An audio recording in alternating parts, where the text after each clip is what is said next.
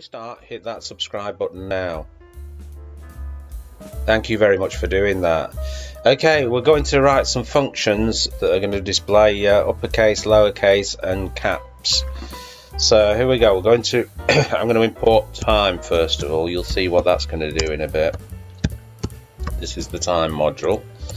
I'm going to create a string, and that's going to be equal to the cases keep changing.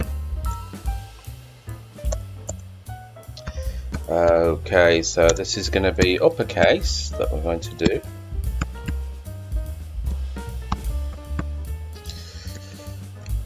Alright, this is uppercase function. So print string dot upper. Okay. Time dot sleep. So we're going to give it a 1 second pause here, and then we're going to go on to the lower case. So we're going to create another function here called lowercase.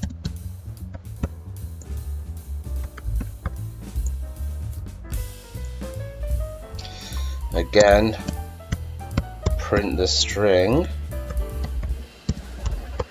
dot lower and time dot sleep again, because we'll give it another pause before we go on to the next function. And just again pause for 1 second, and the next one is going to be cap, so we're going to capitalize the first letter.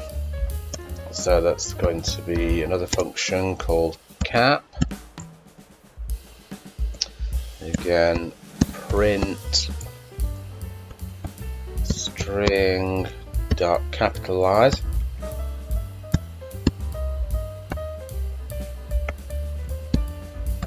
Okay, capitalize there, and that's going to be time dot sleep. 1 second pause again, so we can see the program executing.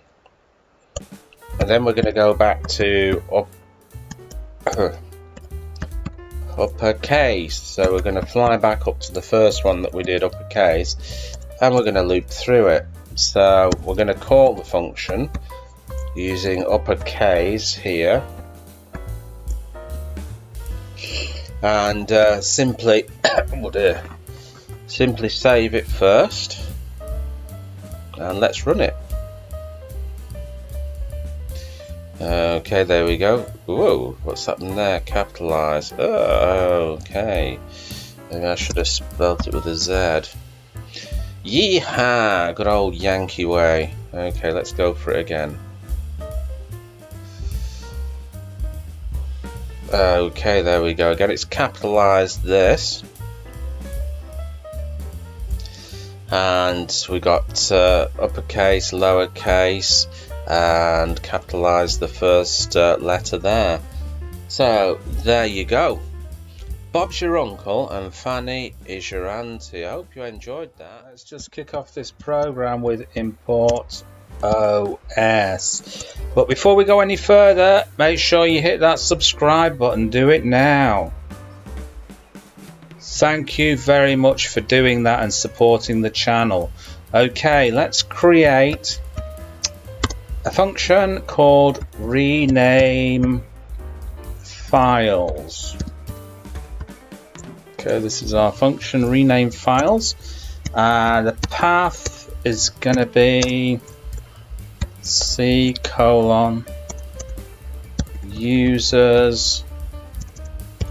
mark desktop, and it's going to be in a folder I made called py. Okay, so it's going to be in that folder. Right, so I'll just show you on the desktop here. This is the folder py, and the file is called A here. So This file is A. Right, so we're going to use the os.chdr, which is change directory, to the path that we specified above. Okay, we're going to create a little variable here called list directory is equal to os.list directory, which is the path here. Okay, let me just call that to make sure everything is working. I'll just call that function to make sure everything's working so far.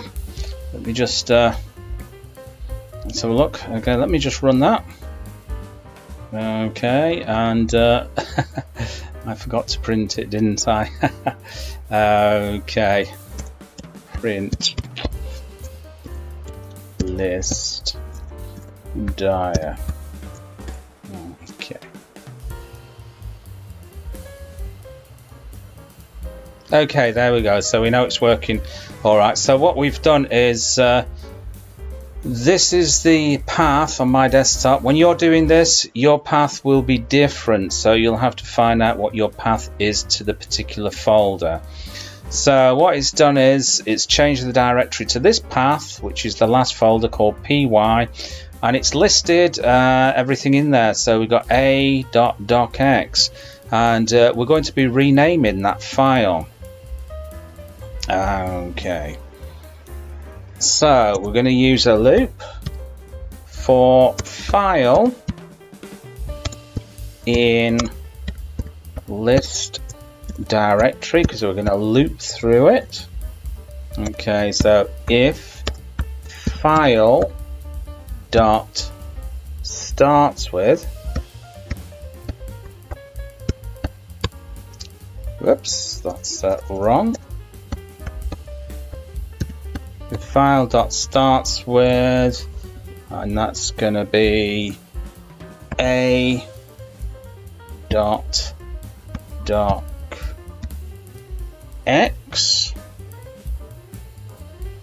we're going to do something. So if it loops through this directory and sees that file, we're going to do something. First of all, we're going to print a little message to our user so the user knows what's going on.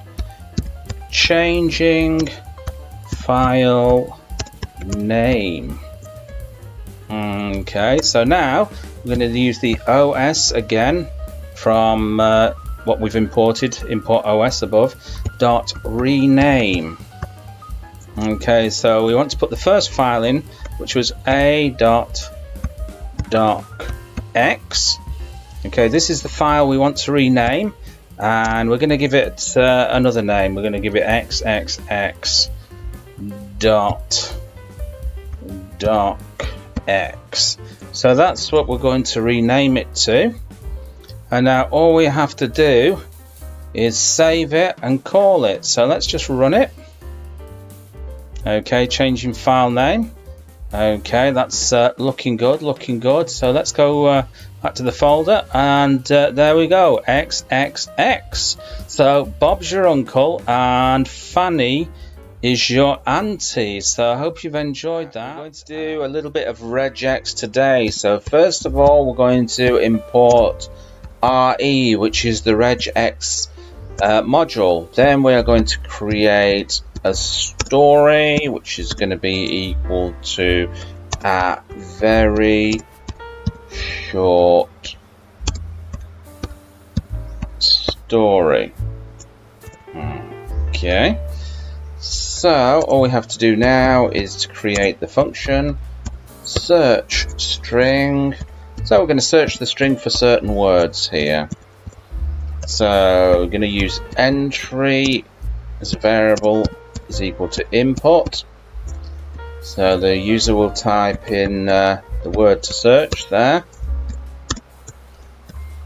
Okay, and then we're going to create another variable called matches, which is going to be equal to re.findall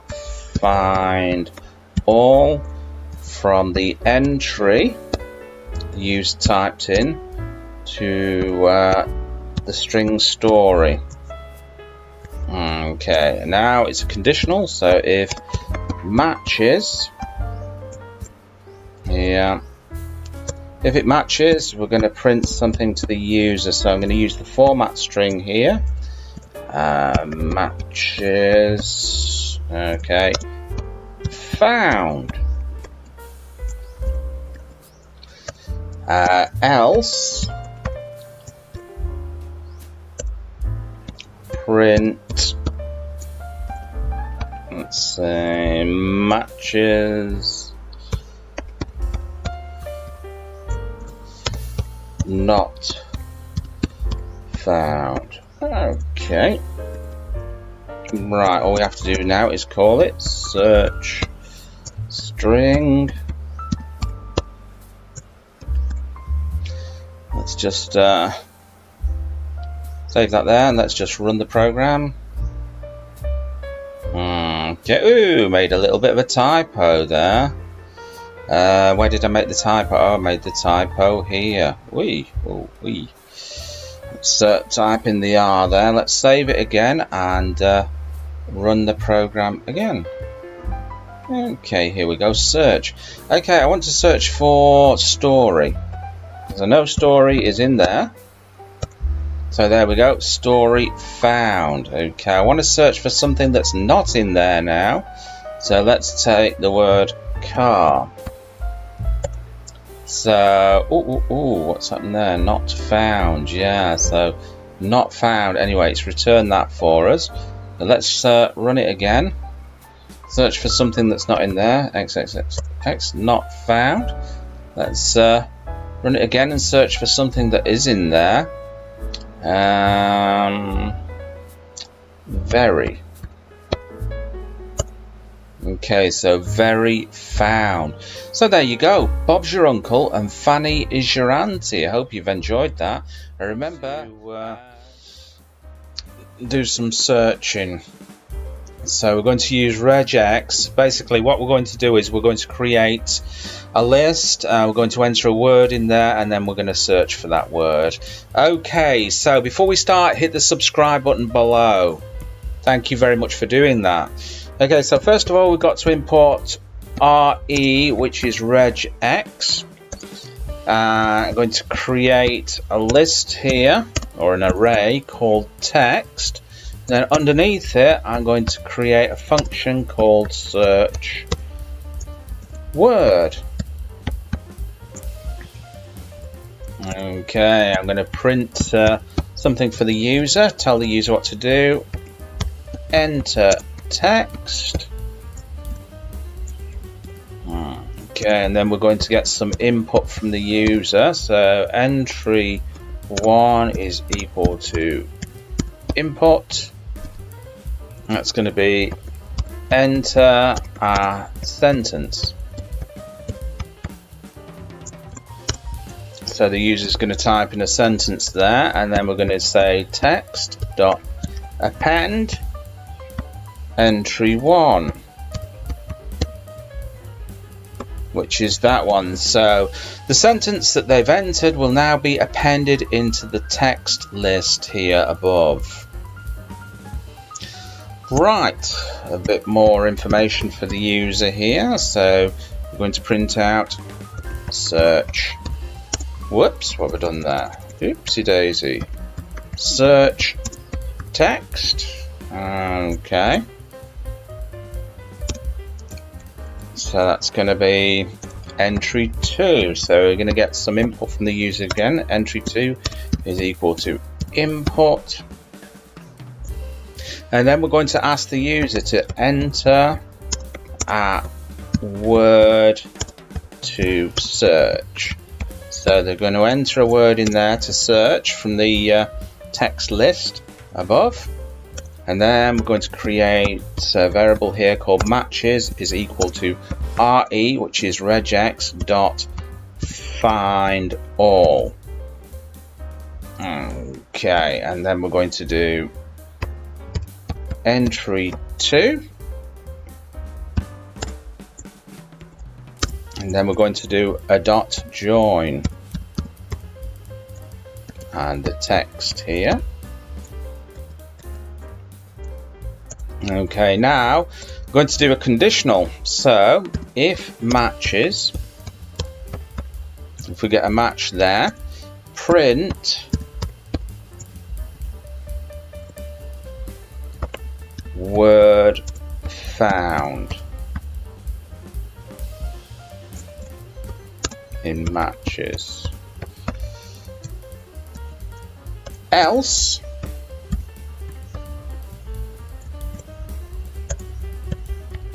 print word not found.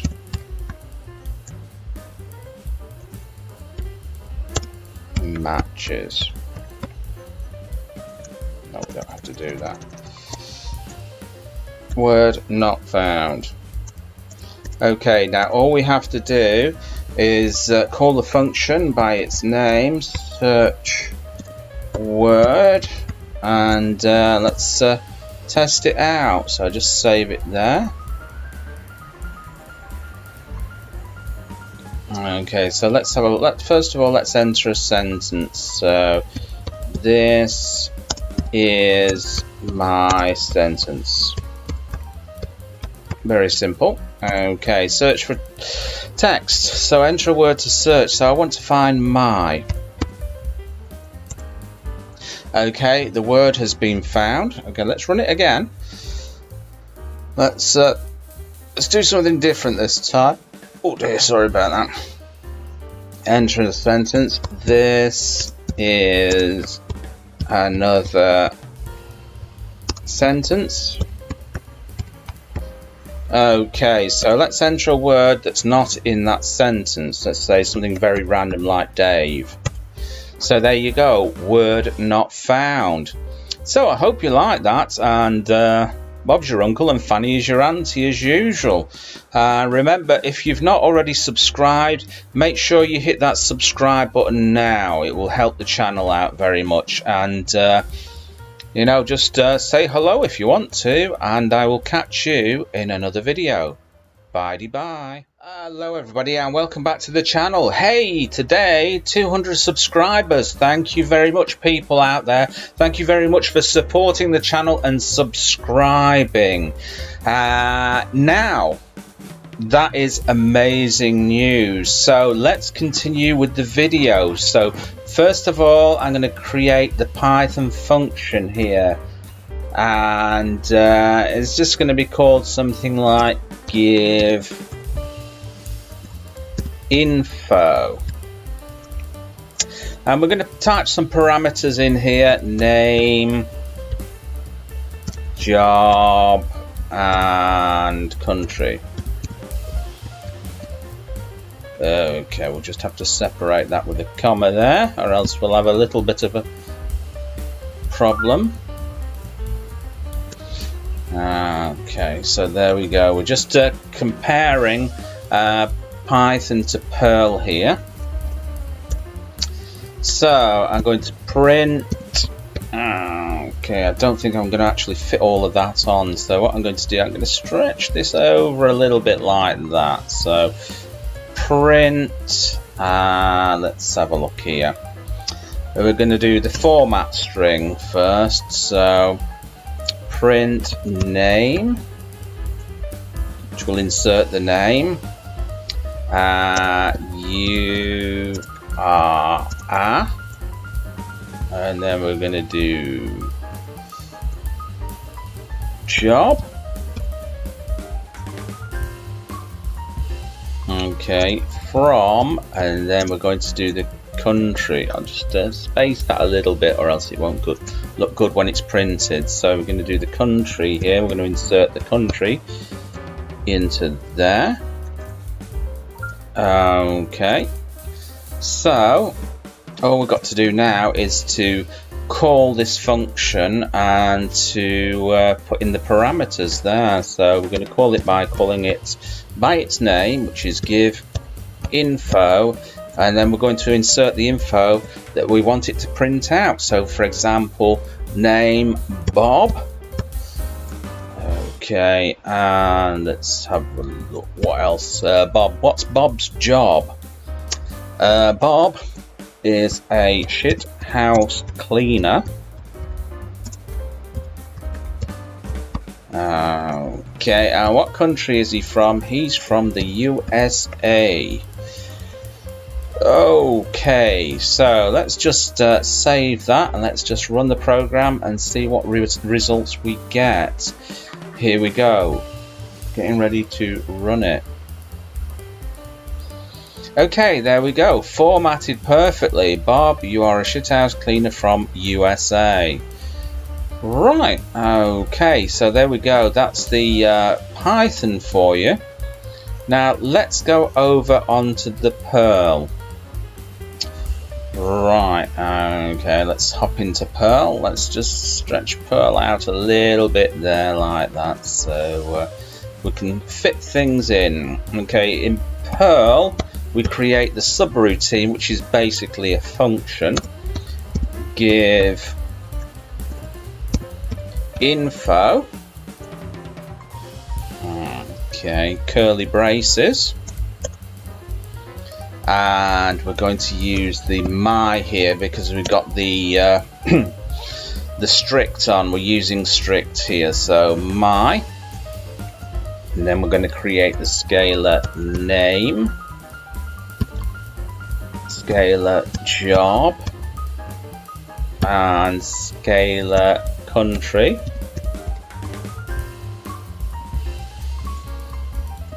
Is equal to, and we're going to do this sign, which is we're going to load all this information into an array. That's kind of like an array there that's going to store it, and then we're going to print it out like we did in the Python example. Let me just extend this a little bit further here because I don't think things will fit on, because I've had to increase the font size on here so you guys could see it. Okay, so this is going to be hello, and then we're going to dump in the scalar name like that. You are, and then let's say job. You come from, and then it's going to be scalar country. Then a backslash and an N for a new line there. Okay, now all we have to do is call it. Again, the same with Python, we just call it by the function's name, which is going to be give info. Then we just insert some stuff in here, so let's say Bill here, and his job, Bill, is a candlestick maker. Candlestick maker, a dying trade, that one. And where's Bill from? Bill is from India. Yeah, so I got a very Indian name there, Bill. Okay, right, let's just save that, shall I? And let's run it. There we go. Hello, Bill. You are a candlestick maker from India. So there you go.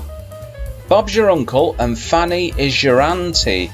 I hope you've enjoyed that, and thank you everybody for supporting the channel. Wow, today hit 200 subscribers, and I've only got you guys to thank for this. And remember, if you haven't already subscribed, hit the subscribe button now. It will help out the channel. Before we start, hit that subscribe button below. Do it now. Okay, thank you very much for supporting the channel. So today we're going to take a look at Perl compared to Python, or Python compared to Perl. Sorry about that, a bit of a tongue twister that. Okay, so we're going to start off with Python first, and we're going to create an array called my array. Okay, so we're just going to populate it with some names like Dave, Pete, and Bob. As in, not boob. I made a boob there. Bob, as in Bob the Builder, if you know him. Anyway, right, so that's my array. So what we're going to do is we're going to loop through this array and we're going to print out the names. So this is how we do it in Python. So for name in my array. Okay, so for my name in my array, and then we're going to print name is. Okay, and that's going to be name. Okay, we'll just close those off there, and we shall just save that. Here, let's just run that. The module, and there we go. We printed off name is Dave, name is Pete, name is Bob. Okay, so let's take a look at this same program in Perl. Let me just line that up because it's kind of annoying me a little bit. I'm a little bit anal with things like this. Okay, so we're going to get onto the Perl now. Let's go into the Perl. So we're going to call that my array. Okay, and then we're going to populate it with something like Mark, some names, something like Joe and Bill.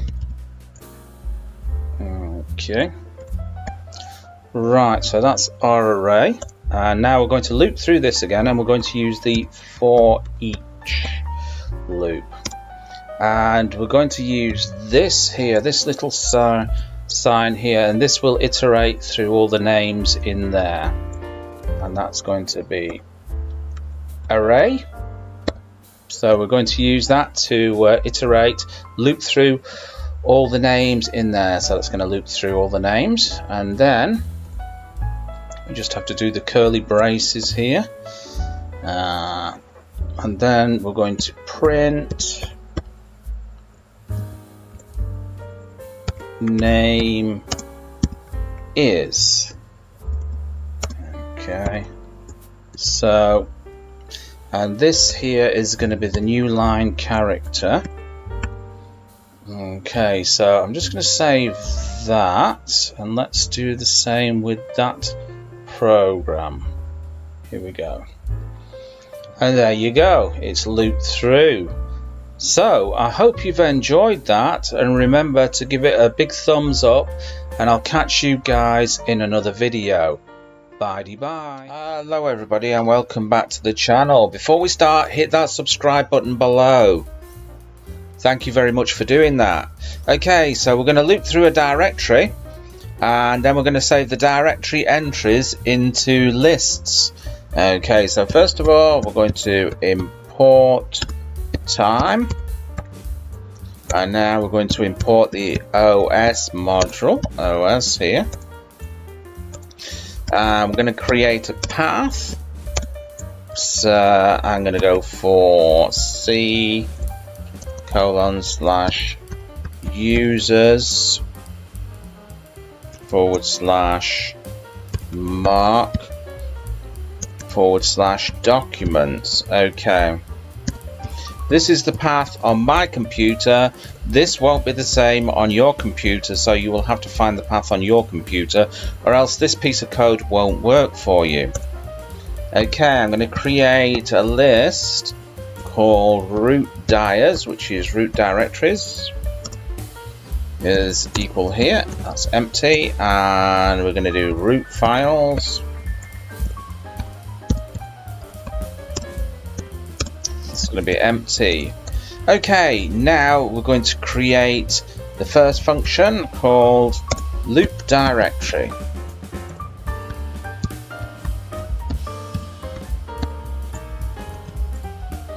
This is the first function here. We're going to do for root dirs, which is directories, files in os.walk, and this is path. And remember, I'm working in Windows. If you're doing this on Linux or Mac, this is going to be different here, the os.walk, so you're going to have to do a little bit of research on that yourself, because I'm not sure offhand, because at the moment I'm only working in Windows, so you're going to have to look that up, because os.walk I don't think will work on a Linux platform or on a Mac platform. Okay, so root dirs here, root directories dot append to the root. Okay, so we're going to append the root directories into the root. Okay, root dirs dot extend directories and root files dot extend files. Okay, so there you go. Print out a little bit of info to the user so they know what's going on. And I think I'll write something like checking root dirs and root files lists. Okay. I'm going to give it a little bit of a pause here so it looks like it's actually working. So I'm going to use the sleep here. I'm going to give it a pause for 1 second there before I go on to the next subroutine. And this next subroutine is going to be called check lists. So we're going to check, make sure that all this information went into the lists.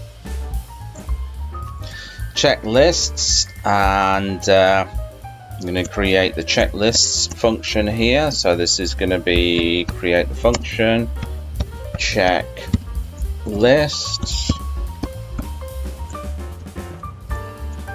Okay, print root dirs, which is the one up here. Let's have a look. Oh, what have I done there? Made a mistake. Root dirs, root directories. Okay, print root files. Okay. And all we have to do is call the program, so we call it loop directory. Loop directory. And then save it and run it, and cross my fingers, make sure I've not made any typos there. So I want to give this a little bit of a pause here, so I'm going to do time.sleep. Give it a pause of 1 second. Time.sleep 1 second. Let's just have a look at this. Let's just run the program. It should go through my documents there. Okay. There we go. And there we go. Bob's your uncle. And Fanny is your auntie. Checking the root directories, going all the way through there, and we're just running it over and over and over again. So I hope you enjoyed that, and I will catch you in another video. Bye. Hello everybody, and welcome back to the channel. Thank you everybody for subscribing below and supporting the channel. Thank you very much to all my subscribers and everybody who's going to subscribe in the future. Anyway, let's just make a simple program here using a function to create a directory. And it'll check if the path exists as well before we create it. Import time. So I'm going to import OS and import time. So here I'm going to create the function called make directory.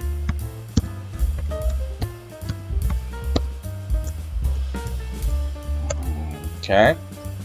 I'm going to create a path for that directory. So I want to create that directory on the desktop. So on my system, this is the path. On your system, it's going to be slightly different. So you'll have to find that one out. Okay, remember this path is only for my system. It won't work on yours. So you'll have to find out the exact path for your desktop when you're doing this. Okay, so this is desktop here. Okay, that's the path I want. Then I'm going to do os.chdr, change directory, and we're going to change directory to that path. Now what we'll do is, we'll just do a little test on this and make sure it absolutely works. So print path, so we shall see if we're in the right path or not. This will just tell us. There we've got make directory. We have to call it, of course, before we can do anything. Okay, let's just save that. Make sure it actually changes to that particular path that we specified there. And there you go. It's changed to that path, so we know that piece of code there is working. Okay. So I'm going to say di1. This is my variable, which is going to be equal to input. So we're going to grab some user inputs off there, and it'll say make directory. Okay. Right, so we're going to use a conditional to check if this path already exists. os.path.exists.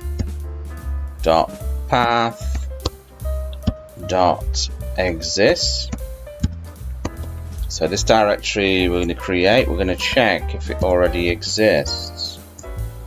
Okay, so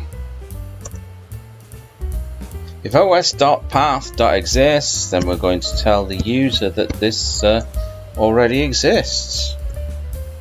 Okay, so it's going to be directory already exists. Okay. And then we're going to do make directory, which is going to take us back to the top, and it's going to give us the opportunity to create another directory that doesn't exist. Okay. Now we're going to do the else statement here. If it doesn't exist, we're going to create the directory. So it's done by mkdir,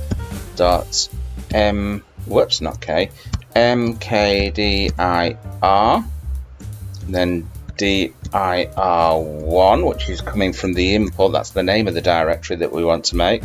And then we'll print out a message to the user telling the user that that directory has been created.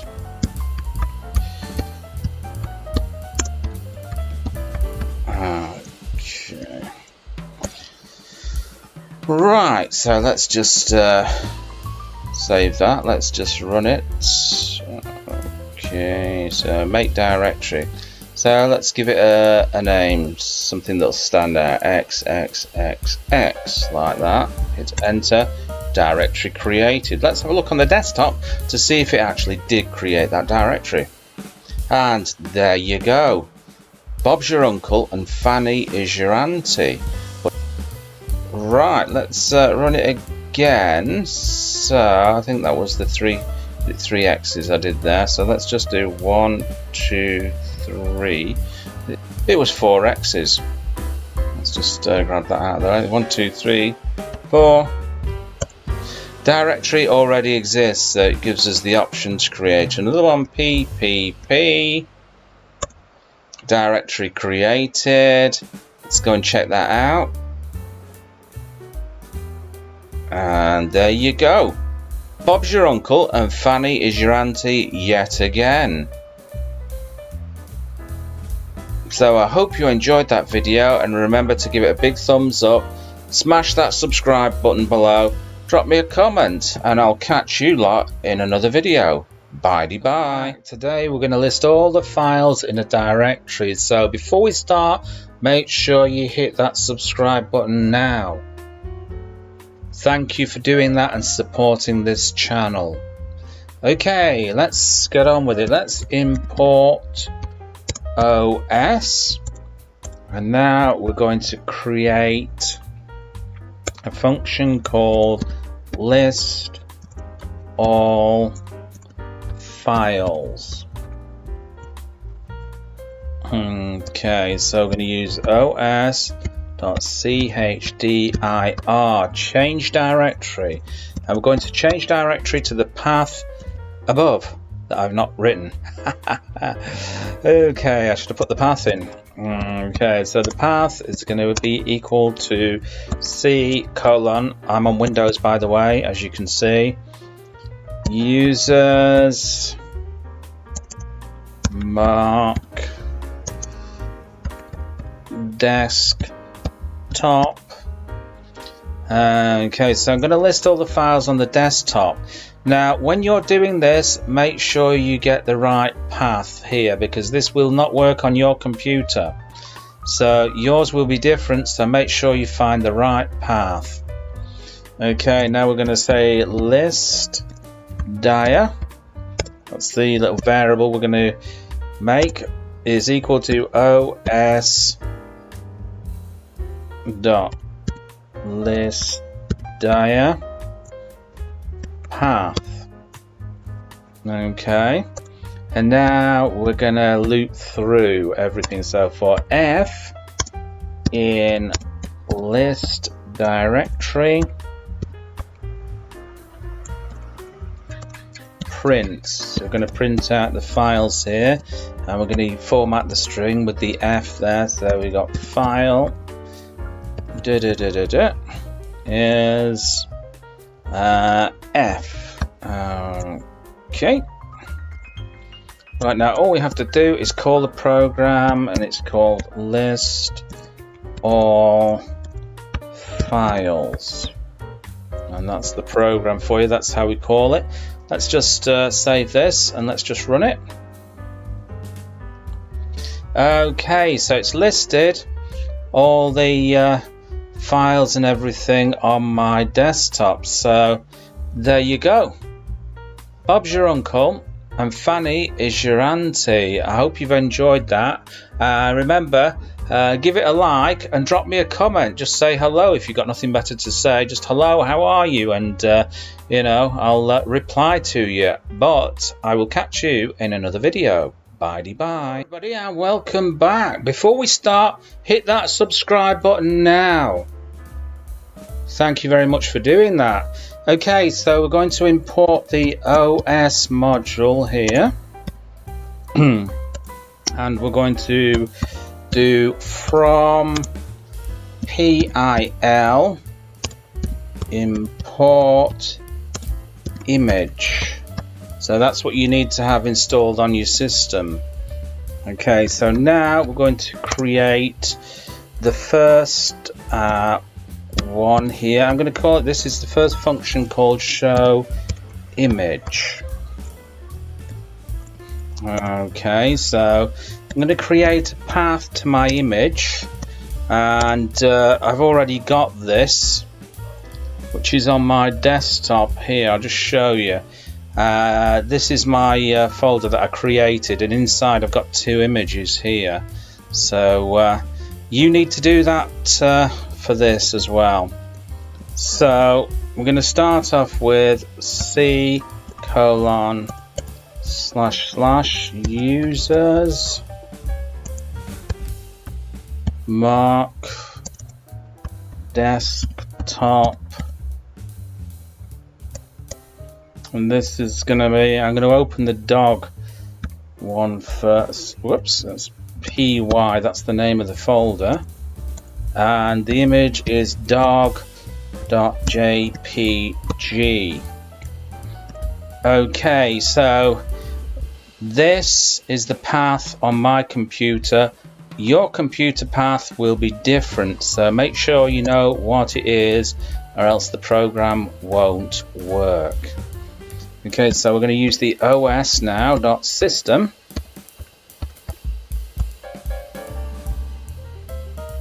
and we're going to use the format string here and start, and then in curly braces path. Okay, so now we're going to call that, it's called show image. Okay, let's just save that. Let's just run it. Okay, there you go. There's the image of the dog for you.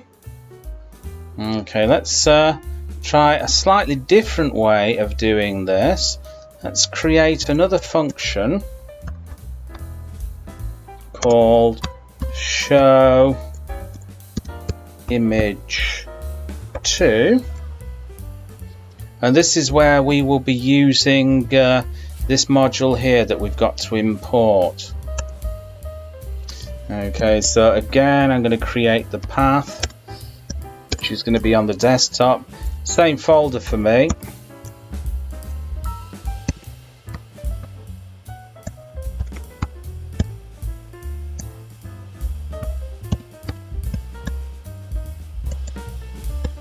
py, and the image is going to be cat.jpg.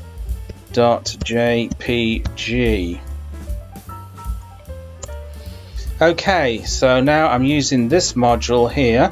I've got to put image there is equal to image dot open, and the path that we put up there, so that will open it, and then we're going to use image dot show. Right, so I'm going to use show image 2 here, but not 3, 2. Let's just save it. Let's run it. Okay, I think I've... Oh, there we go. I thought I'd run into a little problem and I thought I didn't have the module installed. Anyway, there you go. There's your cat. So Bob's your uncle and Fanny is your auntie. I hope you enjoyed that, and remember to hit that subscribe button, give it a big like, drop me a comment, just say hello or whatever, and I'll catch you in another video. Bye-bye. Hello everybody and welcome back to the channel. Today we're going to create a function that gets the desktop path, and then we're going to return the desktop files.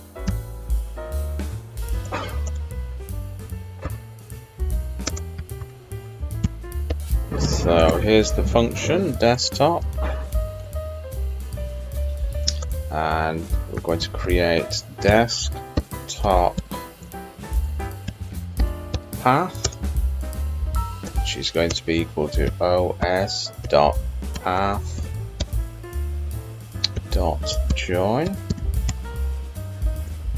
then os.path.expand user. Okay, and we're going to get the path here. 1 second. Okay, I'm going to insert this little squiggly character here, which kind of matches. So this is just going to, whoops, this is just going to grab the path here, and we want desktop. So we want it to find the desktop path. Okay, so desktop files,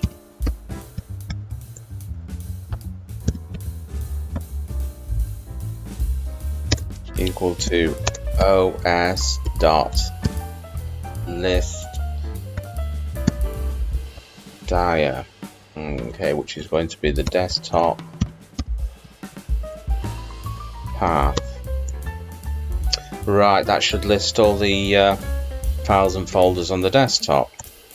Okay, now we're going to print them out. So we've got the path, which is the desktop, and we're going to list all the files and directories on the desktop, and we're going to print them out. So we're going to use the format string. So that's going to be F there, and that's going to be desktop path. So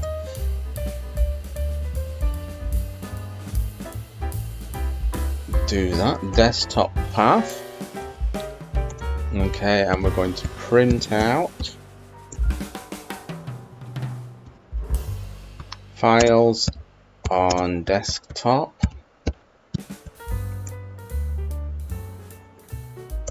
And we're going to do a for loop through them now. So for file in desktop files,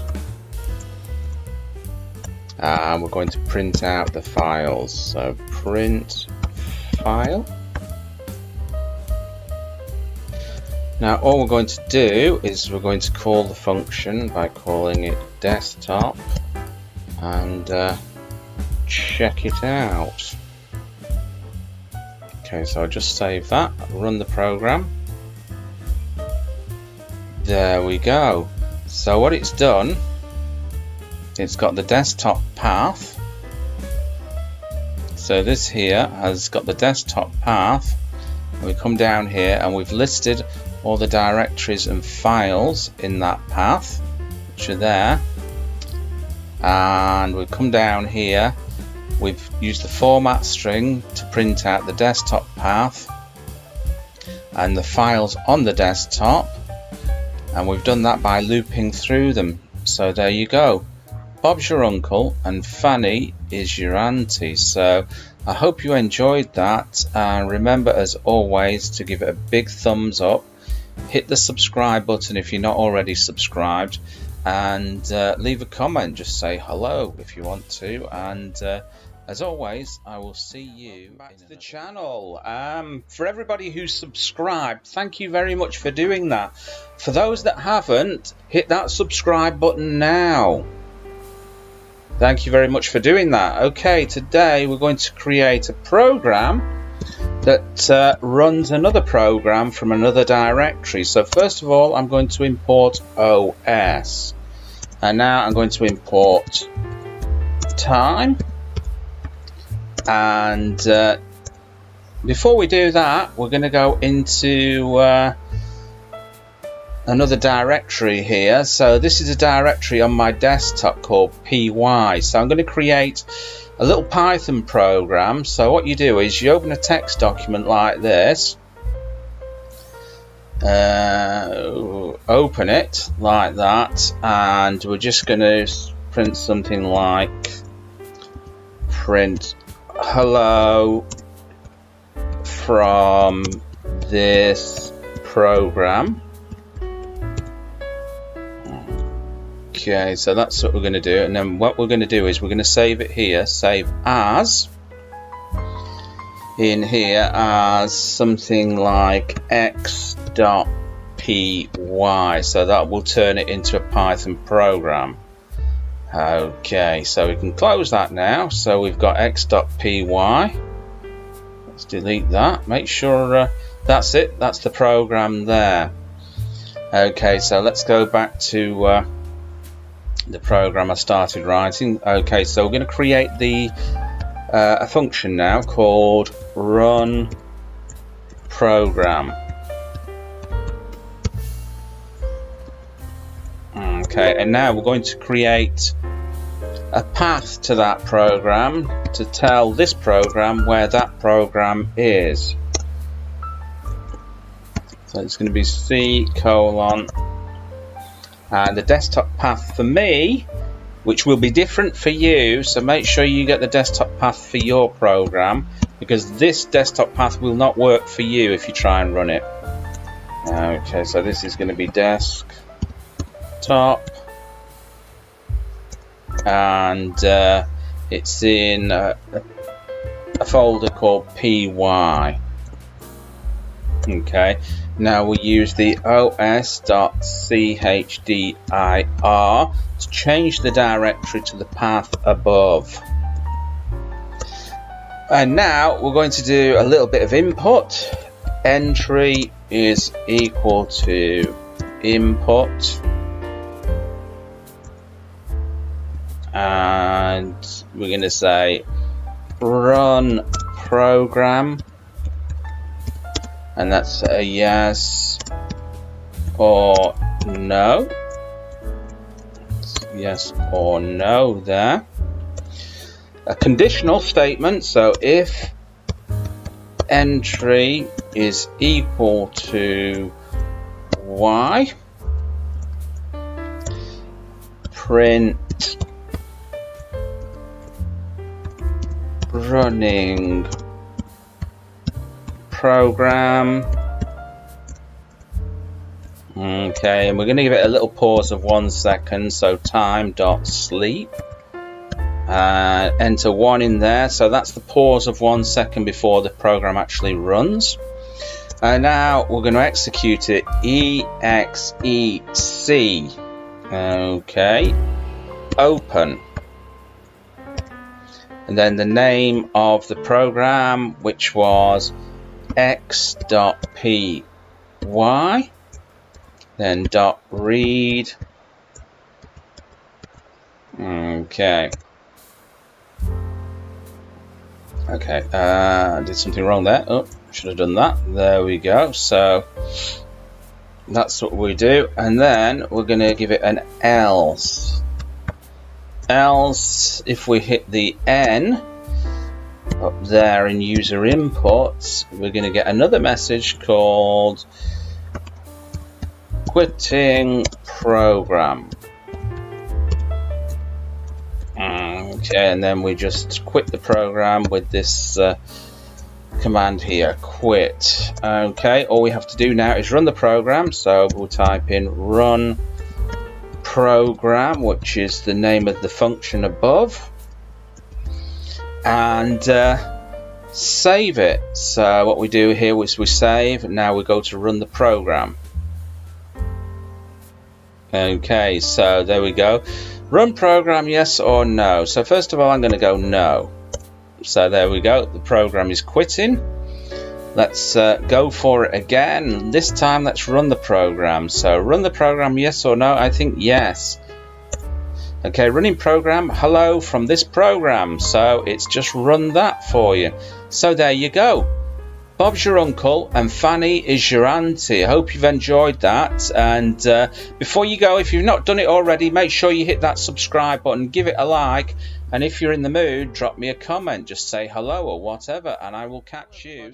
And welcome back to the channel. So I hope everybody's doing fine. And before we start, hit that subscribe button now. Thank you very much for doing that. Okay, so I'm going to I'm going to import the OS module, because we are going to create multiple directories here. So I'm going to create a function called multiple directories.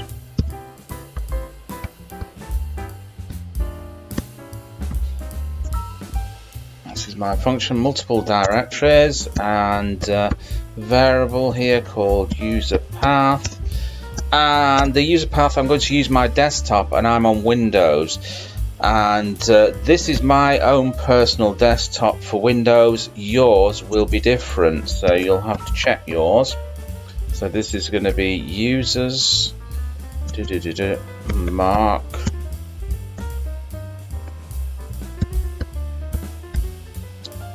and the folder that I'm going to create the multiple directories in is X folder there. That's something that I've already created on the desktop, which is here. Okay.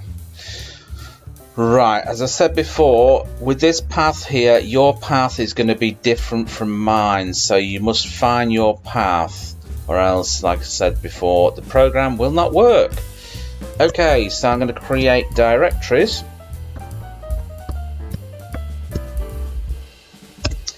And I'm going to call the first one, I'm going to create the first folder or directory as folder 1. I'm going to create the next one appropriately as folder 2. And I'm going to create a third one as folder 3. So I'm going to create all these new folders or directories inside the X directory or folder here. Okay, so we're going to go for dirs in directories. So we're going to loop through it.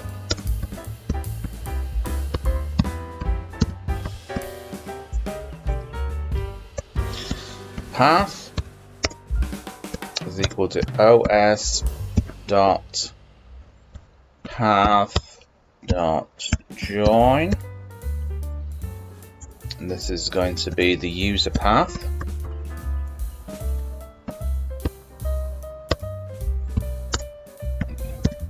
Dirs, okay, and then we're going to create the directories using os make dirs here.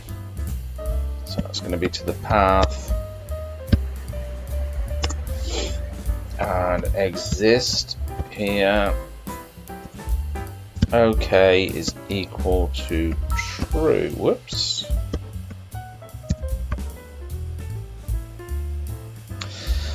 Right, all we have to do now is call this, and we call it using the name, which is multiple directories.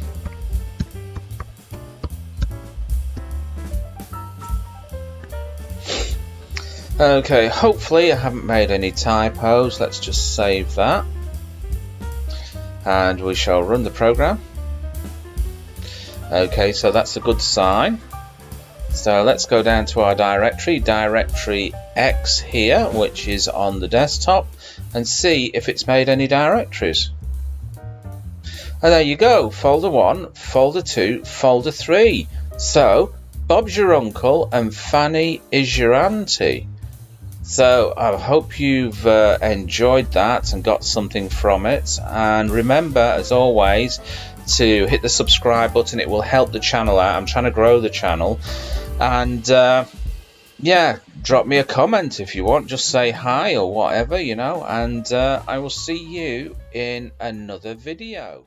Hello everybody and welcome back to the channel. Before we start, hit that subscribe button below. Thank you very much for doing that and supporting the channel as always. Okay, so first of all, I'm going to create a list here.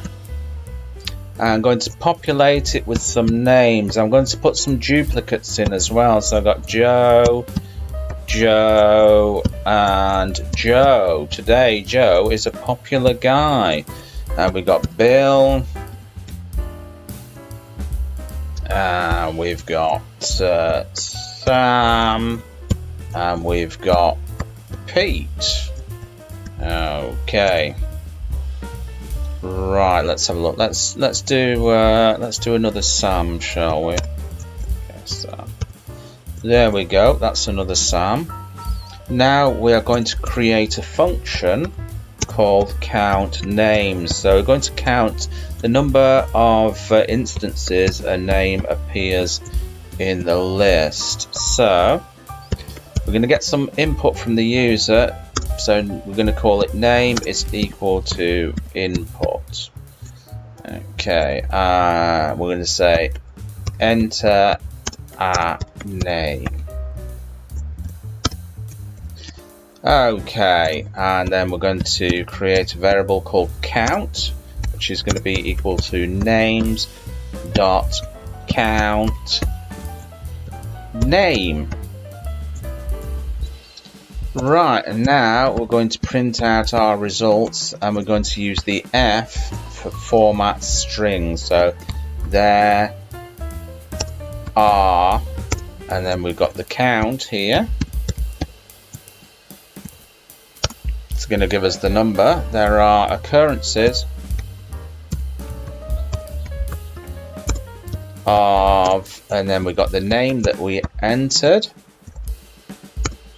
in the list. Okay, so there we go. Now all we have to do is call it, and we call it by its name, which is going to be count names. Okay, save it, and let's just run the program. Okay, so enter a name. So I'm going to enter Joe first. I want to see how many occurrences of Joe there are in the list. Okay, so there are 3 occurrences of Joe in the list. 1, 2, 3. That is correct. Let's run it again. Let's try Pete. There are 1. Sorry about the grammar. That should have been there is 1 occurrence. Okay, never mind. Sorry about that. I forgot all about that. Okay, let's do somebody else now. We got Sam. Okay, and there should be 2 occurrences of Sam. There are 2 occurrences of Sam in the list. So there you go, folks. Bob's your uncle and Fanny is your auntie. I hope you enjoyed that, and remember to click subscribe and click the bell notification as well, so you never miss another video. And I will catch you in another one. Hello everybody, and welcome back to the video. Before we start, hit that subscribe button below. Thank you very much for doing that. Okay, so we're going to do directories today. So we're going to import OS, and we're going to print out the path, and we're going to change directories as well. Okay, so we're going to print out the path here. So I'm going to create a directory.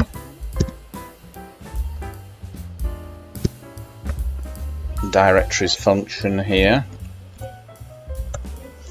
So print enter full path. So the user is going to enter the full path that he or she wants to see. So the entry is going to be equal to input, and we've got full path. Okay, and when you're entering the paths in on your computers, you'll have to enter your own specific path in. Don't just enter what I type into here, because it won't work on your computers. You'll have to find the specific path for your own personal computer. Okay, so I'm going to do list directory here, create a variable, list dir is equal to os dot list dir. Okay, and then we're going to type in entry there. So it's going to pull the entry that we've already inputted. Print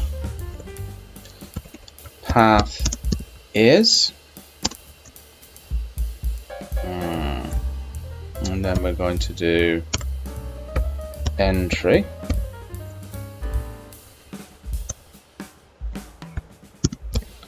print files and folders,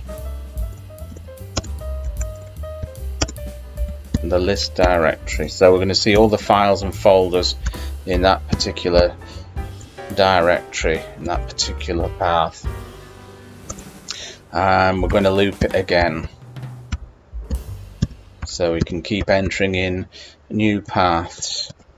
Okay, so all we have to do now is call it directories,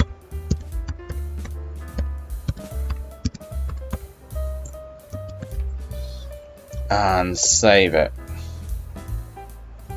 So here we go. Right, I'm going to type in the full path for me. So the full path for me is going to be C:\users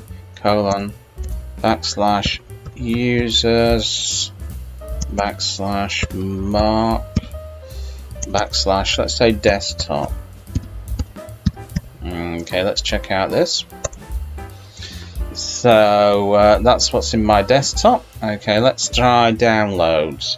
So C:\, let's make this a little bit bigger so you can see it. C:\, /users backslash mark backslash downloads. There we go, that's the downloads folder, and that's everything that's in it. So there you go. Bob's your uncle and Fanny is your auntie. I hope you enjoyed that, and remember, I'll catch you in another video. Bye bye. Hello everybody, and welcome back to the channel. Today we're going to create a dictionary. We're going to loop through the keys and the values in that dictionary, and then we're going to update it. But before we do that, hit that subscribe button below. Thank you very much for doing that and supporting this channel. So here we go. So what I'm going to do is I'm going to import time. I think I might use time in this module. I might not. So that's going to be import time. And first of all, we're going to make a dictionary called countries.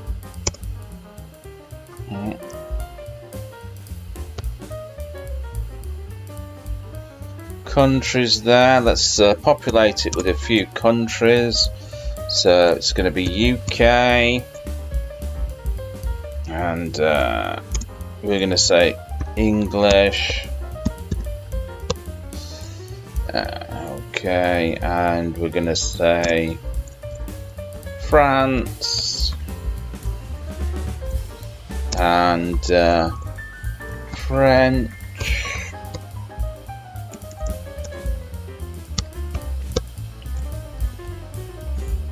And then we're going to say, let's have a look.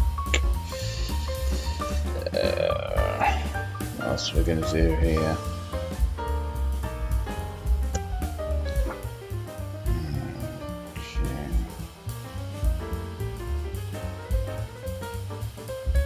Sorry, made a mistake there.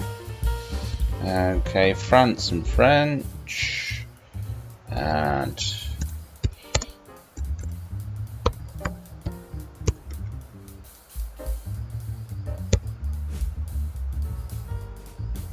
Germany and German.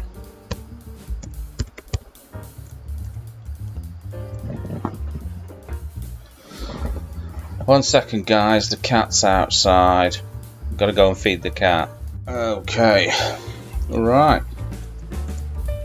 Create the first function called access countries.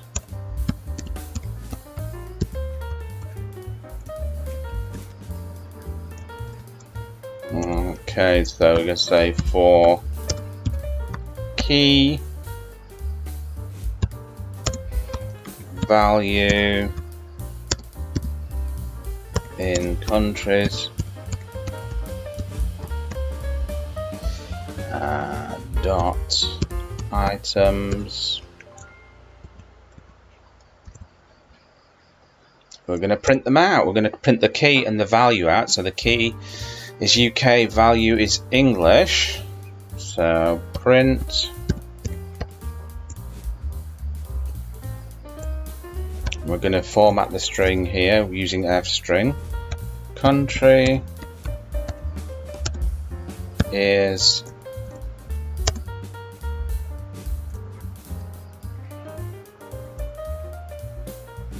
let's have a look.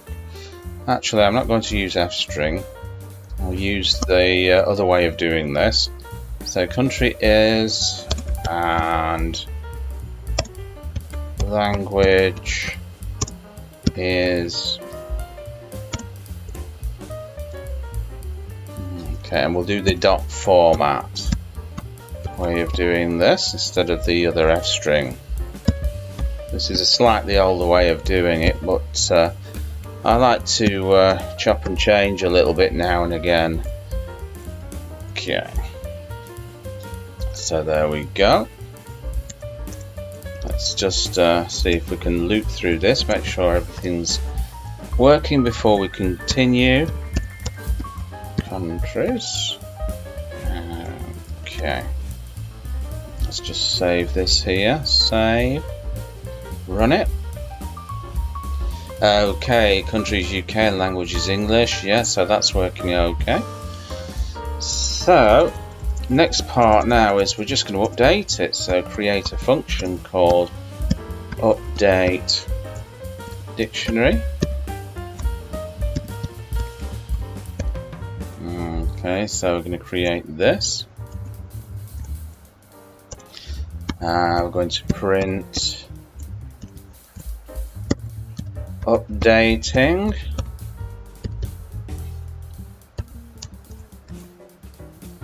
Okay, and we're going to do a little pause here using time.sleep. We'll pause it for 1 second. That gives the impression that the program is working and updating. So the next time we're going to do countries. Okay, and we're going to do, let's say, UK. Okay, so we're going to type Indie. Okay, if you live in the UK, you'll probably be able to suss that one out. Okay, next one is countries. Let's say France. Let's update it to Froggy. Okay, countries. Let's it's going to be Spain, and we're going to update it to something silly like English. Okay, and now we're going to print out the countries.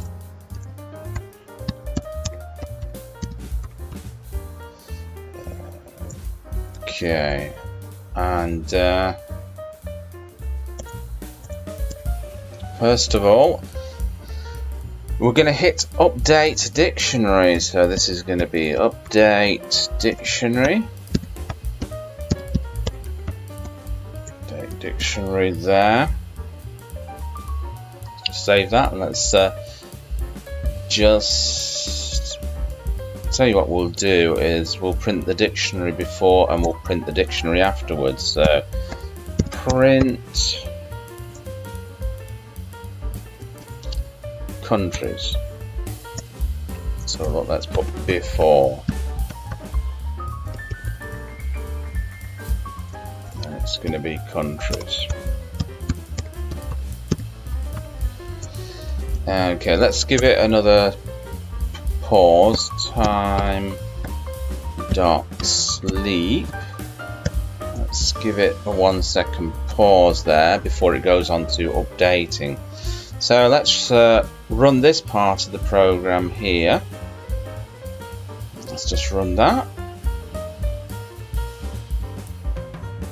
Okay, so we can see before UK English, now UK Hindi. Let me just stretch that out so you can see before and after there. Let's just pull that over there.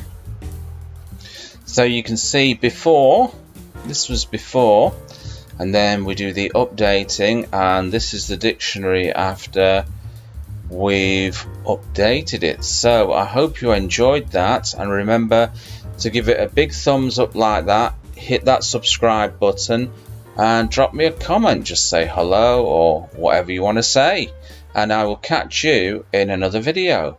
Bye-bye. Hello everybody and welcome back. So today, before we start, hit that subscribe button before we start. It'll take you 1 second. Okay, right, today what we're going to do, we're going to create a dictionary, and we're going to extract the keys, and we're going to extract the values from that dictionary. So first off, I'm going to start by creating the dictionary with a dictionary called names. So dictionary here, we've got keys and we've got values in here. So we've got Joe. Okay, that's the name. Okay, and Joe is a programmer. Joe is a programmer. And we've got Paul here. And Paul is a chef. Okay, so that's our little dictionary set up. And now we're going to write a couple of little functions to extract the keys and to extract the values from. So I'm going to call this get keys. So get keys here. So k, whoops, that's, should have done that first. Okay, so k is equal to names, which is the dictionary, dot keys. Okay, now we're going to print out a message to the user. So print these are the keys. Okay, and then a new line, and the K there for the keys. Okay, and then we're going to say get values. So now we're going down to another function that I'm going to create in a second called get values. Okay, so get values, and this function, as you guessed, is going to get the values from the dictionary. Okay, so v is equal to names dot values. Okay, names dot values. Print these are the values, and new line there. Okay, and that's going to be v there. Okay, now what we've got to do, we've got to call the function. So I'm going to call get keys. So get keys here, and save it first of all. So you should be saving your Python files in a folder called Python. I've already done this, so all I have to do now is click save, and it will just save that to the file that I opened before in my Python directory. Now all we're going to do is run the program. And there you go, Bob's your uncle and Fanny is your auntie. Just check out this. So these are the keys, the dictionary keys here, Joe and Paul. As we got up here, Joe and Paul. These are the values, dictionary values, so programmer and chef. So there you go. Hope you enjoyed that, and remember to hit that like button and hit the subscribe button as well. Don't forget to do that before you leave. It'll help the channel out, and it'll make me happy. So I'll catch you in another video. Hello everybody, and welcome back to the channel. Wow, good news today, 200 subscribers, and that's all down to you wonderful people out there. And for anybody who's out there watching the video at the moment who's not subscribed, hit that subscribe button now, and thank you very much for doing that. Supports the channel and everything. Anyway, let's get on with the video. So first of all, I'm going to import the time module here. So import time, and I'm going to create my little dictionary called countries. Okay, so we've got the first one that's going to be equal to is the UK. Okay, and in the UK they speak English. Well, most of the people anyway. Some of them speak a really rough dialect. Okay, I think the second language is something like Hindi. Okay, right, the next one is France, and that's going to be French. Okay, and let's have another one here. Let's say Spain. I'm done with capitalizing, guys. It doesn't matter just for this video. Spanish. Whoopsie daisy. What's happening now? Okay, Spanish. Okay, so that's our dictionary. Shall we print it out? Let's see if it works. Print countries. just quickly save that there. Let's print countries here. Let's run that. Countries. There you go. So it works. Okay, and below it, we're going to create a function. This is going to be access dictionary. I'm going to call it Dick for short. Access dictionary here. So what we're going to do, we're going to access the keys and the values in here. So the first one here is the key, and the value is English. Key is France, value is French, etc, etc, etc. So we do that for key, value in countries, which is the dictionary. Okay, dot items. Then we're going to print country is. Let's have a look. So country is, and we're going to format it, but we're not going to format it the usual way. We're going to do the old-fashioned way of formatting. Language is. Okay, so the country will go in here and the language will go in there, and we're going to do the old-fashioned way of formatting. Format the key and the value. Okay, let's just close the parenthesis off there. Right, so basically that's going to loop through and it's going to print out our keys and values. And now we're going to update the dictionary. So create another function called update dictionary. I'll just call it dick. There, update dick. Print, just to tell the user, updating. We'll do that, and then we'll make it more authentic by giving it a 1 second pause, and we do that by doing time.sleep here, and we type in 1, which means 1 second, so it's going to pause for 1 second. To use the time sleep function, you have to import the module up here, which is called import time, to use it. Okay, right, now we're going to update the dictionary. So countries, let's have a look. Let's update the UK here. Okay, so let's update that.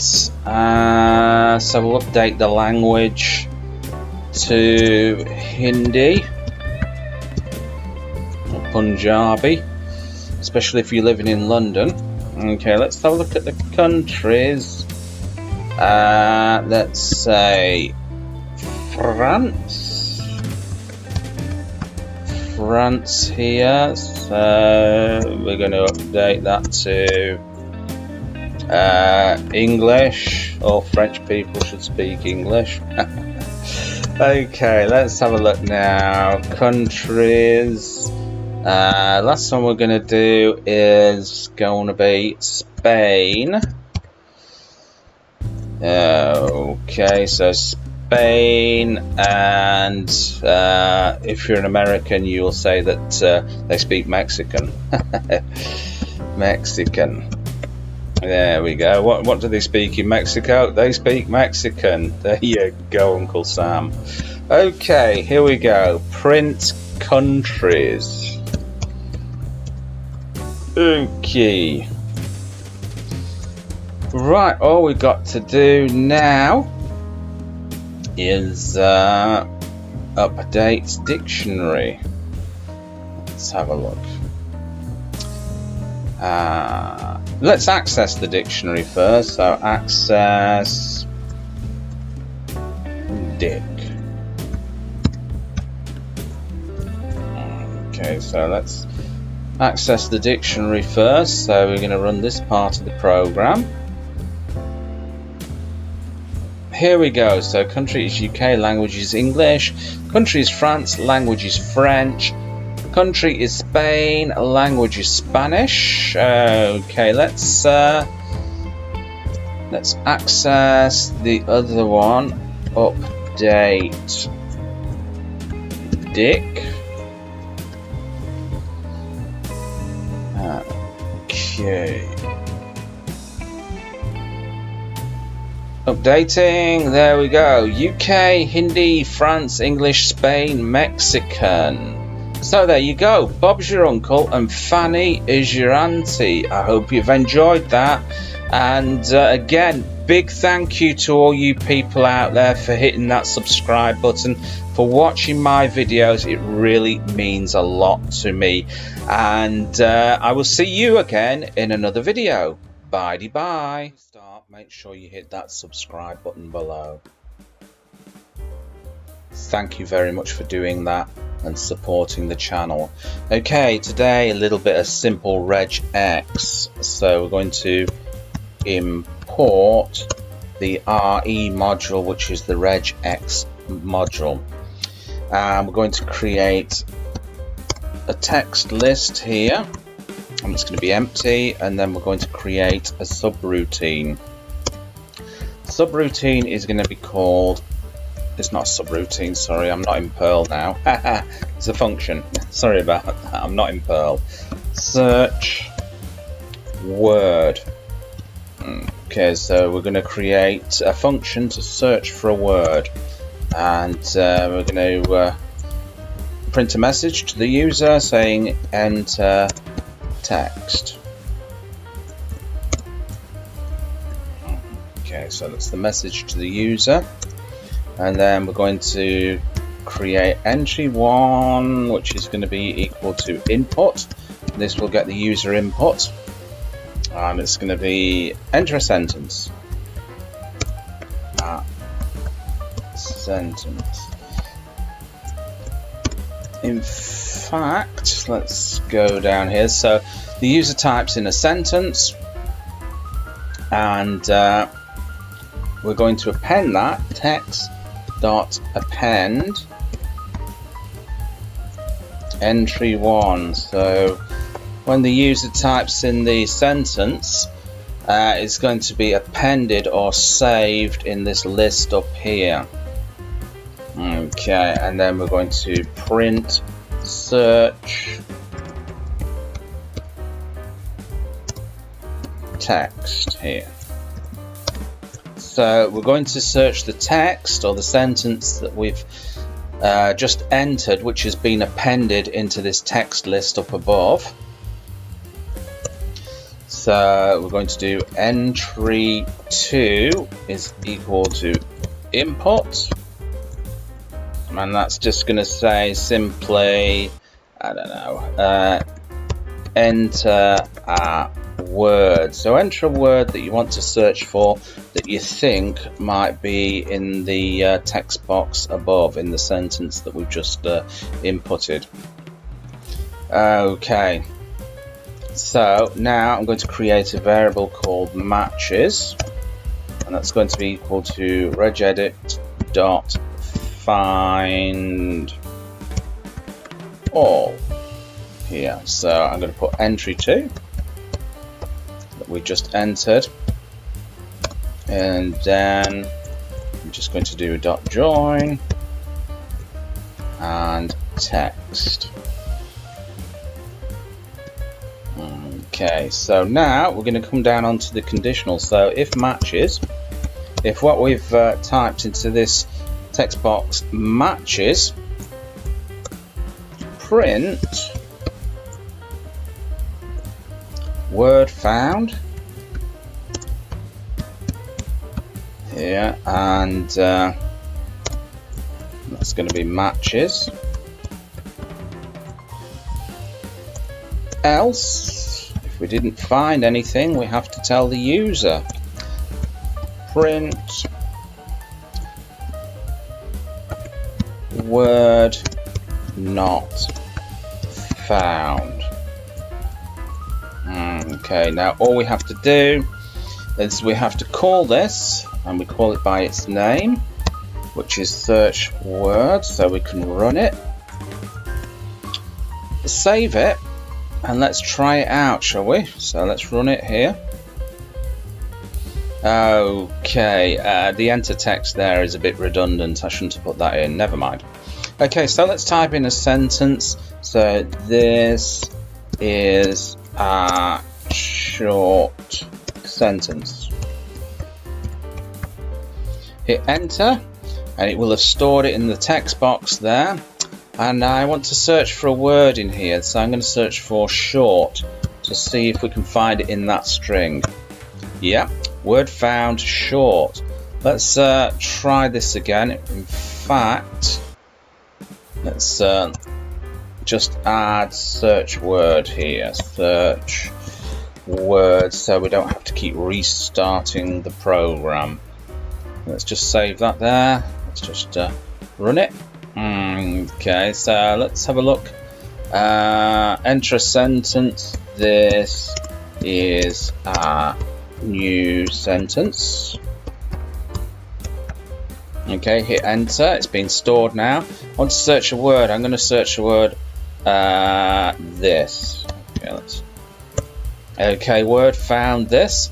Enter a sentence. That's this is good. Okay, so that's a new sentence. Let's search for a word that's not actually in here and see what happens. It should pass us to this else statement here. Okay, type ball in. Word not found. So there you go. Bob's your uncle and Fanny is your auntie. Hope you enjoyed that. And before we go, if you've not done so already, make sure you hit the subscribe button and support the channel. And as always, thank you very much for getting this far in the video.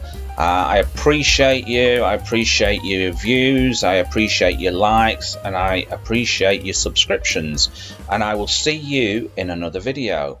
Bye. Hit that subscribe button now. Thank you very much for doing that and supporting the channel. Today we're going to create multiple directories on the desktop. So first of all, I'm going to import the module OS, and then I'm going to create a function, and that's going to be called create multiple files. Self-explanatory that. Okay, create multiple files. We're going to create a path to this, so we want the multiple files created on the desktop, so we've got to tell the program where to go. So users mark desktop. Okay, so this is the path to my desktop. This won't be the path to your desktop, so if you just simply type this in, it won't work on your computer, so you'll have to find your own path to your desktop on your computer. Okay, now all we do is we change to that directory using change chdr. So we change to that directory. So now we're in that directory, and now we're going to do a loop, a for loop, for I in range. Let's have a look. 1 to 11. Okay, let's have a look. So file name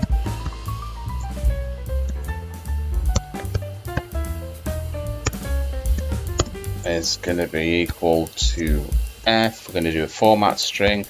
File, so the file is going to be called file, and we've got I and .txt, so it's going to be a txt file that we're going to create.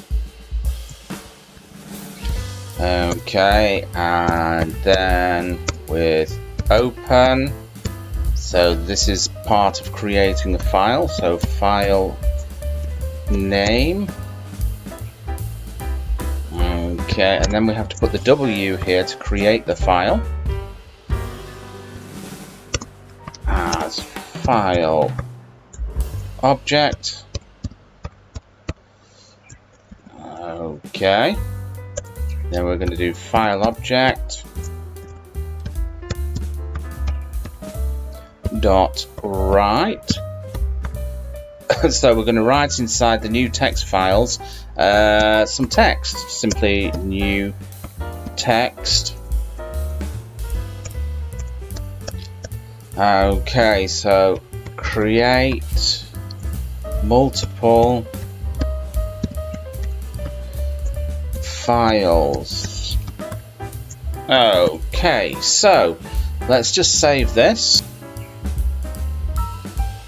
Okay, we saved it, we shrunk it down a little bit. Let's just run it here. Save and run. Okay, you can see. Look at all those files on there. So we have created from file 1 up to file 10. So let's have a look. So file 1 to file 11, so that'll create file 1 up to file 10. So let's just have a look inside. So inside the files we should have new text. There we go, new text, new text. Okay, let's just delete those files there. Bang, bang. Let's do that again. I'll try and see if I can make it a little bit clearer for you. Let's just shrink that down a little bit. Hopefully the other window won't get in the way. So let's run it again. The other window got in the way. There we go. Yeah. Okay, so there you go. Bob's your uncle and Fanny is your auntie. I hope you enjoyed that, and remember, I will catch you in another video. Before we start, hit the subscribe button below. Thank you very much for doing that and supporting the channel. Okay, today we're going to change the file ending on a file. So I'm going to start off with importing the OS module and then creating a function. And the function is called change ending. So we're going to change the ending of a file. Okay, so we're going to create a path here, which is going to be to my desktop. So that's going to be C:/ users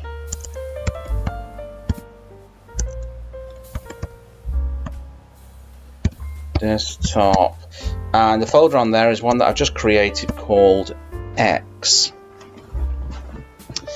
Okay, so that is the folder I have just created, and we're going to change into that folder. Remember, look at the path on here. This is the path for my particular computer. It's not the path for yours. So you will have to find the path to your computer, or else if you just type this in, it won't work on your computer. Okay, so we're going to use os.chdr to change the directory to the path above.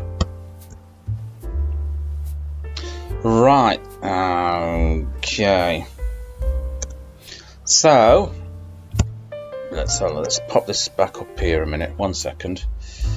Save a bit of space. So my file is going to be equal to test.txt.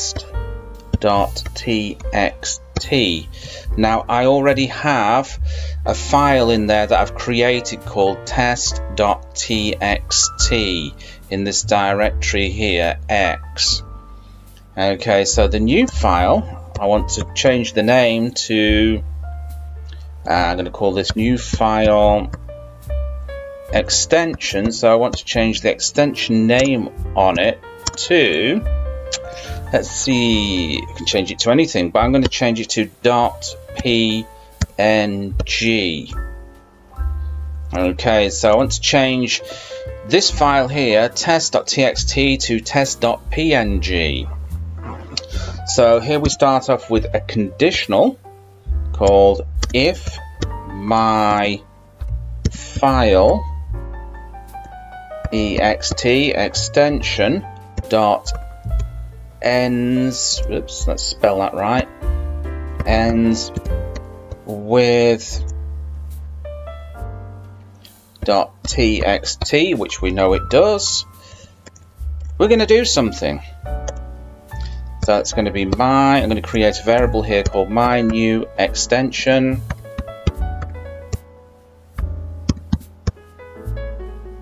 My new extension here is going to be equal to os.path.split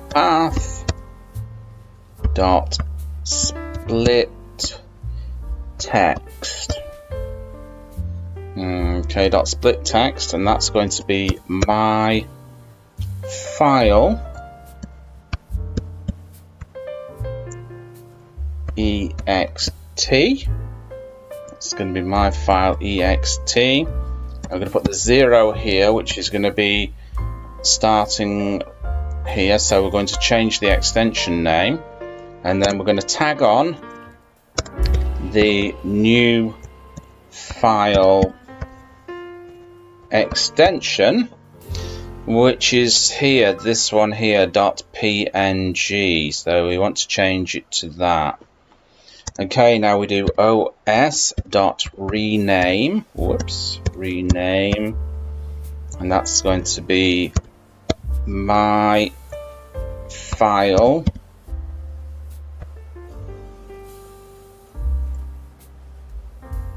ext. Oops, spotted a little mistake here, sorry about that, that should be ext. Okay, so my file ext. So we're going to change that extension name. I'm going to swap it to my new extension.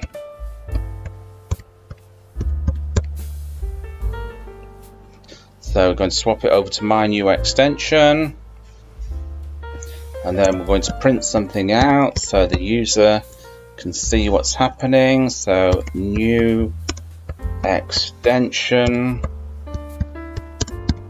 is, okay, I'm going to do a format string here, so that's going to be format new file extension.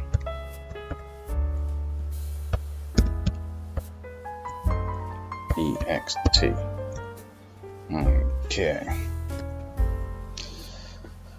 Okay, right, okie dokie. So now we're going to have to do the else. Else, if that goes wrong, we're going to print the user an error message. Simply, an error has occurred. Okay.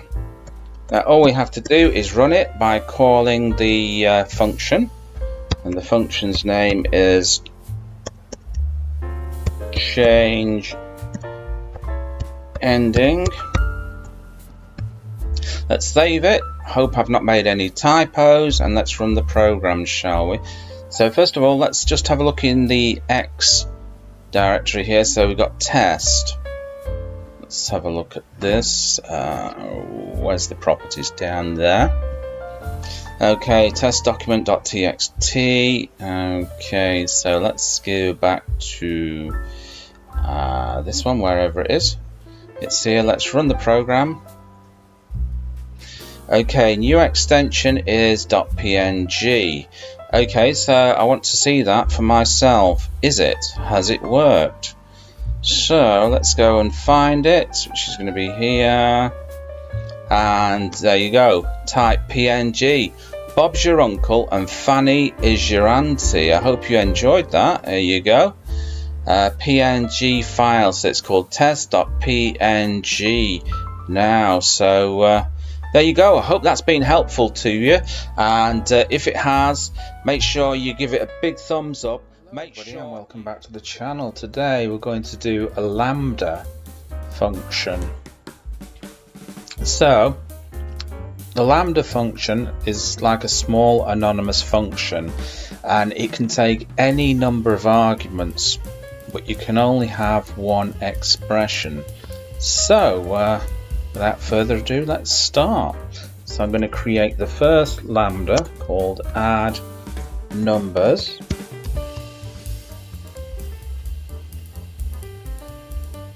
I'm going to call this numbers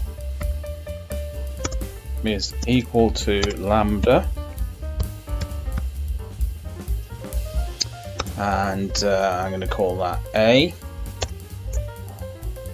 Okay, I'm going to say A plus 20. Okay, and I'm going to print numbers here, and I'm going to put 10, so it's going to add that together. Okay, so let's just call that add numbers. Let's just save this and let's just run this, shall we? Okay, so we've got 30, so we've got A plus 20, and then we put 10 in there, so altogether that comes to 30. Okay, let's do the next example here, and let's just push this down, drop that down there, and we'll put that there. So this is going to be called add multiple numbers.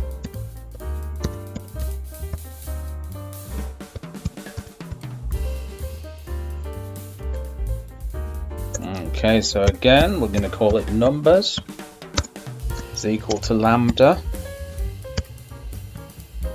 Oops, I spelled that wrong.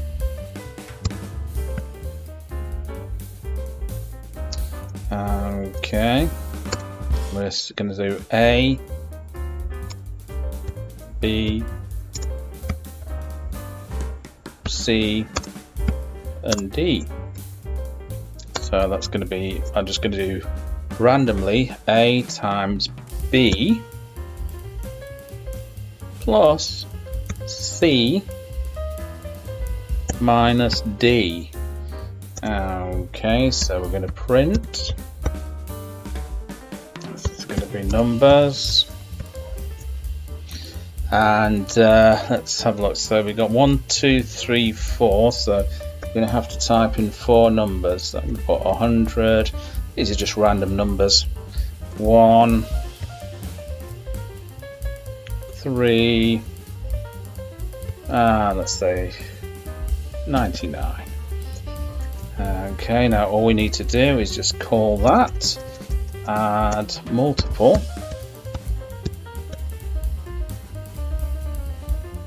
numbers, multiple numbers there.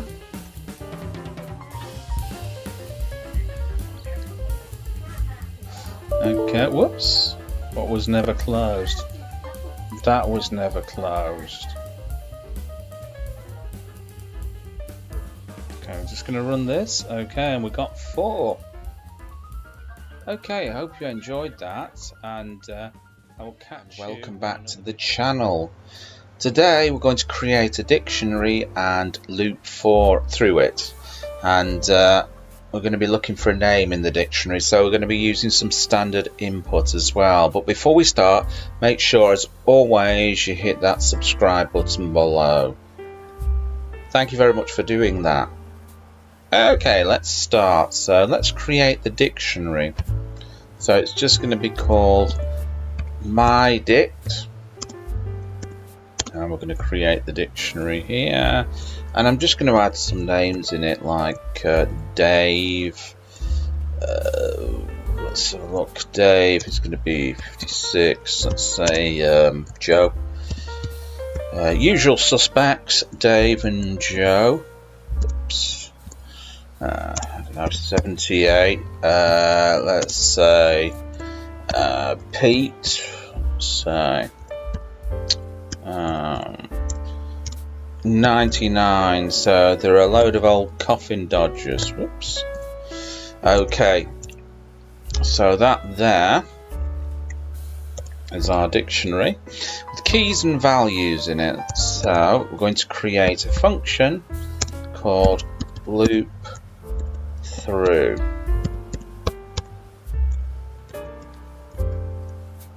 Okay, and here we're going to use entry is equal to input to get the user input here, and that's simply going to be enter a name.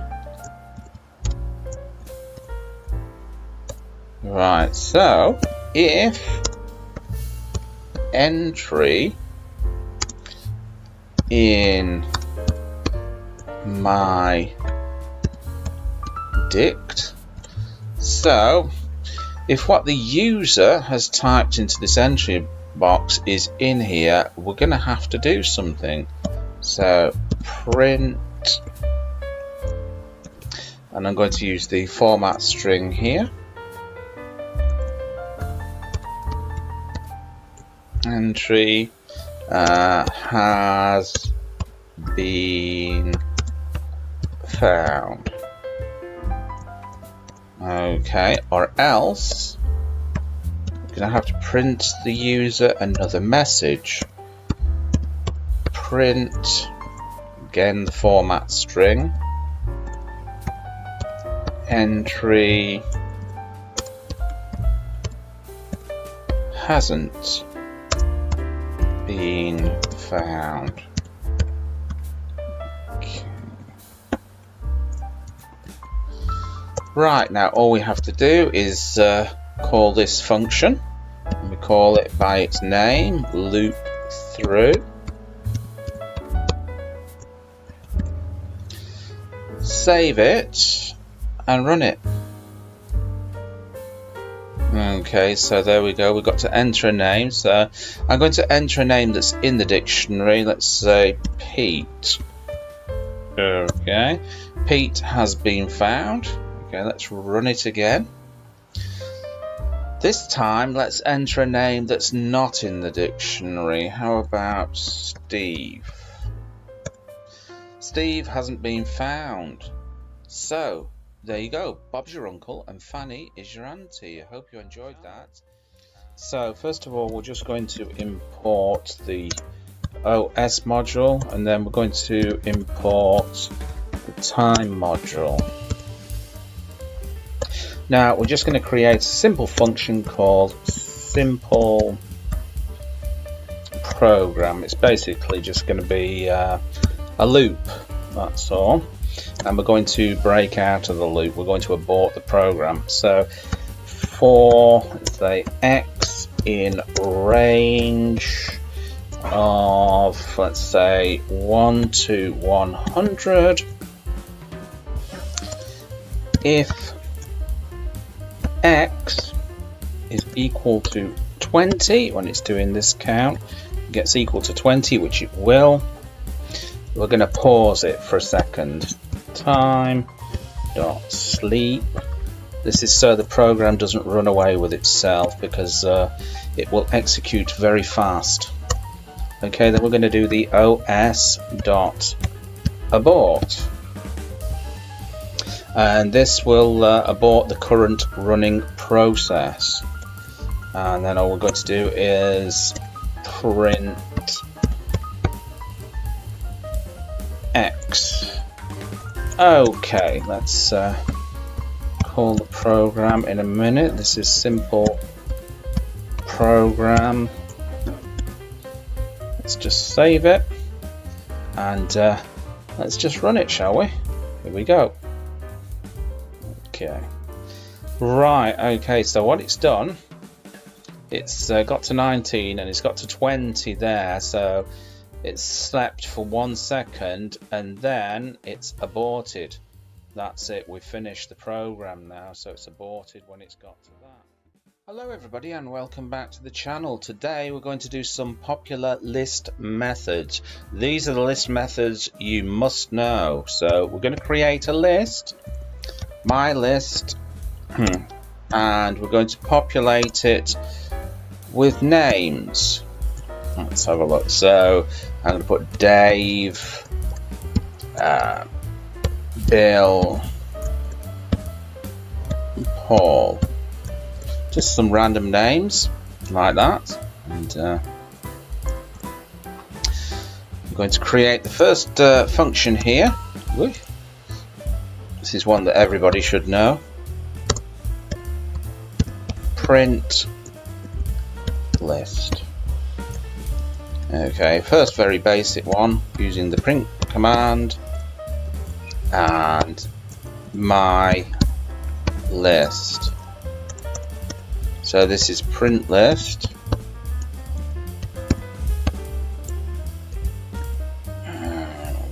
Okay. So we're going to run that module. So we've got Dave, Bill and Paul here. So that's just printed out the list. Right, the next one we're going to do is print list length. So we're going to get the length of the list. So pretty simple. Print, and then we'll use the len for the length to get the length of my list. Okay, whoops, we'll just okay, so we're just going to print the list length here. So this is going to be print list length. Okay, so we're just going to call the function this one here, and let's have a look at how long it is. Okay, 3. Okay, so that's the length of the list. 1, 2, 3. Okay, the next one we're going to do is append list. So this is going to be append list. So what we're going to do is we're going to add some stuff on here. So name 1, let's have a look. Name 1 is going to be equal to Tojo. Name 2 is going to be equal to traditional American name, Billy Bob. Okay, and we're going to do my list dot append. So we're going to add name 1 to the list, and then we're going to do my list dot append. Again, it's going to be name 2 here, and then print my list. Okay, so all we're going to do now is we're going to call append list.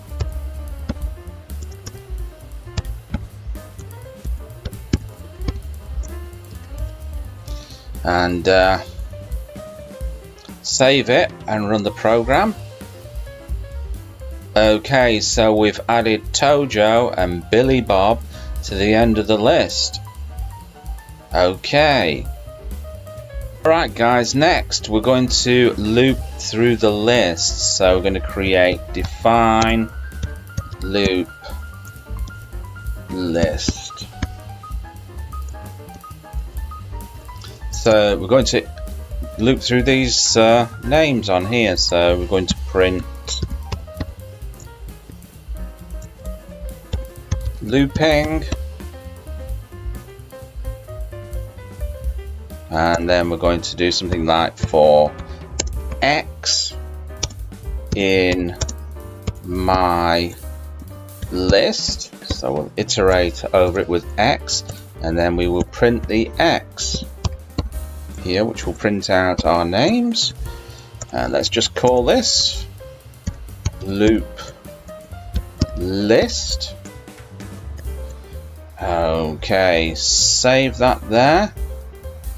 Oh dear, I seem to have deleted the list. Sorry about that. So look, my list is going to be equal to Bob, Bill, and Tony. Okay, so that's my new list. So let's just save that and let's just run the program. And there we go, looping Dave, Bill and Paul, printed them out.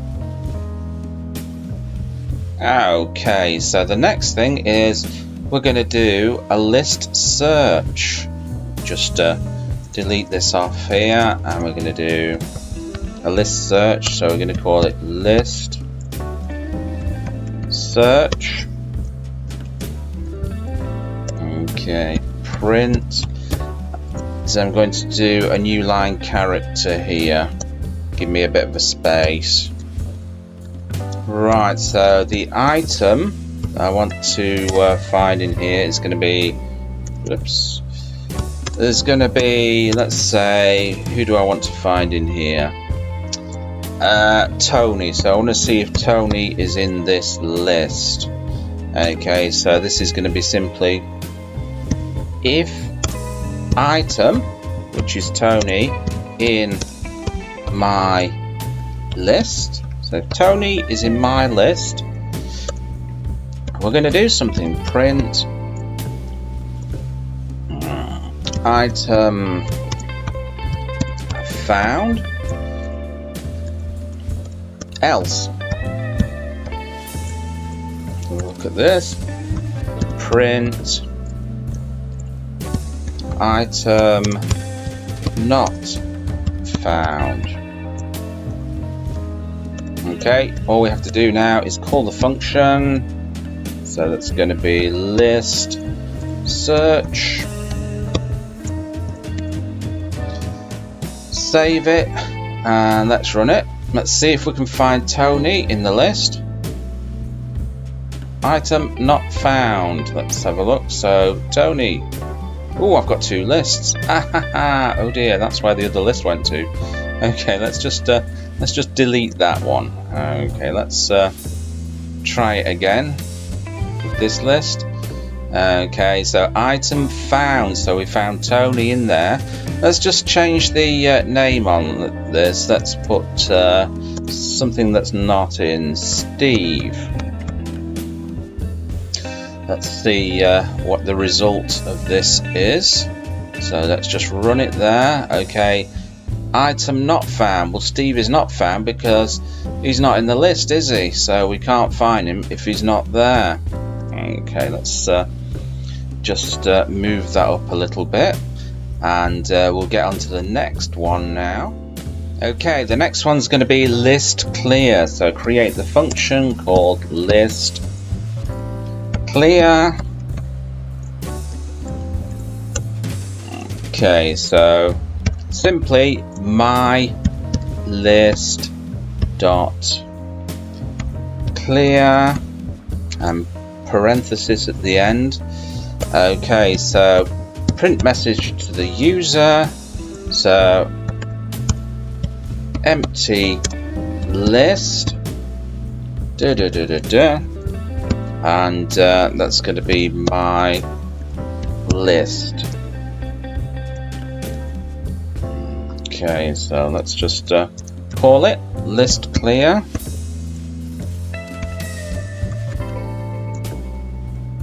Right.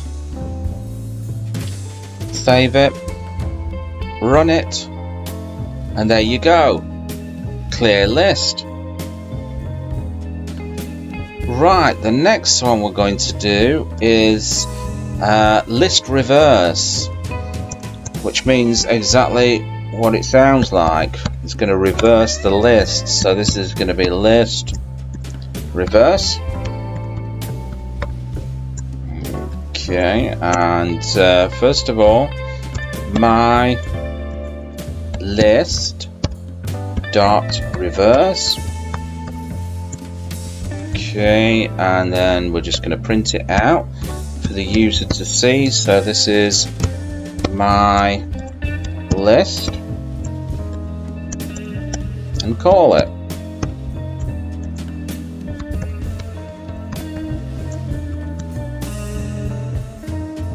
Save it, run the program, and there you go, it's reversed the list. So this is the original list, and where's that gone now? It's there. Okay, and this is the list after we reversed it, so you can see what's happened there. Okay, so now we're going to do the list insert. So basically we're going to insert something into the list. So this is going to be called list insert, and we're going to insert an element into here at a certain index position. When you look at your lists here, you start off at index position 0. So this is index 0, index 1, index 2. We're going to insert something into that list at a specific index position that we state. So for example, this is going to be my list dot insert, and then we've got the parenthesis here so we can add arguments to it. So I'm going to put position 0, and I want to put something let's put something that will stand out, so XXX, so we'll definitely see that. So we're going to insert XXX at position 0. So let's call this okay, let's just save that there. Let's call it what has happened here? Oh yes, I've been in a hurry, haven't I? Forgot to print it out. My list. Okay, so save it and take 2. Here we go, let's run it. Okay, my list, it's inserted XXX at position 0. Let's say we want to insert it at the bottom here, so we could insert it at index position -1 and run that. Let's see where it shows up. There, index position -1. It's moved down 1 there. Okay, right. Okay folks, we're going to go on to the next one here. We're going to do extend the list. So that's going to be extend list.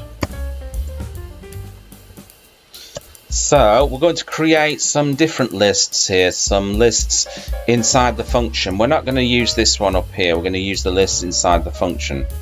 So list 1 is going to be equal to 1, 2, 3, 4, 5. Okay, so that's list 1. And list 2 is going to be equal to A, B, C, A, B, C. That will do. Okay, so we're going to go list 1 dot extend, and that's going to be list 2. So we're adding list 2 to list 1, and then what we do is we print list 1, and you should see what's happening here. So this is going to be extend list. It should have extended that list, added the list 2 to list 1.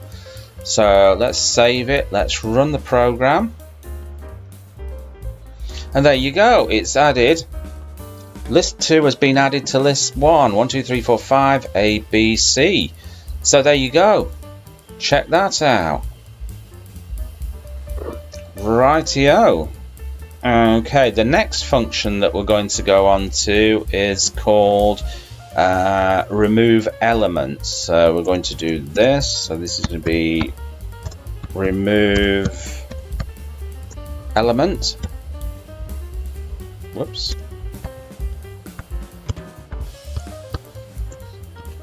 So we're going to basically remove an entry from the list. So let's create a list inside our function called list1 and give it some name. Just give it A, B, C, D, just to make it easier. So again, list1 dot remove. Okay. And we're going to remove something. What do I want to remove? Let's say C. Okay. And we're going to do print list 1. Okay, so this is going to be remove element.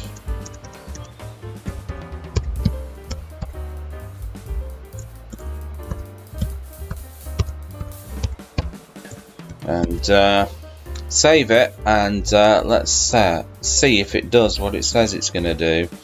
Here we go. Run it. Okay, so you will have noticed that C has been removed from this list. Okay, let's just close that. Right. Okay, what we're going to do now is we're going to pop an element. So let me just get rid of this for you. So this is going to be define pop element.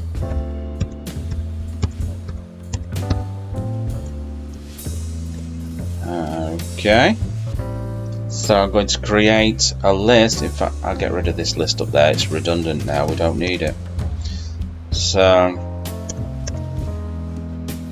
I'm going to create a list inside here called list 1.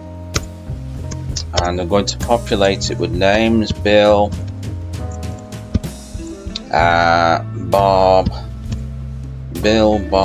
and Joe. They're not related, by the way. Okay, so list1.pop. Okay, I want to pop one of these names from this list, so I want to remove it. So I'm going to pop Joe here. So Joe, if we look in here, 012, so he's index position 2. Or if we count it from this way, it will be index position -1. So let's try -1. And then we're going to print list 1 here. Let's call it as always, or else nothing will happen. Element. Save that. Run it. There we wait. Sorry about that. There we go. Joe has gone. Right. Let's try something else, shall we? Let's pop element 1, which should be Bob. So save it and run it. There we go. Bob has done one. He's probably gone to the bar or something to get a beer. Right, okay, now we're going to go on to list slice. So create list slice. Again, we're going to create a list inside the function. So that's list 1, I'm going to call it, just to keep it simple, and just populate it with some numbers. 1, 2, 3, 4, 5. Okay, populate it with some numbers there. Okay, so I'm going to create a variable called x, and I'm going to assign it to my, this is where I need my list. Okay, let's create another list here. So it's going to be my list. Forgot about that. Okay, let's just populate that with some names like Dave, Joe, and Sid. Dave, Joe, and Sid. Okay, so we've got that. So this is the global list here. So my let's have a look. List. My list, and I'm going to go from index position 0 to index position 2. Let's make it a bit longer. Paul, Bill. Okay, that will cover anything. Right. So I'm going to slice that from here, 0 to 2, so it's going to start at index position 0 and work up to 2, 0, 1, 2. Okay, and then we're going to create another variable called y, which is going to be equal to my list 1, which is this one here with the numbers in it. And I'm going to just get one piece out of it, which is going to be -1 there. And now I'm going to print them. Print x and y. Okay, and let's just call the function there. So that's going to be a list slice. Okay, calling that now. There we go. I've got Dave and Joe. Okay, so 0, 2. Okay. Right.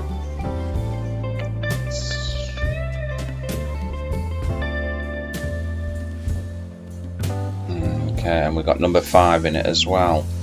Okay, so the list slice, and now we're going to go on to count occurrences. So what we're going to do, I'm just going to clear this here, count occurrences. So that's going to be create count occurrences.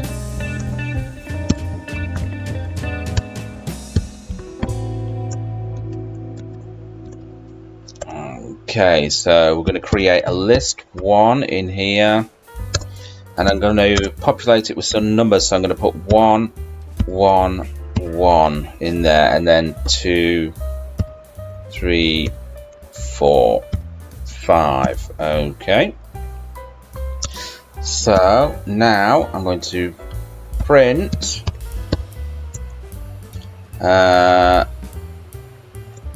let's say 1 here, the number 1 has occurred,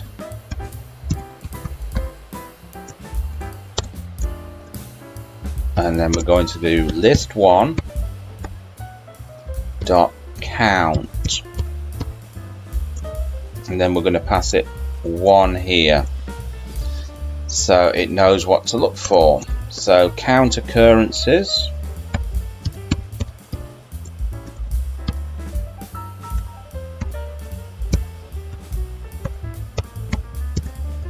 just to simply call the function, and we'll see how many times number 1 occurred in that list. It's occurred 3 times. Let's just check that. 1, 2, 3. Yeah, so there's 3 instances of number 1 in the list. Okay, now we're going to create a function that sorts elements, and I'm going to call it sort elements. This is what it's going to be called, sort elements here. So I'm going to create a list inside here called my list 1, and I'm going to put Z. This is just totally random. T, say A, say C, let's say X. Okay, so this is simply going to be my list 1 dot sort, and then we're going to print it. So it's going to sort it into alphabetic order. Print my list 1. Right, all we have to do is now call it sort elements.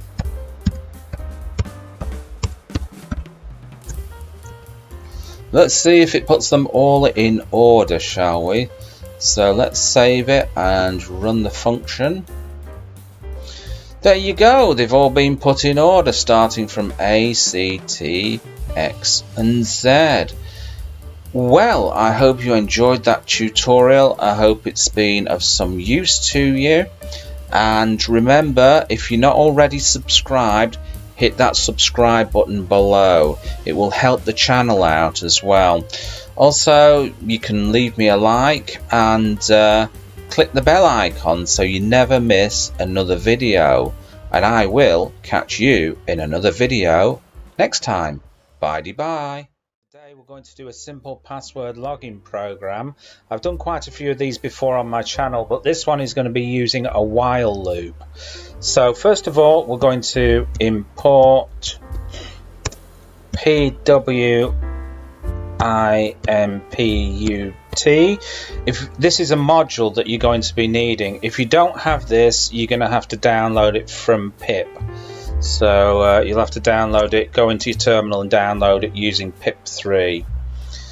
Okay, so before we start, make sure you hit that subscribe button, very important, helps the channel. Thank you very much for doing that and supporting this channel, much appreciated. Okay, so here we go. This is my password. I'm just going to give just simply admin. That'll do. Nothing too fancy. And we're going to create a little function here called login. And we're going to put pw. This is password is equal to password input dot password input. And we're going to do prompt. This is going to be equal to enter password. In fact, I'm going to pull that back a little bit, make it look a little bit better. Password input there, and then we're going to do the mask here, mask, which will mask the characters with asterisks. But when I run this program, it won't do that because it doesn't do it inside idle. But if you run it from the terminal, or if you run it inside Visual Studio, you will see the little asterisks here, but it doesn't do it in the idle program, unfortunately. So this is going to be masked, and those are going to be the asterisks there. Okay, so we're just going to close that, and we're going to go down here. We're going to use the while now.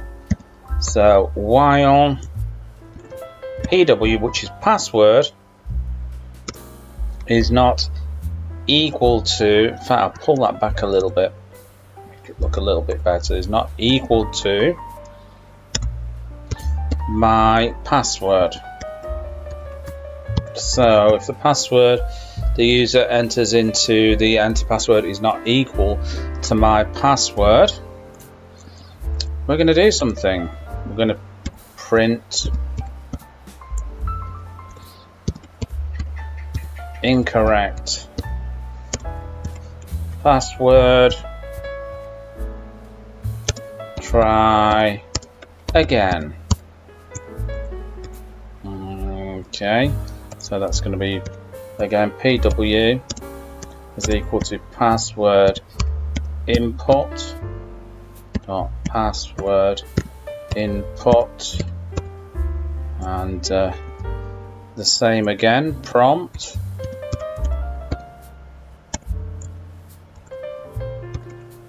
enter password, oops,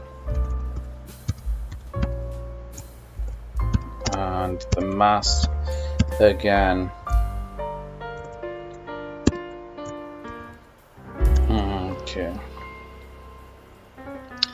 Right, so if password is equal to my password, the password we've entered into there is equal to my password up there, which is admin, then we're going to do something. We're going to print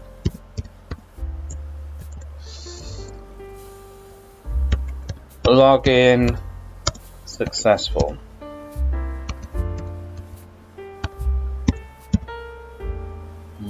Okay. We're going to create another little subroutine called message down here. So this is going to be another little subroutine called message. Print you are here because you chose the right password. Oops, password. Okay. What we have to do now is call it, which is login. Save it there. So what's going to happen is the user is going to enter a password. It's going to mask it with the asterisks, but you won't see that in this program because for some reason it doesn't do it in idle. But if you're on Microsoft Visual Studio, you will see the asterisks when you enter the password. So while the password is not equal to my password up here, it's going to print this message, and it's also going to give you another login attempt. And if the password is equal to my password up there, it's going to print a message saying login is successful, and then it's going to take you down to this other subroutine here and print out this message. Okay, let's run it. Whoops, what's happened here? Positional argument follows keyword. Okay, slight slip up there. I forgot to do this. Okay, let's save that. Let's run the program. Okay, so we're going to go down here. So it says warning, password input may not be echoed. So that basically it's telling us that we're not going to be able to see those asterisks. So enter password. So I'm just going to enter some old rubbish like that. Warning, password input. Enter password again. So it's passed us to this again. Okay, enter it again. So I'm going to enter the right password here. And there you go. Login successful. You are here because you chose the right password, which is in this message box. Like I say, I must stress that if you use Visual Studio, or if you just run this program from the terminal, you will see these asterisks here like this when you log in. But because we're in idle, for some unknown reason, it just doesn't do it. Anyway, thank you very much for watching the video. If you've got this far, we are going to do tuples. Okay, but before we start, make sure you do one of the most important things you can do. Hit that subscribe button below. Thank you very much for doing that and supporting this channel. Okay, we're going to start off. We're going to create a function called print tuple. Okay, so we're going to create a tuple. My tuple. Let's have a look. My tuple is going to be equal to, let's say, 1, 2, 3. Okay, and then print my tuple.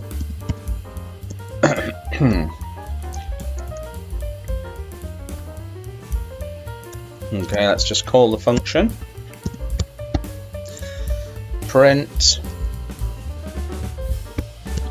tuple. Save it. Run it.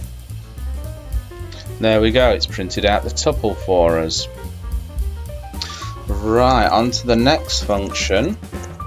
That's going to be create tuple length. So we're going to get the length of the tuple. So that's going to be my tuple. Again, just simply, I'm just going to do A, B, C here. Okay, and that's going to be print. Whoops, what's happened there? Made a mistake there. A, B, C. That's more like it. And it's just simply going to be print length my tuple. Okay, and that's going to be tuple length. Okay, save it, run it. Okay, so we've got 3 elements in there, 1, 2, 3. Okay, so we're going to do the next one here. Let's just pop that down there a little bit. We're going to do the next one here, which is going to be data type. So pop that down a little bit. It's going to be tuple data type. Okay, so that's going to be my tuple is equal to, let's put some colours in it. Hey, what have I done there? Put some colours in it, red and green. Okay, that's going to be print. And we're going to use type here and my tuple.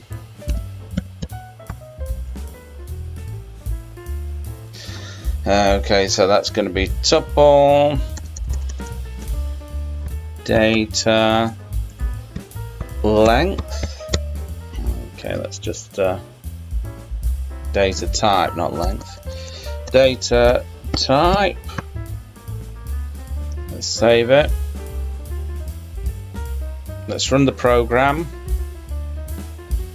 There we go, class tuple. So it's telling us that what we've created here is a tuple. Okay, so we're going to go on to the next function here. Just bring this up a little bit because I don't want it to go off screen. The next data type is tuple count. So define tuple count and my tuple. I'm just going to populate it with some numbers. 1, 2, 3, 4, 5. And create a variable called myTup. MyTup is equal to my tuple. Then we're going to use dot count on it. And I'm going to do number 1. So we're going to count the occurrences of number 1 here. So what I'm going to do is I'm going to add another number 1 and another number 1. So we're going to count the occurrences of that number 1 in the tuple. So print tup count. Okay, so that's going to be tuple count. Let's just save that there. Let's just run it. Okay, slight error here. So tuple count is not defined. Did you mean tuple count? Okay, of course I did. Tuple count. Okay, let's run it. Okay, aha, so let's see. Okay, so we've got my tuple. Tup count here is equal to my tuple.count, and we're going to count the occurrences of 1, and we're going to print tup count here. So let's just save that. Let's just run it. And there we go. So the occurrences, 1 occurs 3 times within this tuple. Okay, right, so the next one we're going to do, let me think here, what's it going to be? It's going to be tuple index. Okay, so tuple after that there. Tuple index. So my tuple, let's just create a tuple here, is going to be equal to, I'm just going to populate it with numbers 1, 2, 3, 3, 3, and 4 and 5. That ought to do it. Okay, so we're going to put in, create a variable called occurrences.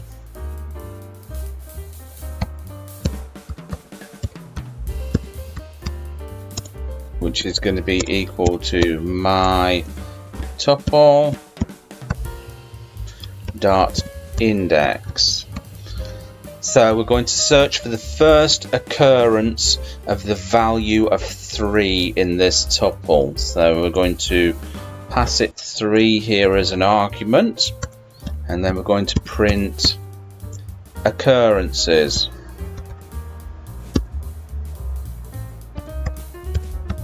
Hopefully I've spelled that correct. Okay, so what we're going to do now, just going to tuple index. Okay, I'm just going to save that and run the program. Okay, so the first occurrence of 3 is going to be at index position 2, 0, 1, 2, index position 2 there. Okay, now we're going to access a tuple, so we're going to create a function, access tuple.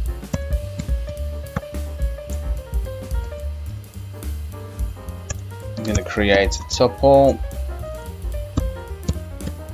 my tuple. We're just going to populate it with some days of the week. Monday, Tuesday, Wednesday, Thursday, Friday, like that. Okay, so we're going to print, this could be called tuple slice, I suppose. So we're going to print my tuple index position 2,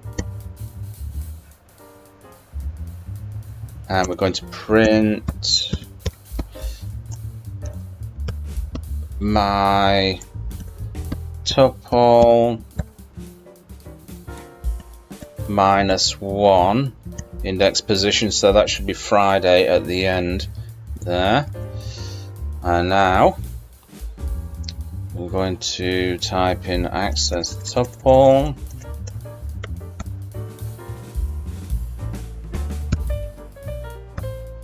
okay, and save it. Let's just run that. Okay, so position 2, 0, 1, 2 is Wednesday, and position -1 is here at the end of the tuple, Friday. Okay, and now we're going to do range, so define tuple range. Okay, so create my tuple again and populate it with some random stuff, random animals, dog, cat, frog. Okay, that will do. And then we're going to do print my tuple, and we're going to do from index position 0 here to 1, which will be cat. Okay, I'm just going to execute this. Tuple range. Whoops. Made a little mistake there. Tuple range. Save it. Run it. And there we go. Dog. So we've gone from 0 here, which is 0 to 1. Whoops. Let's add a few more on there as well. Dog, cat, bird, monkey. Let's add a few more on there. Let's run that. Okay, so we got position 0. So we've got position 0 to 2.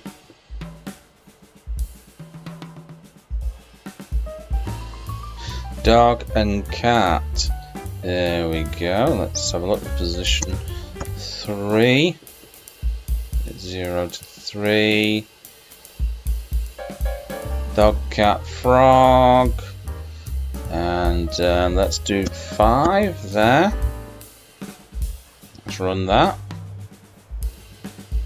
Monkey. And if we do 6, we should throw an error message because 1, 2, 3, 4, 5. There's not position 6 there. Let's have a look. Should throw an error message now. Nope, not throwing an error message. Usually does. Okay, so we're going to go on to the next one, where we are going to update the tuple. So I'm going to create this update tuple. Okay, so my tuple, just create there, is equal to A,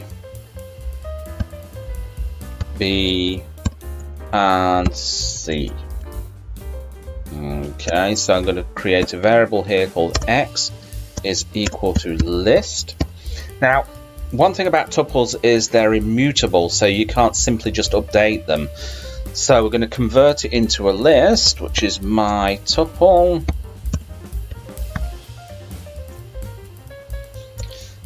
X.append, so we're going to add something into this tuple. Simply D there, and then we're going to do my tuple is equal to tuple X here, and then print my tuple. Right, so what we're going to do now, just update tuple there. This is the workaround for updating a tuple, because like I said, these things are immutable. So this is the workaround. Let's just run it. Okay, so we've updated the tuple. We've got A, B, C, D. And just to make sure that it actually is a tuple, we're going to print type. This will give us the data type of my tuple. Okay. Let's just save that. Run it. There we go. Class tuple, so we know it really is a tuple. Okay, the next function we're going to do is unpack a tuple.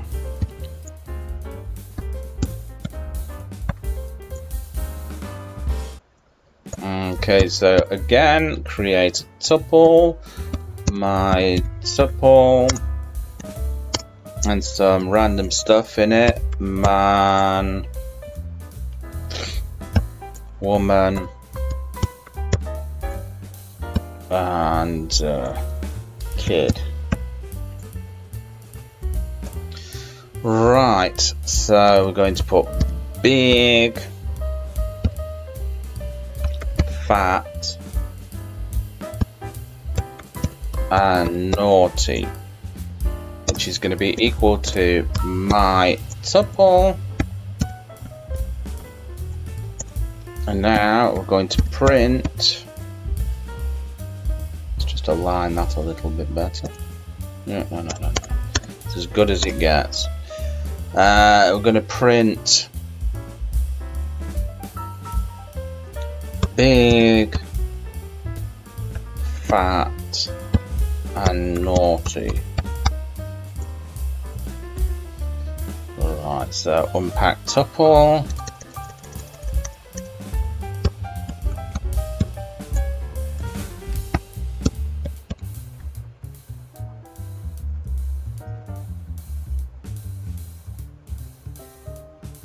Right, man, woman, kid, which is linked to that, so we've just unpacked the tuple. Okay, the next one, we're going to loop through the tuple.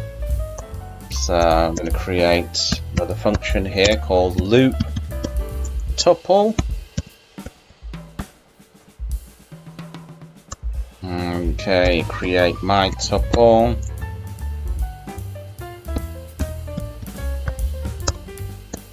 Equal to 1, 2, 3, 4, 5. Okay, I'm going to do for num, which is short for numbers, in my tuple, print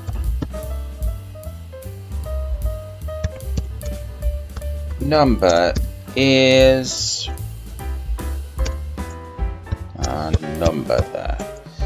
Okay, so let's loop tuple.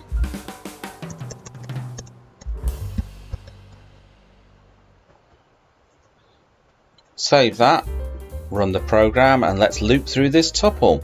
There we go. Number is 1, 2, 3, 4, 5. Just check that out. Okay. Right, and the next one we're going to do is to join tuples. So create the function.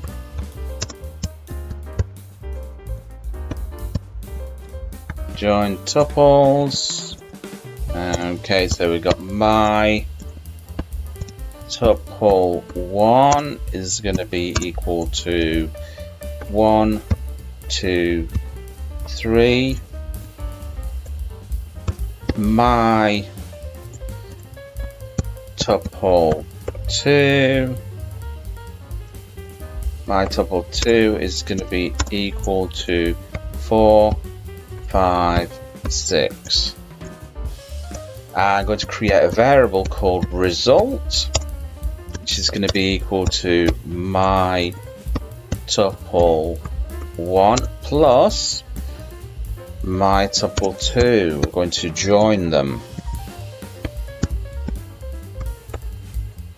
And now we're going to print the result of that.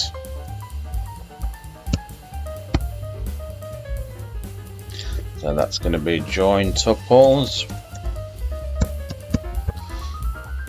Okay, so we should have joined those two tuples together. Oh, join tuple is not defined. Did you mean join tuples? Of course I meant join tuples. Okay, so join tuples. Of course I did. One other thing that I should have done as well before here, I should have shown line numbers there. That's what I should have done before. I forgot to do that.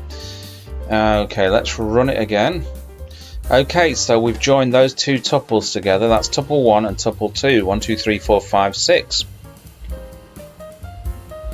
Okay, and we're going to do here multiply the tuple. So define multiply. Whoops. Multiply tuple. Okay, so my tuple is going to be equal to some random animals, rat, cat, not car, cat, and dog. There's some random animals there. So create a variable called result is equal to my tuple, okay, times by 3. Okay, and we're going to print the result. Print the result there. Let's just go down and multiply tuples. This is going to be called multiply tuples. Okay, so let's just save that. Okay, multiply, did you mean multiply tuple? Yes, I meant multiply tuple, not tuples. Sorry about that. Okay, let's give it another shot, shall we? Okay, let's run the module. And there we go, we've multiplied them by 3 times. Rat, cat, dog, rat, cat, dog, rat, cat, dog. So there we go. Okay guys, before we finish, I'm just going to show you how to create a tuple using this method. Create, let's call it new tuple, new tup. Okay, very, very simple. Okay, so that's going to be x is equal to tuple and print x. Okay, new tup.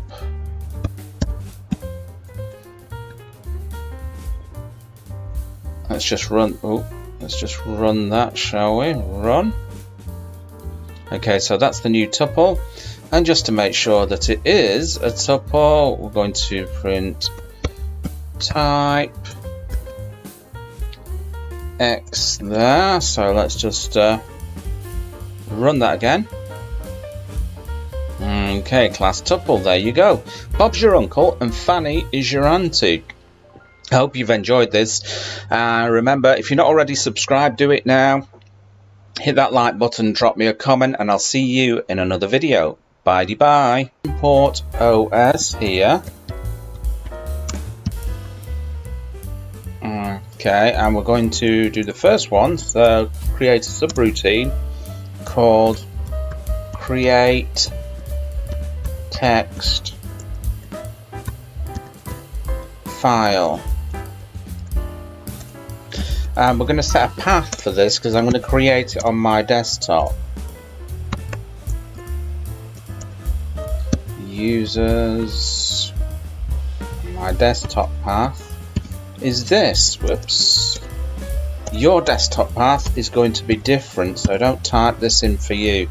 You'll have to find your own unique desktop path, because if you simply type this in, it's not going to work for you.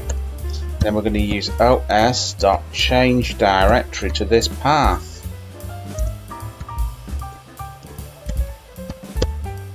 So we're going to change directory to this path here, and then we're going to use with open here, and we're going to create a file called text1.txt. I'm going to create this on the desktop. Whoops, I've got to put a flag on here. So we use the W one. This will create the file as file object. Okay, and underneath I'm just going to simply type pass because we don't want to write anything in it. So we're going to call it create text file. Okay, so we're just going to save that and run it. Okay, what we got here? We've got a little bit of an error. Okay, what's the error? Okay, made a slight typo. It should be users.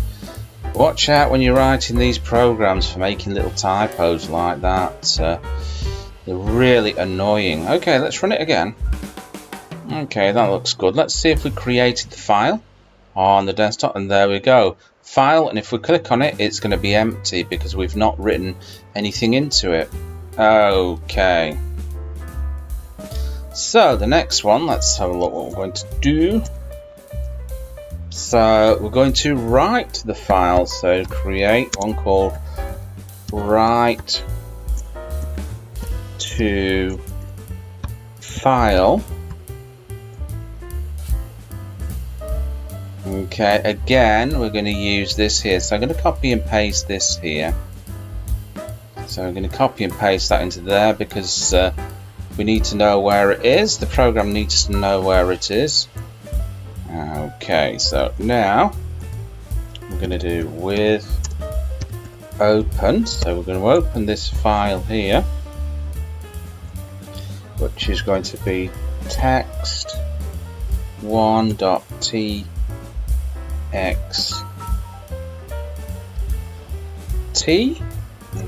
Okay, so we're going to do that, and again the flag that we're going to use is going to be W for write. I could use A for append if I wanted, as file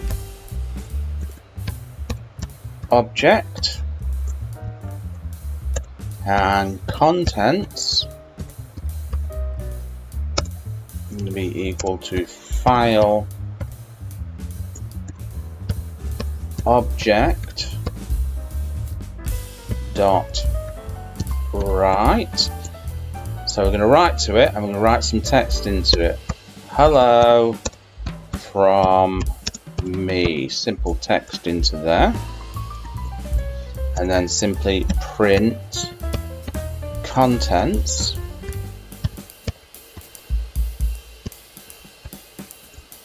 here, and then we're going to call it, and it's going to be called write to file, write to file. Here we go. Let's just save that, run the program, and we got some output there, so success. Let's have a look inside here, and there we go. Hello from me. Okay, back here we go.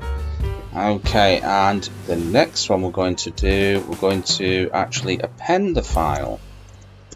So again, create the function called append file. Okay, so we're going to copy and paste these here because we need to be on the desktop. There we go. Just make sure the spacing is correct here, or else Python will throw an error. Again, with open, and that's going to be text1.txt, and we're going to use the A this time for append, as file object. Okay, contents here is going to be equal to file object dot write, because we are appending the file, and we're just going to append it with more text like that. Okay, and then we're going to print contents.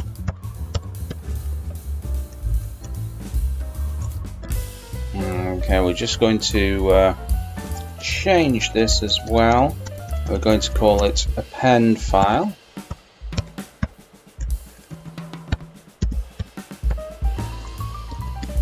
Append file. Save it. Run the program. Okay, we've got some output there, so that's a sign of success. Let's have a look here.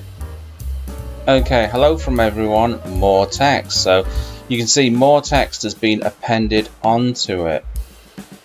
Okay, let's go back to this then. Let's just take this out here because my screen is getting a little bit full. Again, import S just in case we need it. I'm not sure if we do on this. Oh yes, of course we do. We need it when we change paths here. So the next one is going to be open file. So create open file here. Okay, and that's going to be path is equal to C/users this time, C:/users,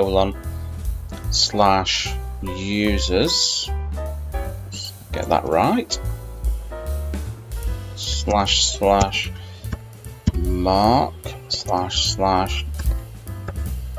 /desktop. Okay, then it's going to be os.chdr, change directory to the path, because this is the path that we need to be in, because this is the path where the file is located. Again, with open, and that's going to be text1.txt, and we're going to use the R flag on here to read the file as file object, and that's going to be contents is equal to file object. Let's have a look. Dot read this time. So this is dot read, and then we're going to do print contents. This is going to be open file, so no guesses for what this does. Open file, so we've got everything in place there. So let's just save this. Let's just run the program, and there we go. It's opened the file and read it for us. So you can see that plainly. Okay. Show you some different methods of doing the same thing here. So I'm just going to wipe that off, and we're going to do open file to read. Okay, this is just a different spin on this, so you can use this variation or you can use the other one. It's up to you. So this is going to be users mark desktop. That's going to be os.chdr. We're going to change that to the path.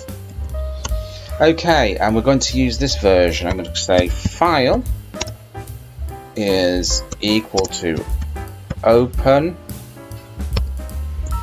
and that's going to be text1.txt, and again we use the R flag for read.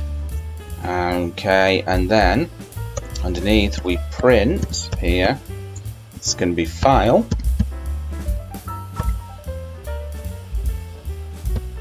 dot read. Let's call the program open file to read. Okay, let's just save that there. Let's run it. There we go. Bob's your uncle and Fanny is your auntie. It's read the file. Okay, the next variation on this that we're going to do is going to be a second. open file to append. Okay, so again, we're just going to copy and paste these two here. Pop that there like that. And we're going to do file is equal to open. And that's going to be text1.txt. And because we're appending it, we're going to use the A here. So this is simply going to be file.write,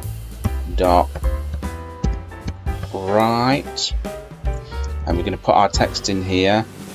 I've appended you. I've appended you. And then what we have to do is, right now, we'll have to close the file. So it's going to be file.close after we finish working with it. So just change this here, open file to append. And we're just going to save that there, and we're just going to run this. Okay, hopefully we've appended the file. Here we go. I've appended you, so it's worked. Okay, let's go back and let's just clear these again. And now we're going to just read a part of the file, read a few characters in the file actually. Part of file. So we're not gonna read the whole file, we're just gonna read a few characters in the file. So it's gonna be path, I should have copied and pasted this before, is equal to C / users / whoops mark / desktop, and then we're going to do os.chdr, change directory to the path because we want to be on the desktop. Okay, again, file is equal to open, and the text file we want to open is text1.txt. Okay, and again we're going to use the R flag for read here. Okay, so we're going to print, this is going to be file.read, and we just want to read the first two characters of the file there, and then of course we're going to close the file, file.close. Now just to call it,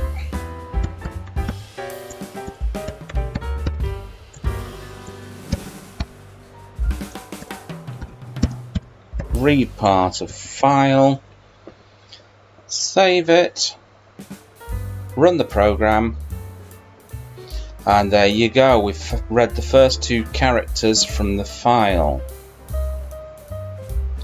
Okay, and now just to finish off, we're going to overwrite the file using this. So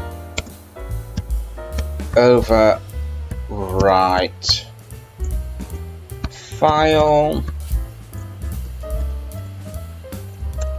Again, we'll grab the path and that here, just paste it in there like that. Make sure the formatting's spot on, or else it will throw an error. Python basically goes crazy about this stuff. You've got to get it right. It's not too hard anyway, you get used to it as well. If you come from another language, you might find it a bit awkward at first, but you do get used to it and it just becomes like second nature after a while. Anyway, so again, this is going to be text 1.txt, and we're going to use the W here. So this is going to be file dot write. I'm just going to put something in there, so we'll just asterisk is like that. So we'll notice that, and then file dot close, and just adjust this to overwrite file.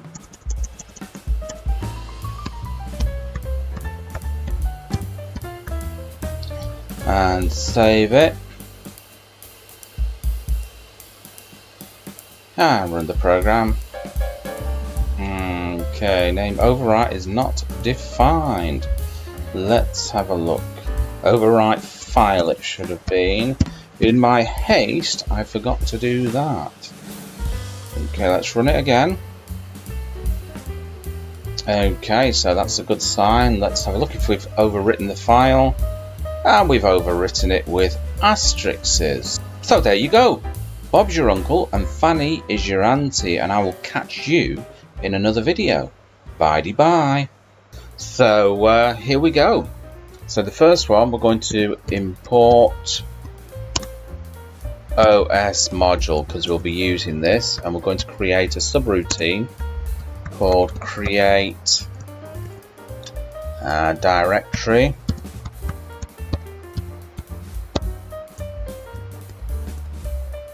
Okay, I'm going to create a path to it, so we need to know where we want to create the directory. So the path, I'm going to create it on my desktop, so this is c://users mark desktop. Okay, so this is the path to my desktop. This won't be the path to your desktop, so you're going to have to find out what the path to your desktop is, or else if you type this in, this particular path here, it will not work on your machine. Okay, then we're going to use os.chdr to path. So we're going to change directory to that path. And now we're going to use os.chdr. Sorry,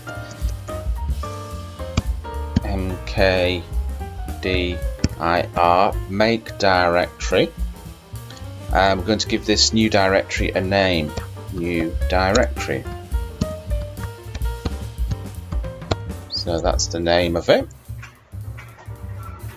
And then we're going to print a message to the user. And this message is going to be directory created.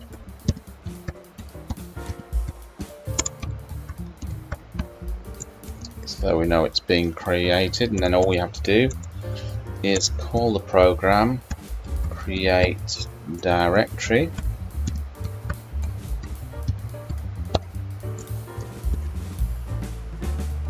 and we'll just save it,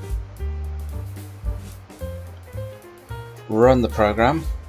Okay, directory created, so let's just check, make sure it did create it, and there it is, new directory for us. So let's go back to this. So we've created our directory now, so we're going to create the next one, which is going to be remove directory.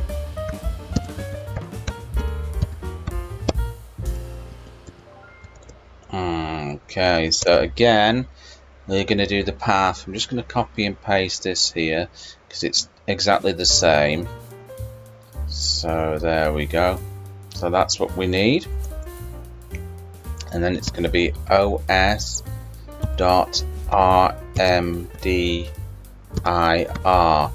remove directory, and then we specify the name, which is going to be the one we just created, new directory. And that's the one that we want to remove. And then we want to print the user message, so print directory, let's have a look, deleted.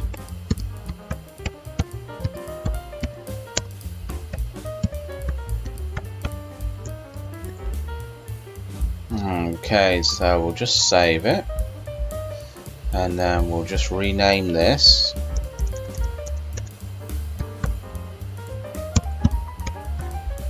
to remove directory. And just save that. Let's run it.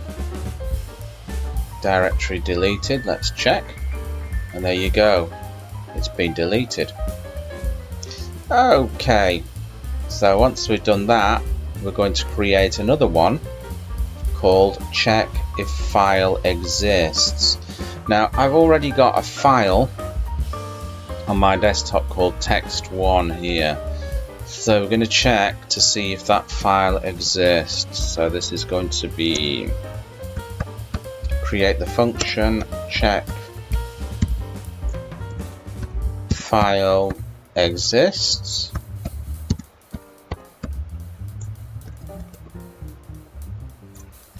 Okay, and then we're going to do this, paste that in, just format that correctly there, and we're going to start off with a conditional if os.path.exists, which is going to be text1.txt. We're going to, whoops, made a bit of a mistake there. Print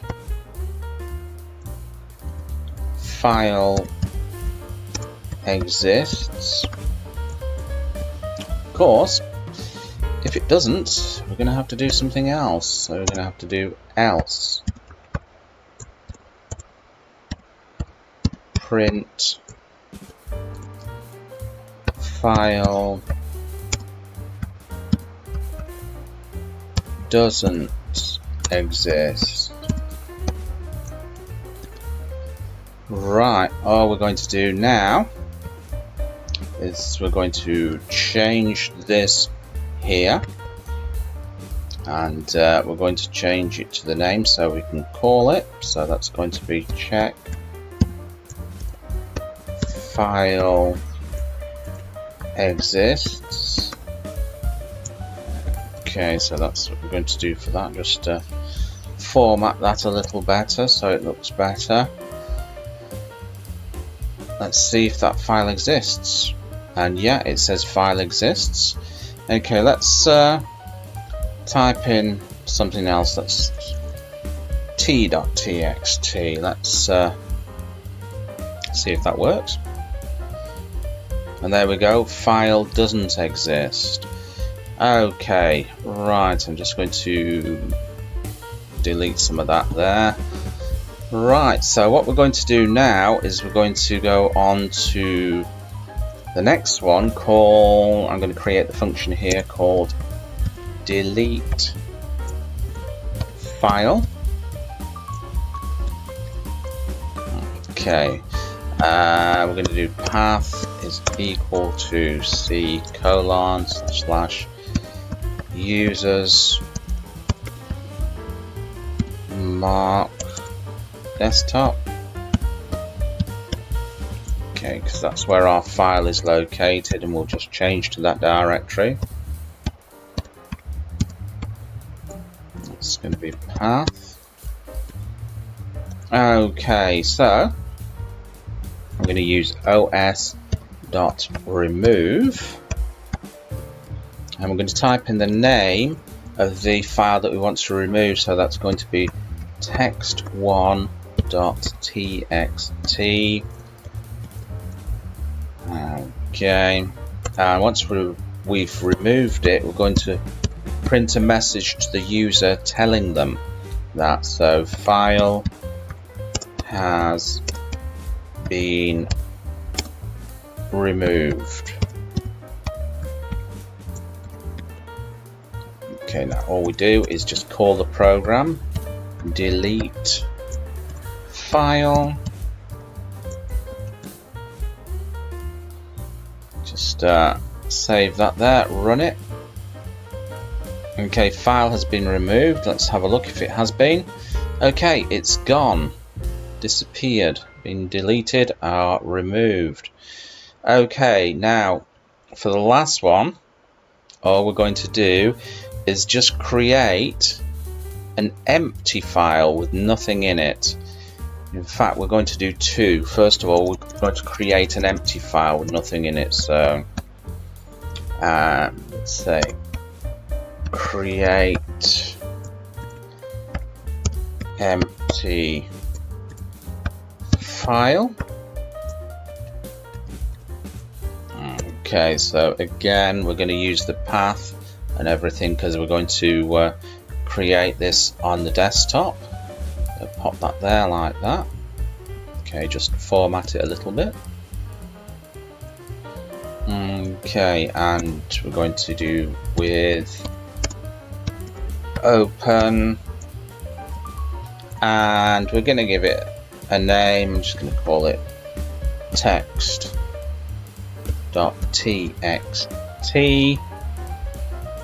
and we're going to give it a little flag here, which is going to be the W, which will create it as file object,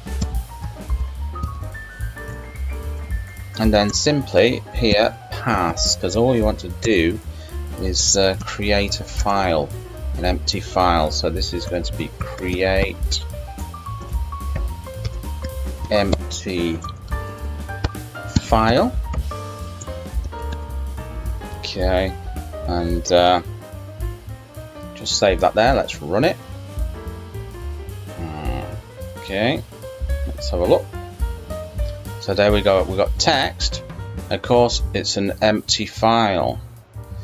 Okay, so let's create another file, and we're going to add some text. So create new file. Okay, so again, we're going to create it on the desktop here. So we're just going to grab this, paste that in there, format it, and I'm going to do this. So this is with open, I'm going to call it a.txt, and going to create it there, and we can write to it as well as file object, and that's going to be contents is going to be equal to file object dot write this time, and within the parenthesis we're going to put the message hello, simply hello. Okay, and then we're going to print contents. Okay, now all we have to do is just call this. So it's going to be create new file, which is going to be that. Let's just save that there. Let's run it. Okay, so we've got some output here. That's a good sign. And there we go. We've got a file here. Okay, which says hello. So there you go. Bob's your uncle and Fanny is your auntie. Thank you very much for watching it as far as what you did, and if you have done and you've not already subscribed, make sure you hit the subscribe button below, and I will catch you in another video. Bye. Hello everybody and welcome back to the channel. Okay, today we're going to do the OS module. So before we start, make sure you hit that subscribe button below. Thank you very much for doing that. Okay, so the first thing we've got to do is to import the OS module here. So simply do it like that, very easy. So now I'm going to create a function, and this function is going to get the current working directory that we're in at the moment. So I'm going to call it current directory.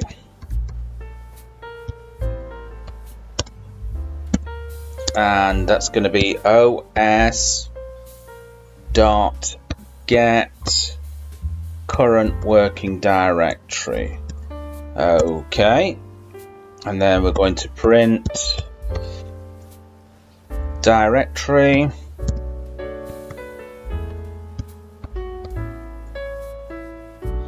Okay, and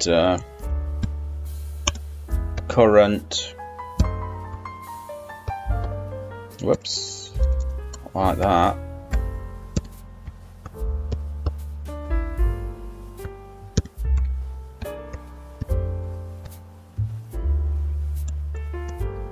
It's going to be get current working directory. And we're just going to save it there, run the program, run the module.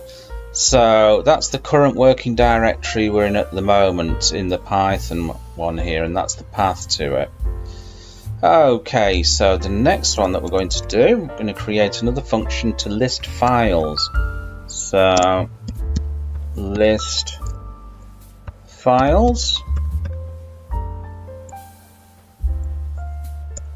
I'm going to create this one. My directory is going to be equal to, and I'm just going to put the path to my desktop directory. So that's going to be users mark desktop. This is my own path. So if you type this into your computer, it won't work. So you'll have to find the path for your computer to do this, because this is just my own personal path. So list dir here is going to be equal to os.list directory, which is going to be my directory here. Okay, and then we're going to print a message for the user to see. Files are. Okay, and then we're going to go through it. For file in list directory, print the file.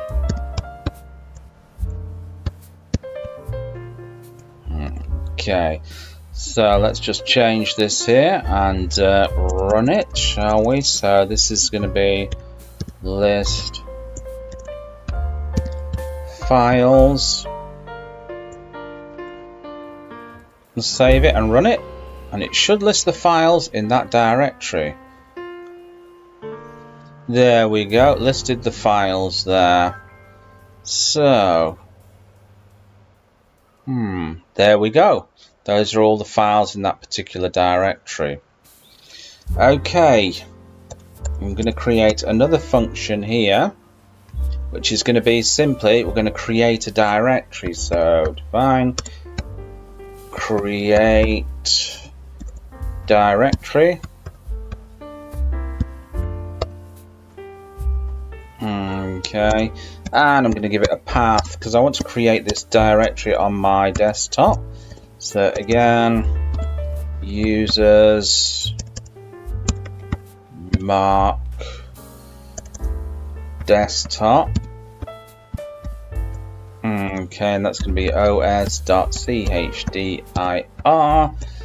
to that path. So we're going to change the directory to that path above, and it's going to be simply os.mkdir, which stands for make directory, and we're going to give the directory a name. So I'm just going to type in xxx in capitals like that so we can see it when it's created, and then print out a message to tell the user that we just created that directory. So directory created. Okay, and we'll just do this here. This is going to be create directory. Okay, so let's run that. Directory created, so it's told us that. Let's have a look, see if it's actually done it. Okay, so we're looking for directory xxx, which is there, so it's actually done it. Okay, I'm just going to clear this because I'm going to do some more functions here. Let me just clear that. Okay, so the next one we're going to do is rename a directory. Okay, so this is going to be create the function rename directory.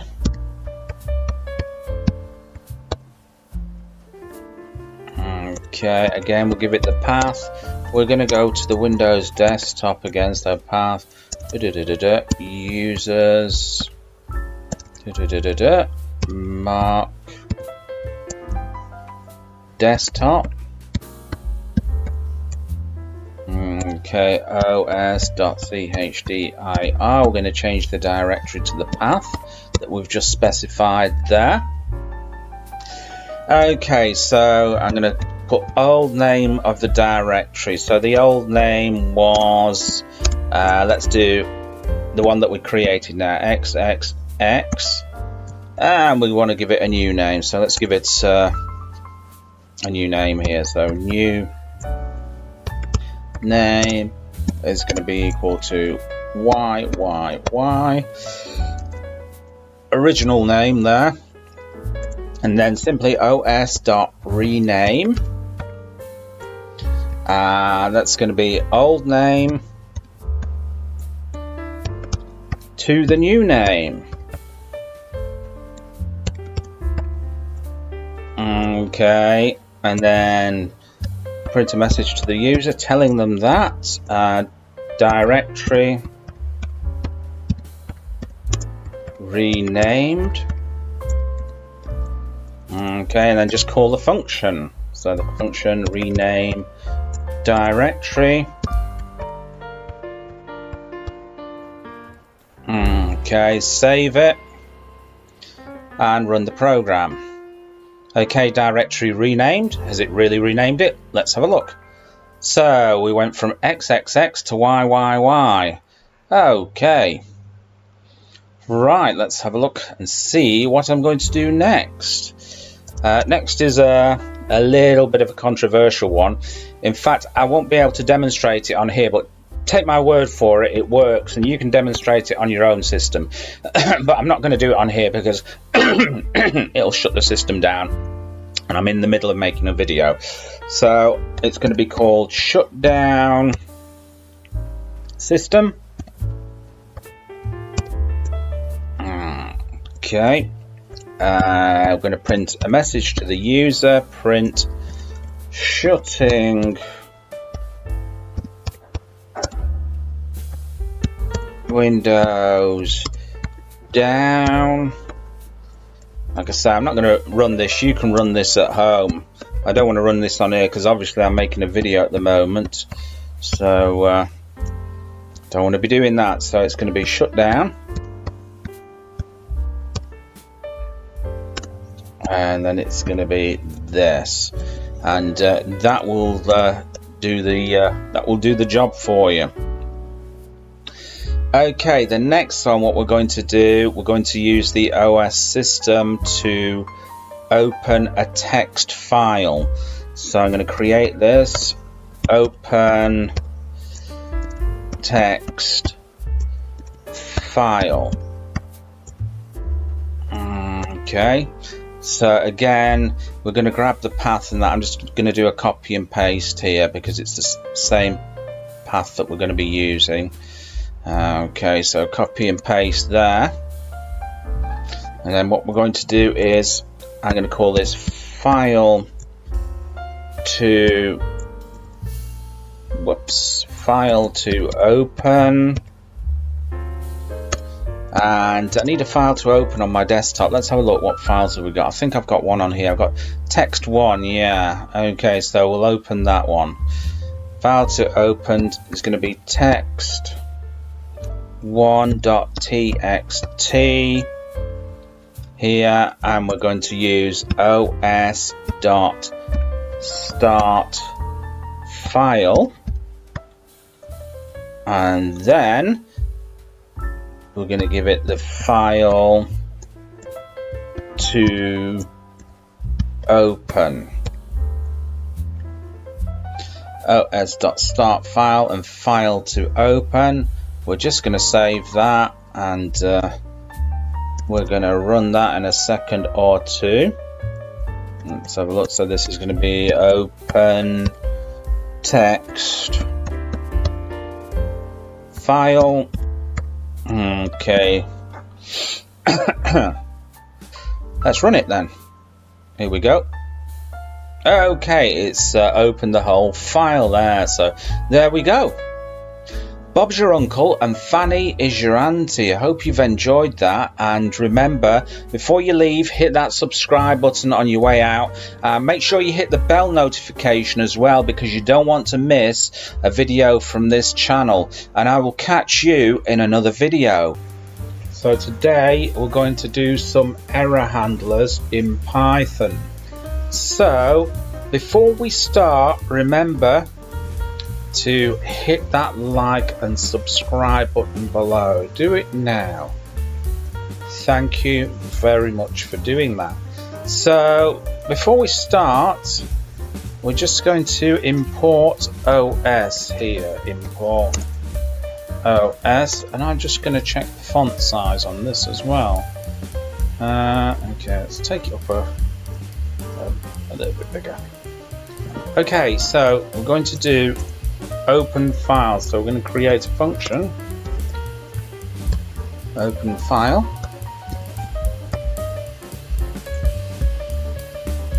Okay, and we're going to create a path to the desktop. So this is C users mark desktop. So this is my desktop. It'll be different for your desktop. And then os.chddir path. Right, okay, so we're going to start off with try here, and then we're going to create the file opener. So it's going to be with open, and I already have a text file on my desktop called search. So this is going to be search.txt, and we're going to give it the R flag here to read as file object, and then the contents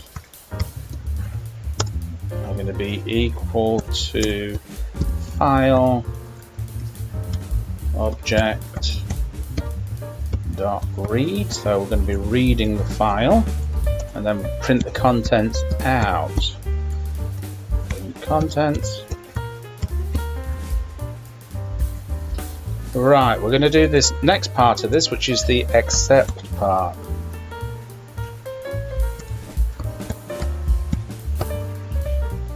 And we're going to use file not found error. There's lots of different error types. You can Google them for different types of exceptions that the programs could throw. So this is file not found error. So just if you want to find out what they are, just simply Google them. Okay, so then we're going to print out a message to the user. Let's say file not found or corrupted.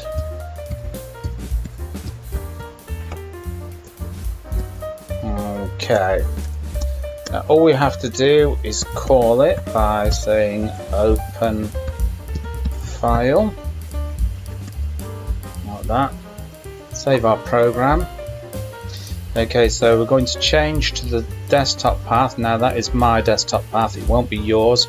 So I think I said before, make sure you change yours, or else if you just simply type this in, it won't work for you. This is os change directory to this path, because this text file here that we're going to open is on my desktop. So without further ado, save it and run it again. Okay, so it's opened it, and that's the contents of the text file. Now let's check to see if this file handler will work. So I'm just going to modify the file a little bit like that. Save it and run it. Let's see if it'll throw an exception. Okay, there we go. File not found or corrupted. So there you go. Bob's your uncle and Fanny is your auntie. Make sure you hit that subscribe button below. Thank you very much for doing that and supporting the channel. Today it's string methods, so I'm going to create some functions and do some string methods. So the first one is going to be called string is alpha. And what this is going to do, it's going to check to see if the string contains only characters and not numbers. So first of all, we're going to create a string called myString is equal to I'm 25 years old.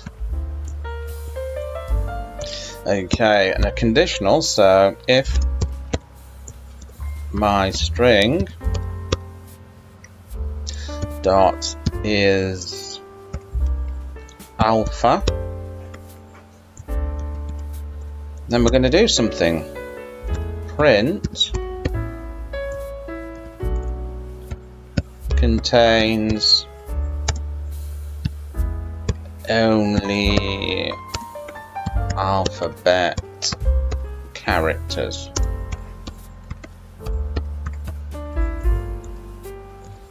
Or else we're going to do next else. We've got a bit of an itchy eye here, sorry about that. Alpha, okay, print contains non-alphabet characters. Okay, so we're going to check that string for that. First of all, we're just going to call it string is alpha. So just going to call our string there. Let's save that and let's just run it. Okay, there contains non-alphabet characters because I put 25 in there. Okay, the next one that we're going to do is check for lowercase. So define check lowercase. Okay, so my string is going to be equal to hello. So we're checking for lowercase here. If my string, let's have a look, dot is lower, print string is lowercase. Whoops. Else print string isn't lowercase. Okay, so we're going to do that. let's just call it. So check lowercase.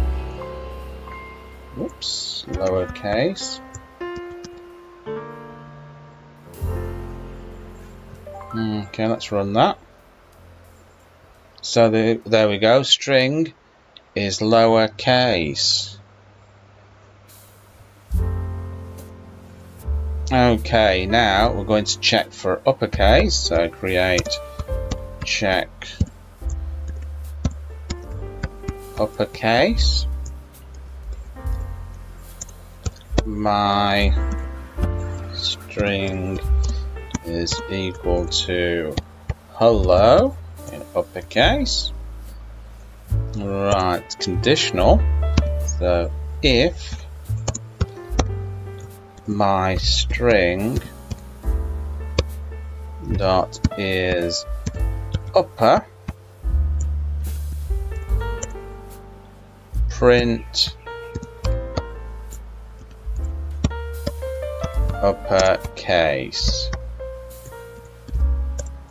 Whoops. Else print lowercase. Okay, so let's call it check uppercase.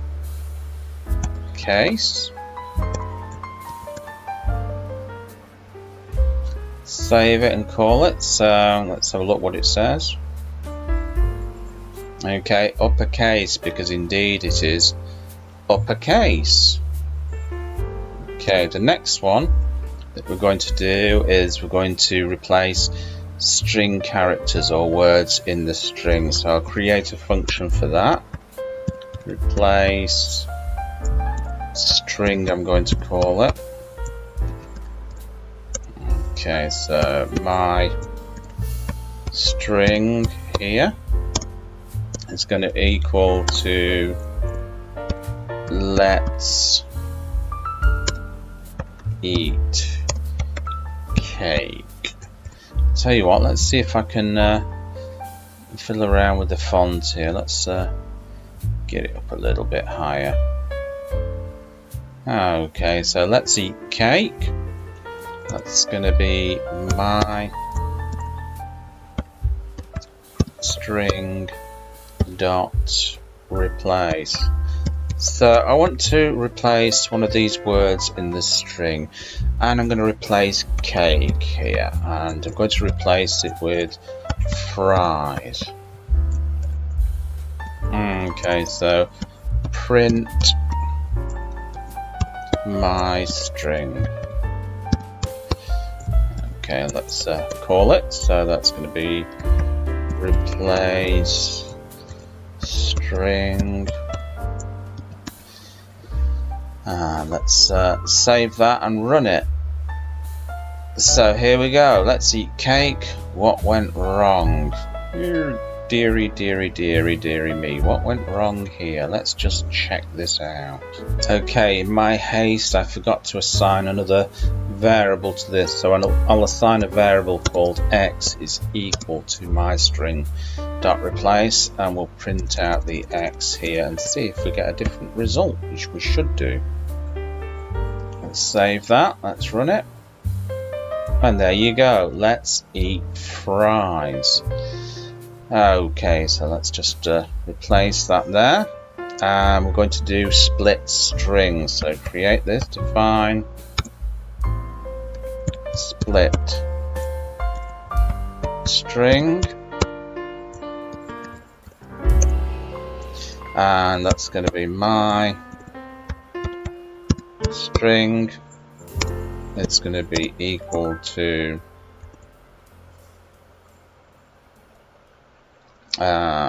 hello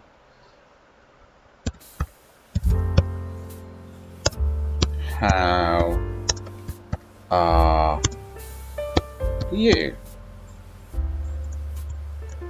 Okay, so we're going to print my string and call the function. So the function is going to be split string. Okay, let's save it and see if it works. Hello, how are you? Okay, so we've not split the string because I didn't print dot split here. Okay, that will be better. Let's try it again. And there we go, we've split the string here. Okay, we'll just get rid of that. And now we're going to use the strip method. So this is going to trim the white spaces from the string. So we'll create the function here called strip string. Okay, so my string is equal to, we're going to create a string here, and I'm going to put some white space there going big string. So we're going to strip that away. Okay, and then we're going to print my string to highlight what it looks like. So that's going to be strip strings. So we'll print that out so the user can see that, and it's like a before and after. The user can see what the string was like before, and then we'll modify the string and we'll see what it was like afterwards. So let's run this. Okay, this is before there's a big white space here, and of course we don't want that, and so we're going to print no space. I'm going to give it a little bit of a pause so it looks like it's working. So for that I'm going to have to import the time module. To do that, simply import time here. So we're going to give it a pause of 1 second, so that's going to be time.sleep. I'll give it a pause of 1 second there before it does its magic, and then this is going to be print my string dot strip. Remember to get the parentheses right on this. Okay, let's save that. Let's run the program. Okay, no space. There we go. So you can see that the white space here has been stripped off in the bottom example. Okay, let's carry on. Let's concatenate some strings or join some strings. So define join strings. So we're going to join two strings together here. There's a few ways of doing this. I'm going to show you one way here. So my string is going to be equal to this is string 1. Okay, and my string, let's call it string 1 just to make it clearer. Okay, so my string 2 is going to be equal to let's say string 2. Okay, short and sweet. I'm going to create a variable called result, and we're going to assign that to my string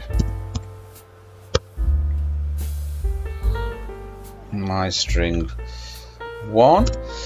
Then we're going to use the plus operator to concatenate or join these two strings together. Whoops, that's the wrong one. It's supposed to be that one. Okay, and that's going to be my string 2. Okay, that looks okay. And now we're simply going to print out the results, which should join these two strings together. Okay, so we're going to do join strings here. Let's just save that and let's just run it. Okay, there we go. We've joined the two strings together. This is string 1, string 2. Right, okay, on to the next one we shall go. So what we're going to do for the next one, we're going to find the position in a substring. So find the position of a string inside a main string. So create the function find position substring. It's a bit of a long title. I'm only doing the. Normally I wouldn't do long titles like this. I'd keep them quite short. But I'm doing this to be very descriptive, you see. But normally I just put position substring or something like that. Make it shorter. So create the string here. So my string is going to be equal to this is a short string. Okay, again create a variable called result and we'll assign it to my string dot find. So I want to find a word or a substring within that string, you see. So what word should I look for in there to see if it exists? Let's put short. So we want to know if that word exists in there. So print result. Okay, so that's going to be find position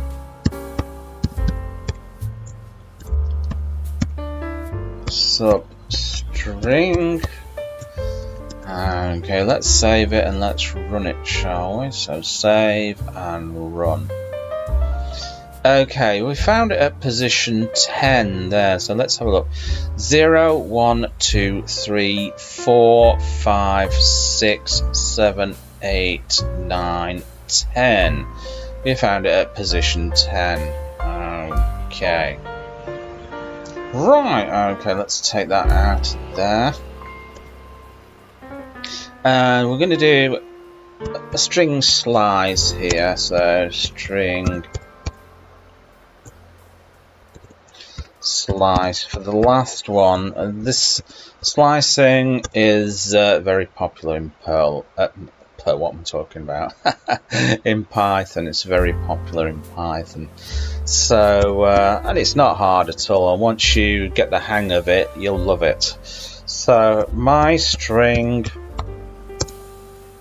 is equal to this is a string.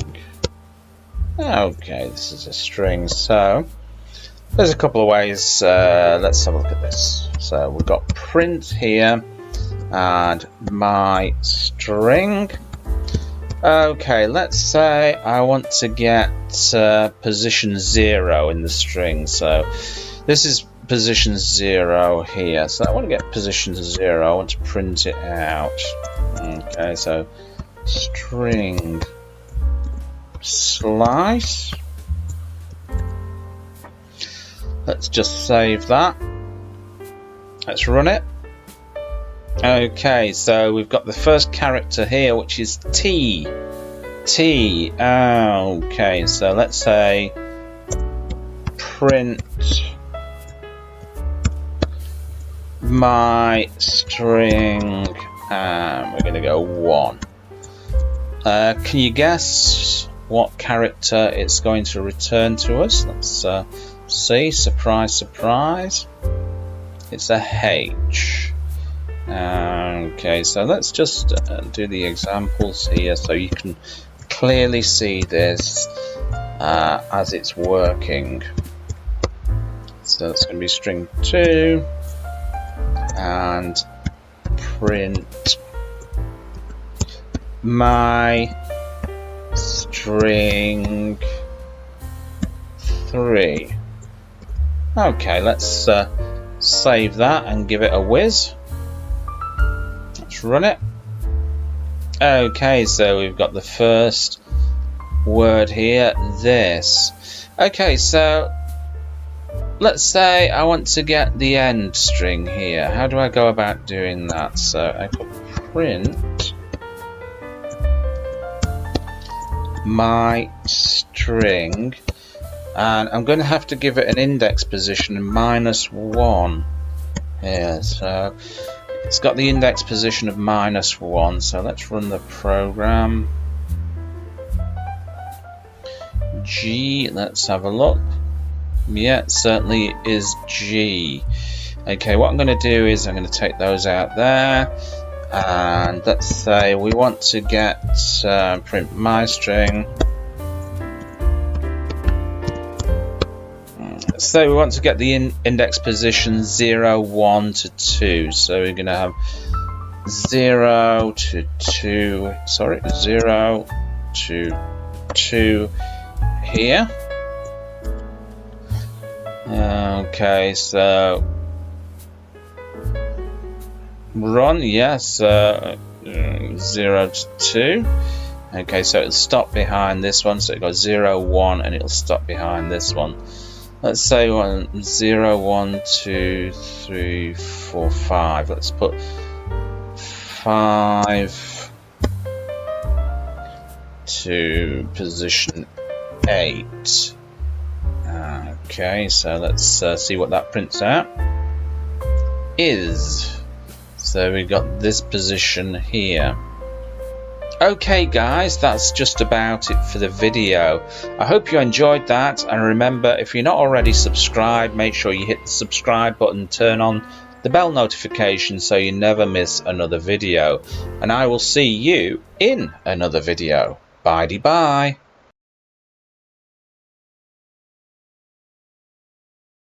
Before we start, make sure you hit the subscribe button below. Thank you very much for doing that. So today we're going to create a dictionary, and we're going to enter some values into this dictionary, and if it's equal to 5, we're going to say that the dictionary is too long, and we're going to give the user an option to exit or continue. So if the user continues, it will clear the dictionary. Anyway, let's get on with it. So define add entries. Okay, what we're going to do is we're going to create our dictionary just above here. It's going to be an empty dictionary, of course. So my dick. Okay, and there we go. It's an empty dictionary. So first of all, we're going to use while. Whoops, no we're not. That's better. We're going to use while true. So while the condition is true, I'm going to create key here, which is going to be equal to input. This is where we input our dictionary key, and that says key to the user. Okay, and then value, the dictionary value that the user is going to input. That's going to be value there. Okay, and my dick, and we're going to update it with the key and the value that the user has entered into the input boxes, and then we're going to print it out. So print, say my dick. Okay, so now I'm just going to test this out, make sure it actually works, which I'm doubly certain it does, but I'll just demonstrate it to you guys so you can see how it works. So let's just save that, and let's just run it. Okay, so key, I'm going to put Peter, Let's say Peter's age is 66. Okay, so it's printed out, it's updated the dictionary there with the key and the value, and it's printed it out for us. Okay, let's carry on. So we're going to go on to a conditional now. So if, let's say, whoops, if length, len, of my dick, if the length of my dick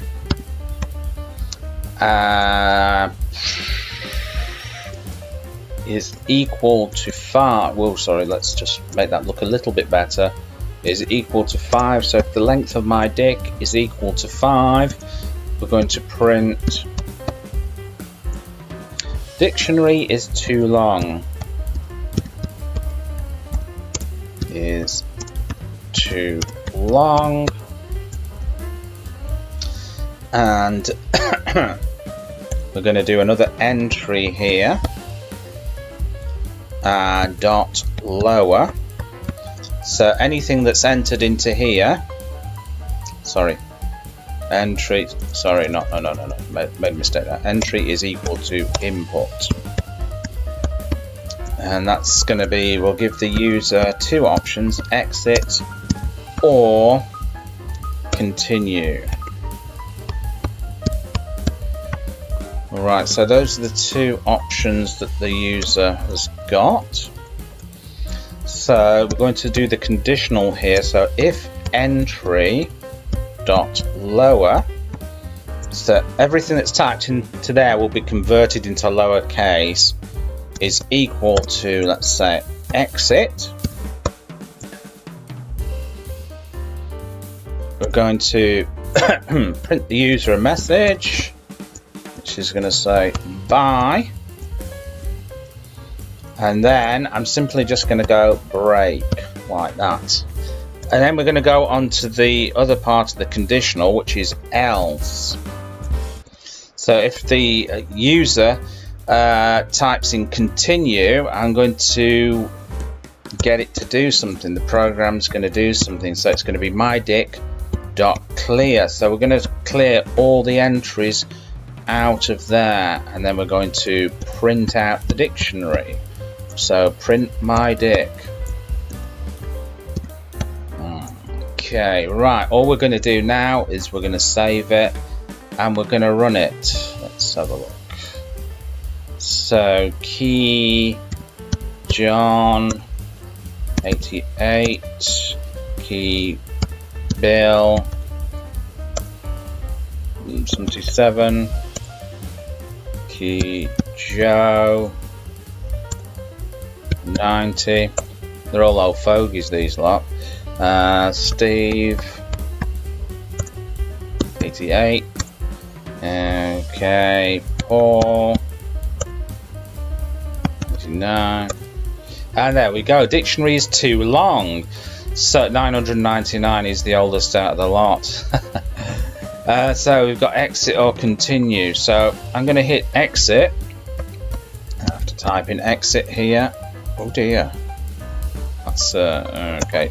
Bye. There we go. Okay, so it's exit. So if we get exit, we get bye. Or if we hit continue, we'll clear the dictionary. So let's just run that there. So I'm just going to type in any old nonsense. Okay, so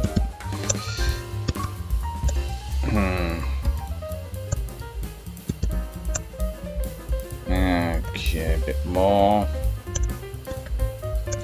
Any old nonsense will do. Okay, so let's continue.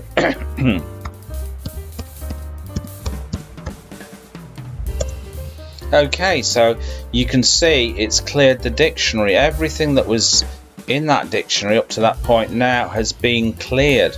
So there you go.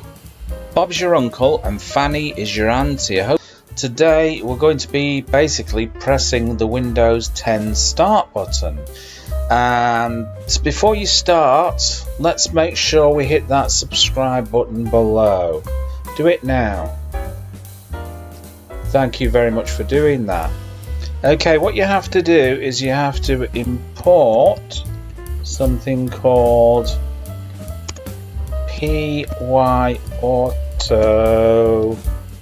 GUI.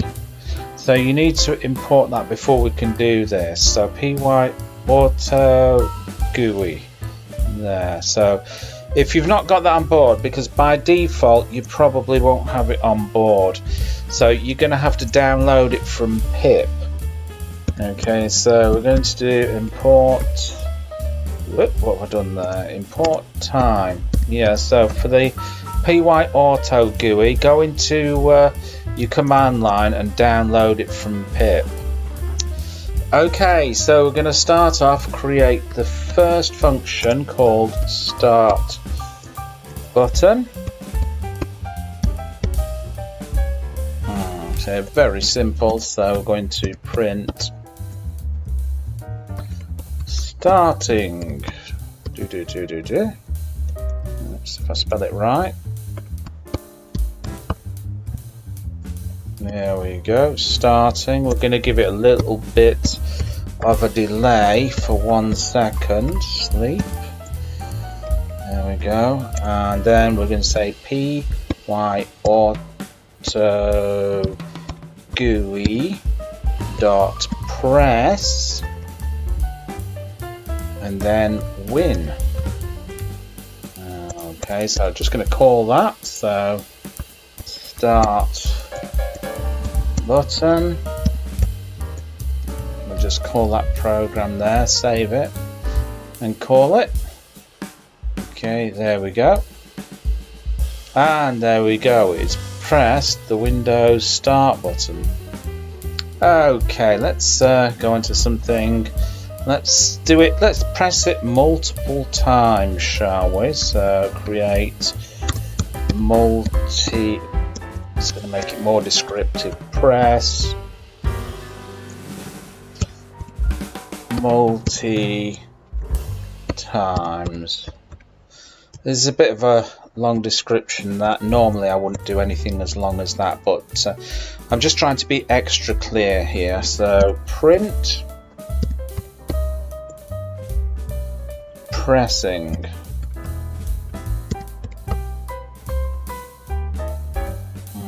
Okay, and now we're going to do time. Whoops, not capital. Time dot sleep. Give it a 1 second pause. And now we're going to create a loop. So we're going to put it on a loop. So for, let's say, x in range of, and I'm just going to do 100 there. So it will press it 100 times. py-auto GUI dot press, and it's going to be win. Now all we have to do now is just to call it, so that's going to be press multi times. Okay, let's just move it down there to make it look a bit neater. Let's save it and let's press it. See what the result is. There we go. It will press it 100 times. So just sit back and enjoy it for a couple of seconds. Okay, it's finished. Right, so we'll just take that off. We're going to do the last one, and I might actually lose control of the program when I do this, but whatever. So we're going to create the function. I'm going to just call it press loop, like that. So we're just going to do a never-ending loop here. So I'm going to create something like x is equal to 0, and I'm going to use while x is not equal to 1. Here it's going to be py-auto GUI dot press. That's going to be win. So this is going to loop until forever and forever, the 12th of never. So press loop. Hopefully I will be able to get control of the program. Who knows? So let's just save that and let's just run it. Okay, there we go. Let's see if I can get it off here. There we go. Do you want to kill it? Of course I do. There we go. So that will just loop forever and ever and ever. So I hope you enjoyed that. Hope you found it useful. And as always, thank you very much for watching my videos. And make sure you smash that like button and hit the subscribe button. I think there's something like 80% of people on this channel are watching, they're unsubscribed, and you know, that's not good enough, guys. Just hit that subscribe button below. Hello everybody and welcome back. Today we're going to get the text code from a website. So we have to use a library in Python called requests. We have to import that. If you don't have this library on your machine, you're going to have to go into your command prompt and type pip3, I think it's install requests, and then you can install it using pip. So if you don't have the module already on there. Okay, so I'm going to import OS as well. Nah, I won't need OS, so I'm not going to import that. Nope. So I'm going to create a function called website, and I'm going to type entry into here, and then I'm going to type input, and I want to ask the user to type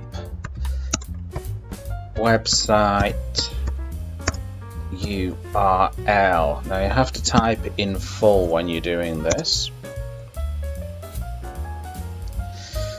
So I'm going to create a variable here called content, which is going to be equal to requests dot get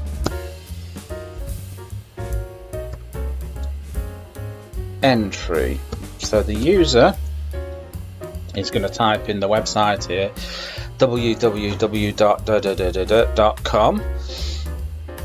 and the requests is going to get it from here, and then I'm going to just print a message out to the user, please wait. And then we're going to print out the content, and that's going to be content dot text. Okay, and now we're just going to type in website to run the program, and we're just going to, so let's just save that there. We're just going to run the program. Okay, so there you go. So type in the website. So I'm going to type in something like https :/ I don't know, adjan.com here. Okay, and we're just going to hit enter. And got a little bit of a primary request. Let's have a look. Ooh, yes. Made a little bit of a mistake there. Okay, just done that again. So let's do this. So let's type in the URL, https let's say adjan.com / there. There we go. Please wait. Okay, so it's squeezed in all those lines. So let me just show them to you. hopefully. Double click on it. Okay, here we go. So that's from the website. There we go. We just done that, downloaded it, and it's all off the front page of the website. So there you go.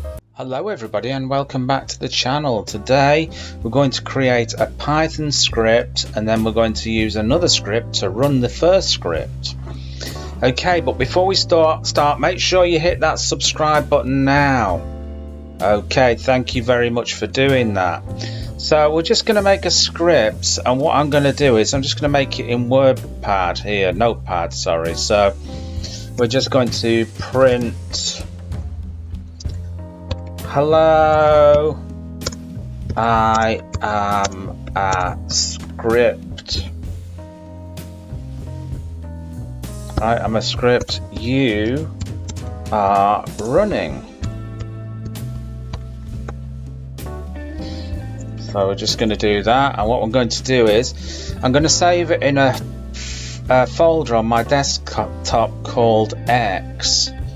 So it's going to be here, X, and I'm just going to save it as script1.py. So that makes it a Python script. So let's save it in there. Okay. Right, so I'm going to import a few things here. Import OS. I'm going to import module called subprocess.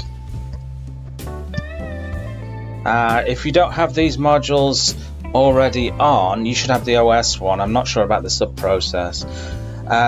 You can go into pip and download them in pip.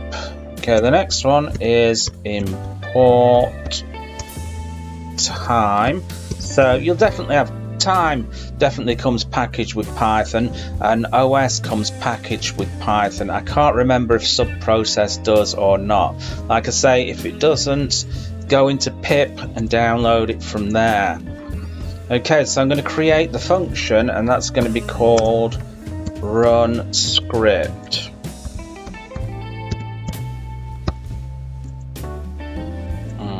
Okay, so the function is called run script. But before we do that, let's go into X and let's have a look there. That's script 1 that we've just made. Okay, so that there is script 1. Right, so we're going to create the path to the script because Python needs to know where it is. It's going to be c://users mark desktop, and the folder was folder X. Now this is the path to my desktop, it's not the path to your desktop. So you're going to have to find out what the path to your desktop is, because if you just simply type this into your program and try and run it, it'll throw an error. Okay, then we do os.chdr change directory, and we want to change directory to the path above. That's where we want to be.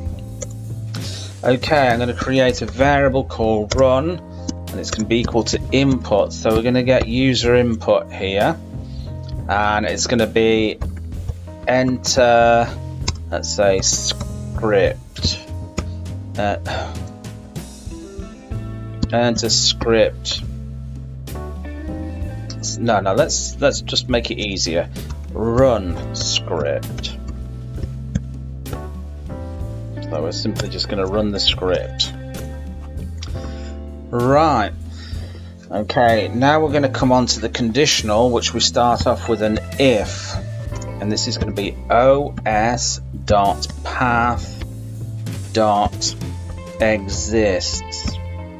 So that's quite self-explanatory, and then we're going to pass it an argument run. Okay, so if it exists, what we're passed into here, then we're going to do something. We're going to print starting program.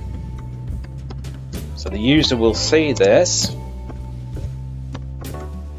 starting program there, and we're going to give it a little delay, and we're going to do that by using time. So it's going to be time.sleep, and we're going to give it a little delay of 1 second here, and then we're going to run it, and we use subprocess for this. So subprocess, the module that we imported, run, and then we've got to use the parenthesis and then these brackets here and type in Python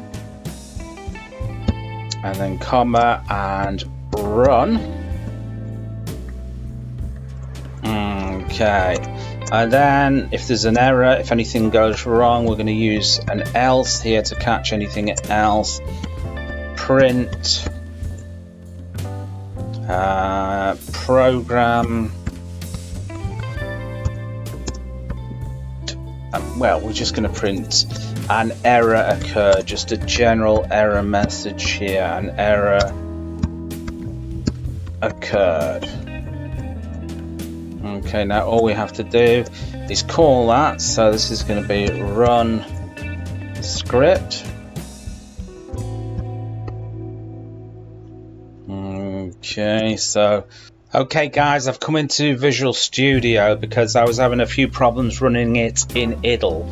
So there it is. So what I'm going to do, I'm going to run it here, run script, so it's going to be script1.py, hit enter, starting program, and there we go. Hello, I'm a script you are running. So there you go. Bob's your uncle and Fanny is your auntie. I hope you enjoyed that, and I'll catch you in another video. Hello everybody and welcome back to the channel. Today we're going to do a mini project where we download a PDF from a website. So first of all, we're going to have to import requests.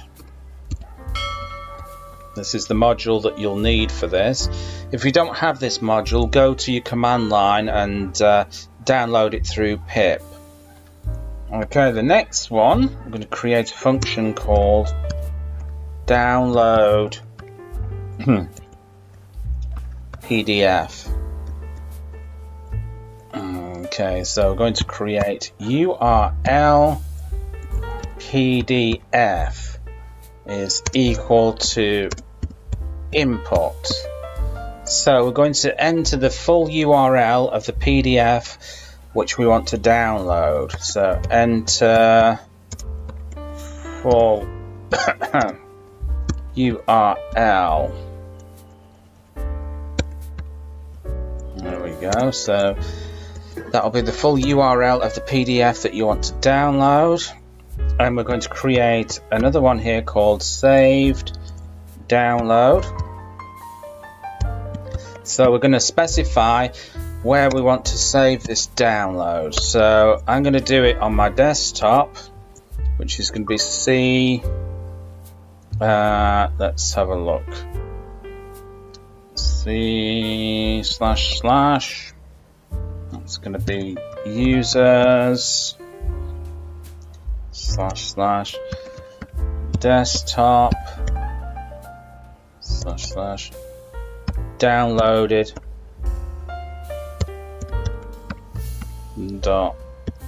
.pdf.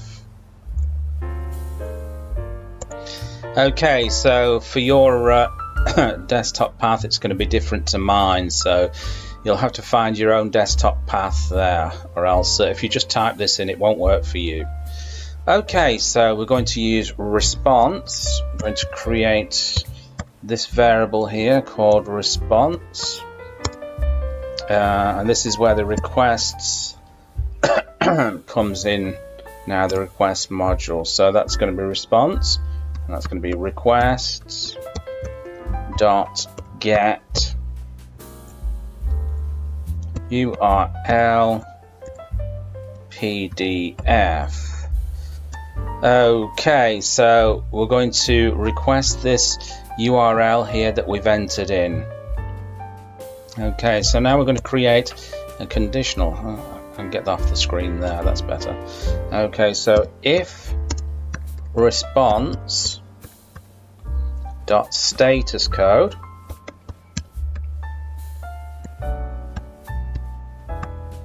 is going to be equal to 200. Now if that response, the status code there, is equal to 200, you're good to go. That's okay. We're going to print the user a message. So print downloading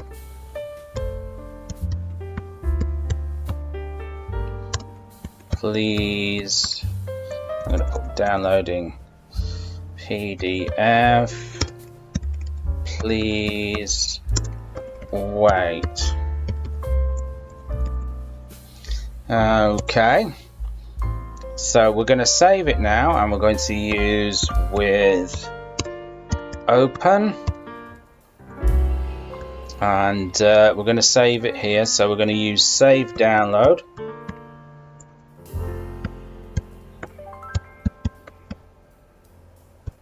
And the flag is going to be WB there as file object, and it's going to be file object dot write response dot content. Right, now we're going to print a message out to the user. So we're going to format the sentence with F here. So content downloaded to, and then we're going to put the brackets here, our save download area. Saved download, and we're going to do an else statement here. So if that's not happened, we're going to print the user a message too. Couldn't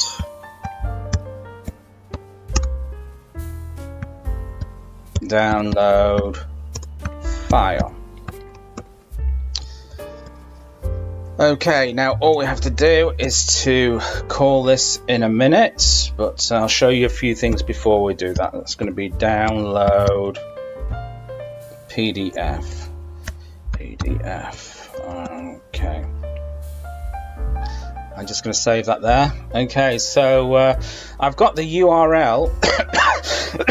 Oh dear, blimey. I've got the URL to a PDF on the website. So let me just... Okay, so this is the URL. I'm going to download a Python PDF. So let me just grab that there. Save it. Let's run the program. Okay, so it says enter full URL. Oh dear, don't tell me I can't do that. Paste. Oh dear. Oh dear. Oh dearie, dearie, dearie me. Don't tell me I'm going to have to manually copy all this. Okay, let's try again. Paste. Thank God for that. I thought I was going to have to manually copy all that. Okay, so let's hit enter. Okay, seem to have got a little bit of an error here. Let's just check this out. Okay, a minor slip up here. It should be users mark desktop. Okay, let's just save that again. Let's run it. Okay, let's just enter in this, hopefully. There we go.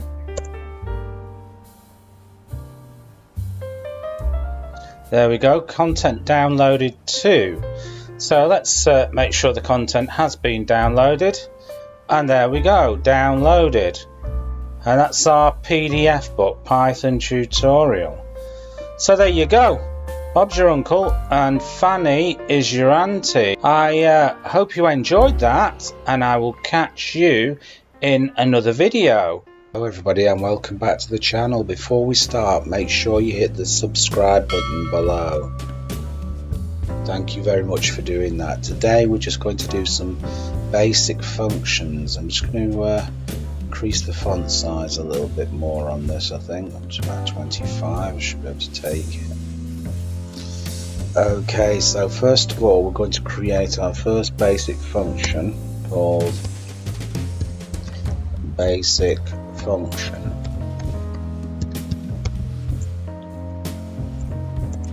Okay, and we're just going to simply print a message to the user. Simply hello user. Right, okay, let's save that. And let's deliberately run it now. As you see, nothing happens. Nothing happens because you have to call a function, and you call a function by its name. So to make this run, I have to call it by its name, basic function. Now we'll save it, and now we'll run it. Hello user, there we go, so that's the first one. Right, the next one we're going to do is called basic function 2. So again, we're going to print out something to the user. Print, look what I can do. Okay, now it's going to be slightly different. We're going to add the asterisk, which is times 3. So can you guess what this program is going to do? Let's just call it basic function 2. Let's run that. So it's printed look what I can do 3 times. Okay, let's have a look at the next basic function we're going to do. It's going to be an argument function, so we're going to pass some arguments.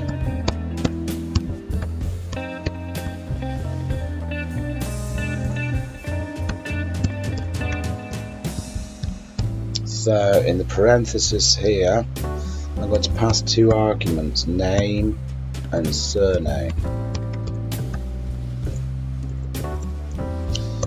Okay, I'm going to print name and surname. Yeah. Okay, so we're going to call that arguments function. Okay, we're going to save it and we're going to call it, and nothing's going to happen. So if we call it, nothing will happen except for that telling us that name and surname positional arguments are missing. So we've not supplied it any arguments, so we supply the arguments here. So I'm going to say Dave and Jones. These are the 2 arguments it was moaning about that were missing. So now let's save it and let's run it. Here we go, Dave Jones is printed out for us. Right, we're going to provide some keyword arguments now. So define, a little bit more. Define KW args, keyword arguments, and I'm going to put name. I'm going to again make the name Dave. I'm going to assign that name to it, and here we're going to have surname, and I'm going to assign a surname to it. Dave Blogs. Okay. Right. Not wrong. That's better. So we're going to print out the information. I'm going to say full name here. And we're going to add something on, which is going to be name and surname. Okay.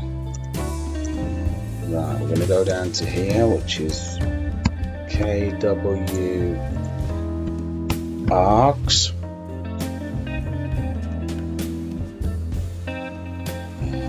Okay, let's call that. Okay, full name Dave Blogs. If I wanted to change things, I would just change the name. Bill. Let's run that. Okay, Bill Blogs. Now what's going to happen if we're going to provide a couple of alternative arguments in here, like Steve Smart. Let's see what happens here if we do that, if we try and override it. There we go, we've overridden it by adding arguments there. Okay, so I'm just going to clear this and create another function here called my loop. Okay, so I'm going to create a list called letters. It's going to be A, B, C. A, B, C. Okay, so we're going to say for L in plural there in letters. We're going to iterate through all of these. Print L, and then outside the loop we're going to print finished loop. Okay, so I'm going to go down to my loop. There we go. Save that.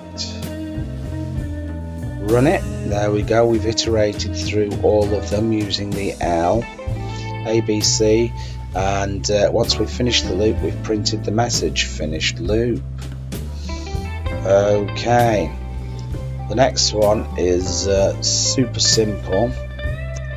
If you're creating a program and you're creating a function and you don't know what to write in there, or you've not completed it, you simply put pass in so that when you run your program it won't throw any errors. So loop.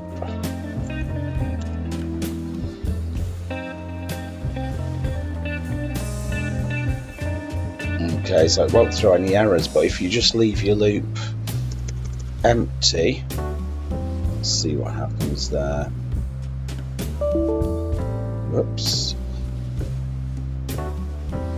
Then you expect to get something, or if you just put print like that and you leave it half unfinished, save that, let's run it.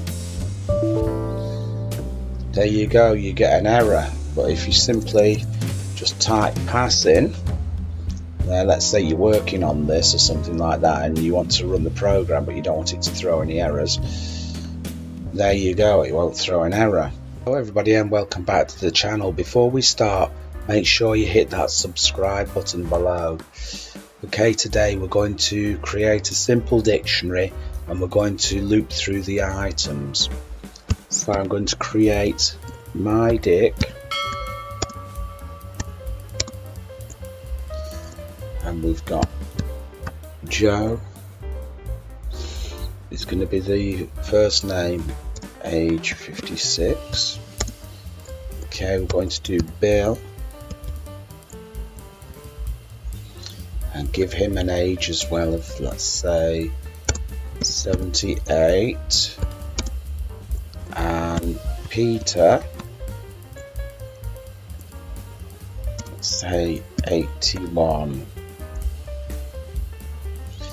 Okay,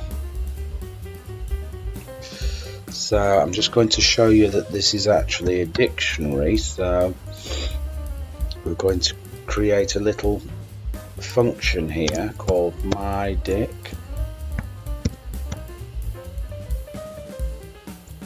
type.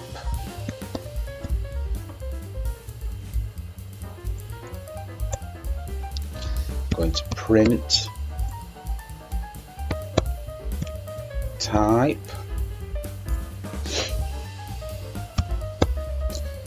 myDick, just to show you that this is actually a dictionary. So myDick type, so we can see what the data type is before we start on this. So I'm just going to run this, and there you go, class dictionary. Okay, so we'll just get rid of that, and now we're going to create a function that will help us loop through the items of the dictionary. Through Dick. Okay, so we're going to say for X and Y in my Dick dot items. Okay, so we're going to go through the items, all the items in this dictionary, and we're simply going to print out X and Y. Okay, so we're going to run the program, loop through Dick. Let's just save it, let's run it. Okay, there we go. So it's printed out all the items, the key and the value here. So we've got Joe 56, Bill 78, Peter 81.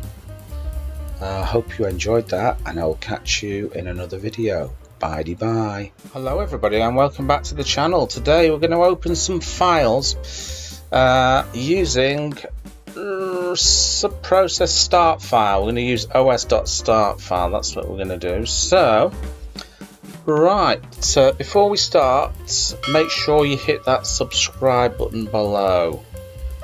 Thank you very much for doing that. Okay, we're going to create the first function here, which is going to open a file.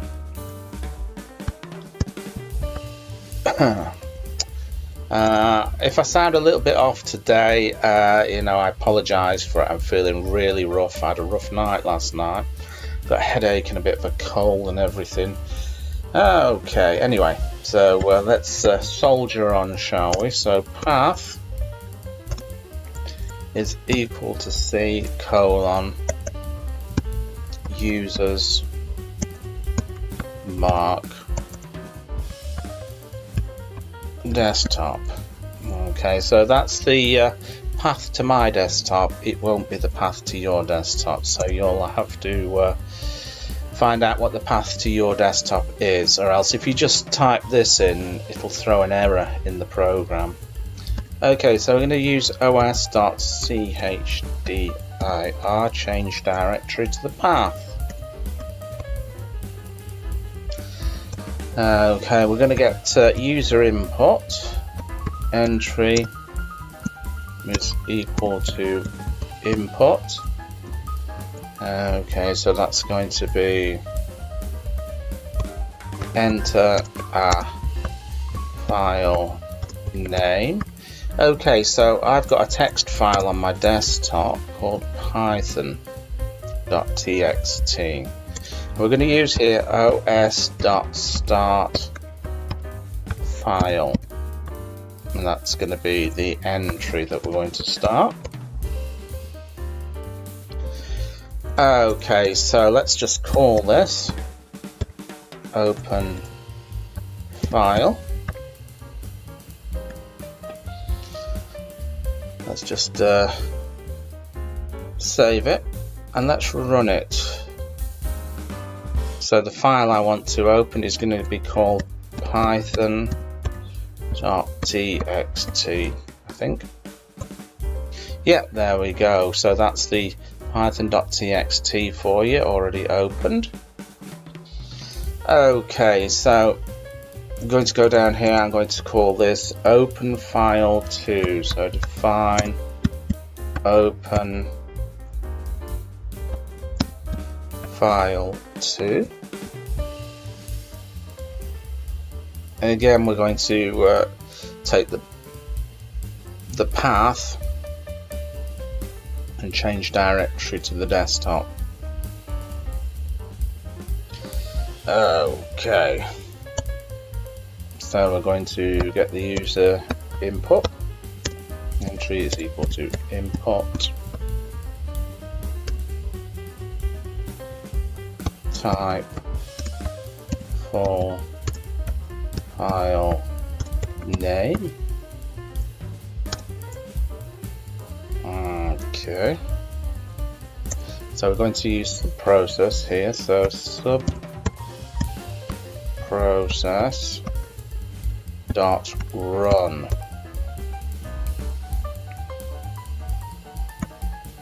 So we're going to have to type in start here, very important. If you don't type this in, it won't run, and that's going to be, let's have a look, entry.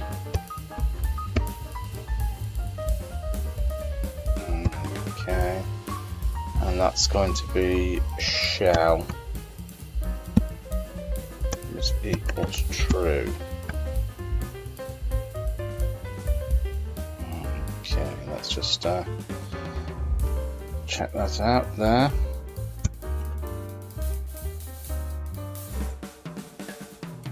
Close that off.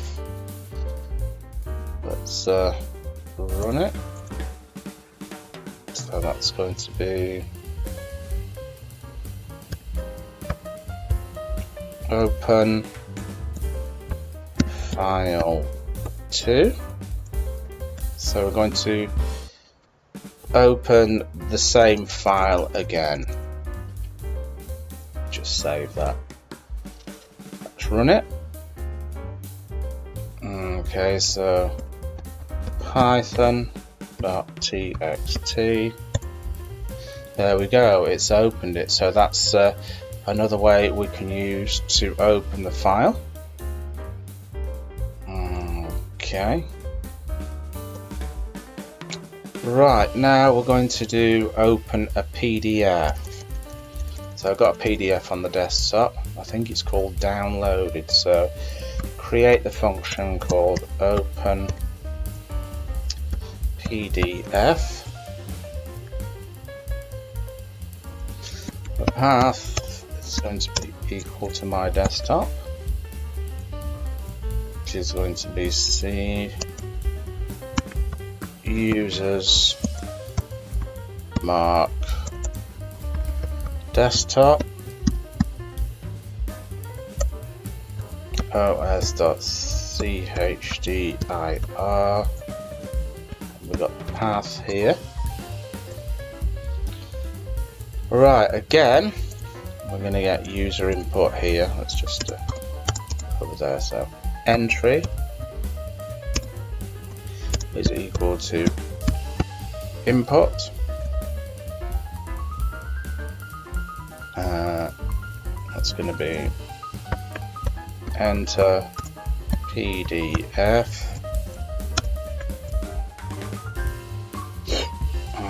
Okay, and we're going to use os.start file. This is going to be entry. This is going to be open PDF. Right, I think I've got a downloaded PDF on the desktop called, I think it's called downloaded. So let's just try and run that. So .pdf. There we go. That's the PDF. Python tutorial. Okay. Right. Okay. So what we're going to do, we're going to open an image file. Okay, so we're going to open a JPEG image. So I'm just going to create this here. So this is going to be define open image file. Again, we're just going to point it to the path and then change directory to that path because it's on the desktop. So I'm going to call it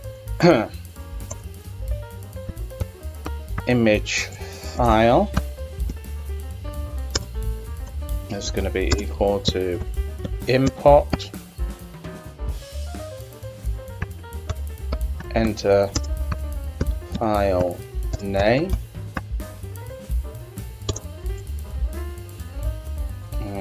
Okay. And then we're going to use os.start file, and this is going to be image file.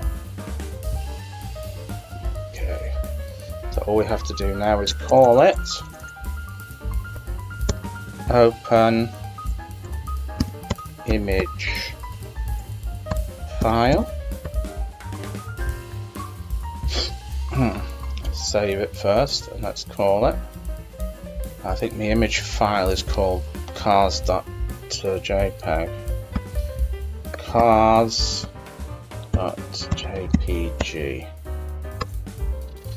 Okay, I've got a little bit of an error here. I wonder what's happened there. Let's have a look at this.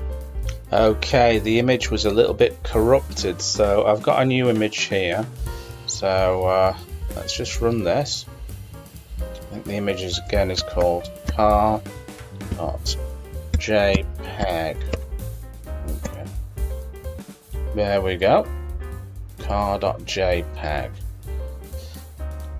Right, okay, for the last one, you probably already know this, but I'm just going to throw it in anyway. So I'm going to call open text file. Okay, again the path is going to be equal to C. Users, mark, and desktop. Okay, so that's going to be os.chddir, and this is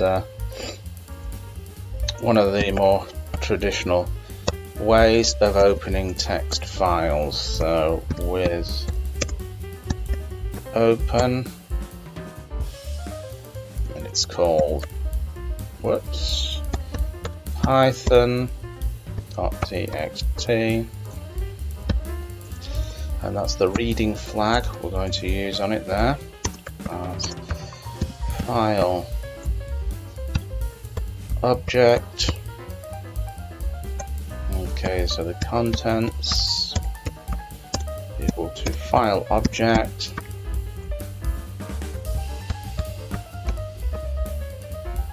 dot read. Okay, and print the contents.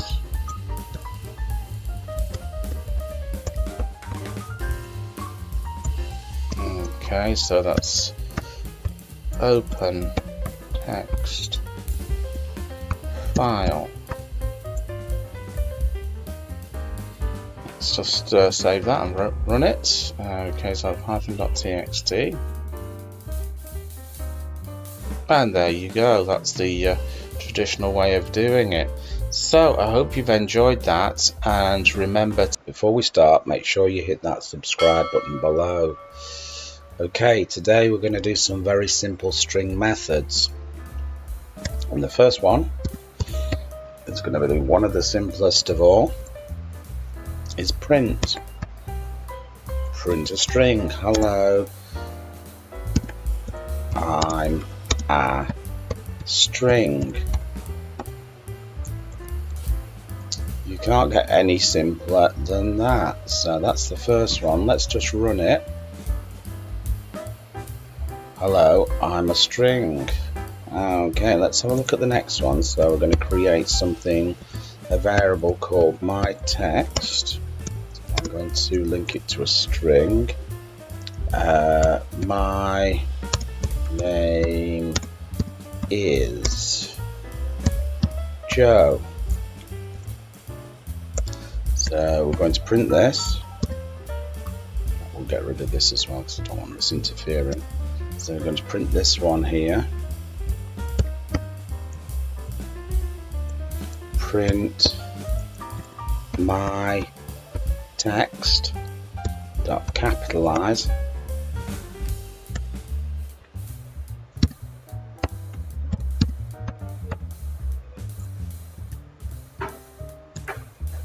and this should capitalize it. Okay, so it's capitalized the first letter there. Right, let's have a look at the next one on here. We just actually increase the font size here, see if we can get any bigger. Okay, let's try that. Okay, so the next one, I'm going to create my text 1 is equal to lower case. Right, so print my text 1 dot lower. Right, so we should be able to reduce that to lowercase from that. There we go. You can see it's now all in lowercase. Okay, so now I'm going to do my center text.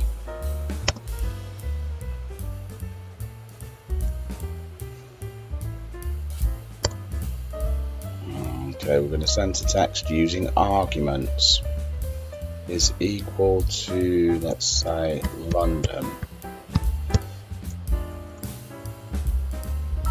Okay, so print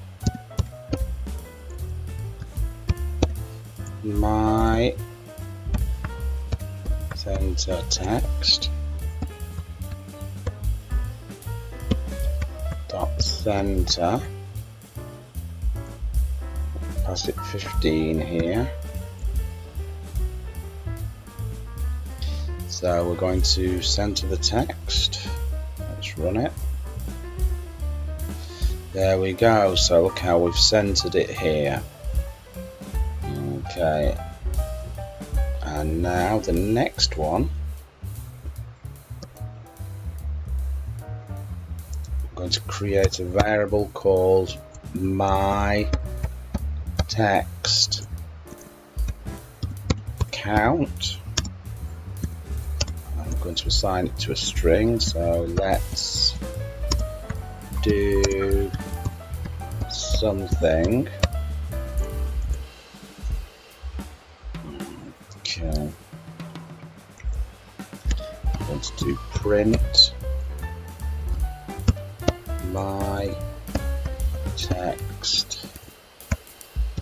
count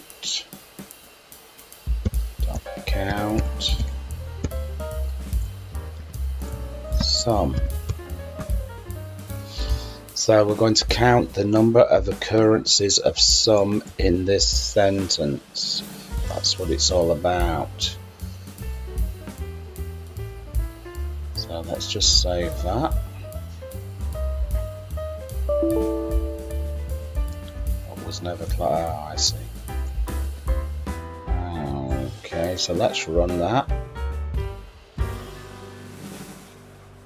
Okay, so we have one occurrence of sum in that sentence, which is there.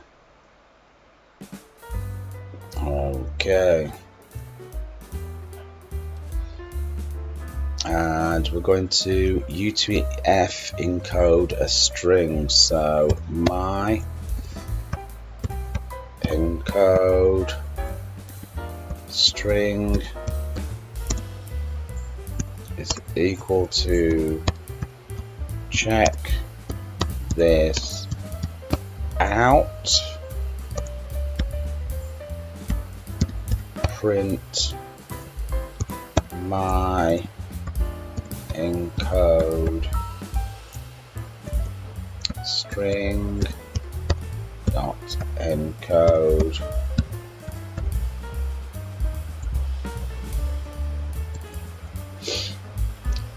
this will encode the string to UTF-8.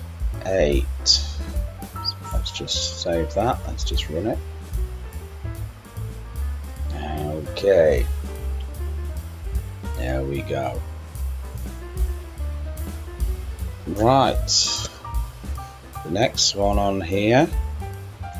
String ends with. So the result will be Boolean. True Boolean. Boolean, true or false. So string ends with. Okay, so we've got equal to a fairly normal string. Okay, we're going to assign a variable now. Y is equal to string ends with dot ends with.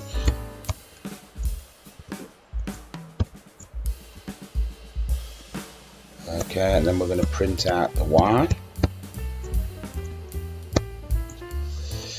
To see if it ends with that, let's have a look. It's going to be true or false value here. So it's false because the string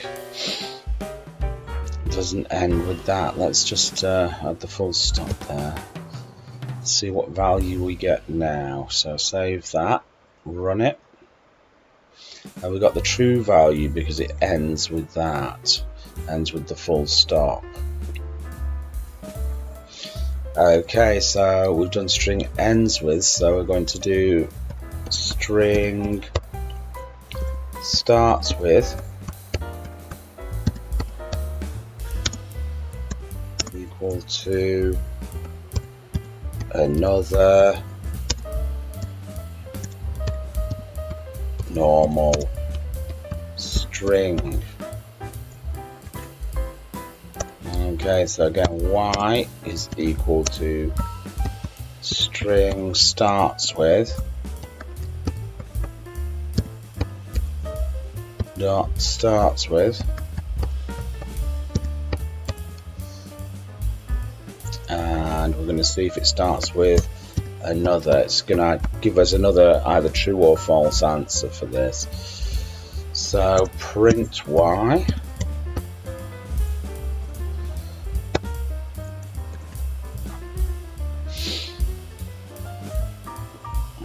Okay, let's run it. True, because it starts with another.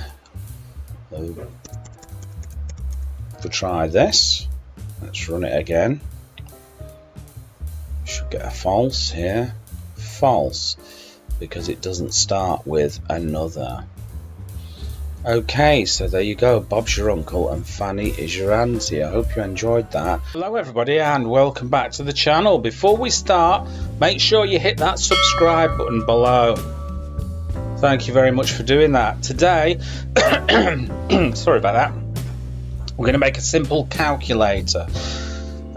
Not calculator, a calendar, sorry. Simple calendar. So first things first, we've got to import the calendar module.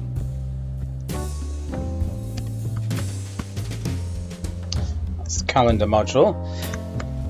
Then we're going to create a little function called calendar.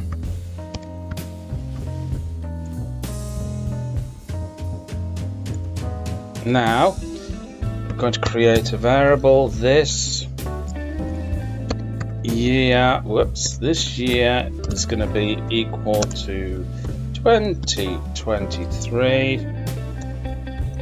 This month, I'm going to assign it to the 10th month, and we're going to get some user input. So the user is going to enter some input here. So this year it's going to be equal to int integer because we're dealing with numbers here. Import enter year.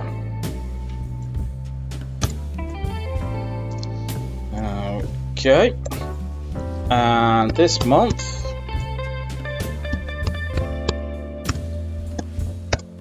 is int integer.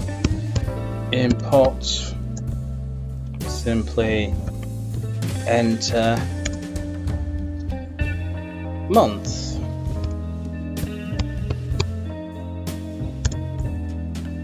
Okay. Right, now we're going to print it out. So print, we use calendar. Oh dear, that's better. Print calendar dot month. I'm going to use this year.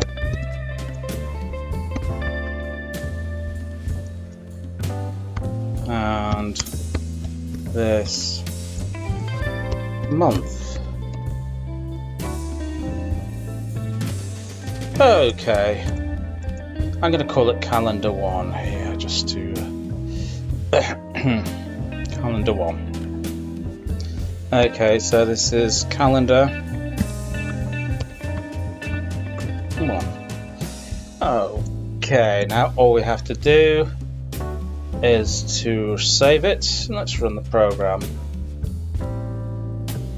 Enter a year, so I'm going to enter 2023. Enter a month, 10th month, and let's have a look. There we go. Bob's your uncle and Fanny is your auntie. There's your calendar. So I hope you like that, and if you did, make sure you hit that subscribe button, and I will catch you in another video. Bye. Hello everybody and welcome back to the channel. Before we start, make sure you hit that subscribe button below. Thank you very much for doing that. Okay, today we're going to do a simple piece of code that checks if a directory is empty. So we're going to start off with, I'm going to import os here. I might import time as well. These modules that I'm going to be using, and then I'm going to create a function called check dir empty, so to check if the directory is empty. Okay, I'm going to create something here, a variable called path, which is going to be equal to input. So I want the user to type the full path into here. Enter full path. Okay. And then we're going to do os.chdr change directory to the path that the user has entered. Right, I'm going to use if not os dot list directory in the path. Then we're going to print directory is empty. Whoops. Else,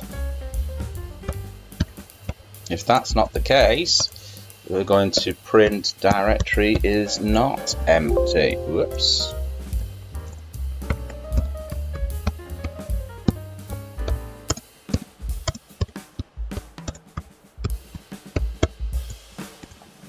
Okay, then we'll just call it check dir empty.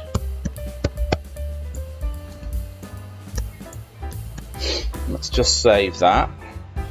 Now on my desktop I've already created a directory called A, and inside A is a text file called test. So that directory is obviously not empty. So let's run this. I'm going to put in the full path. For me, is going to be c:// users / mark / desktop. Okay, / what was it called? That was it called A. Let's have a look. Yeah, that's called A. Let's just get that back. Called A. Okay, so that's the full path. The path for you will be different, so you'll have to get your desktop user path, because if you type this one in here, it's not going to work for you. Okay. Directory is not empty. Of course it's not empty, because we've got this file in here. Now let's say I just delete this. Let's have a look. Delete.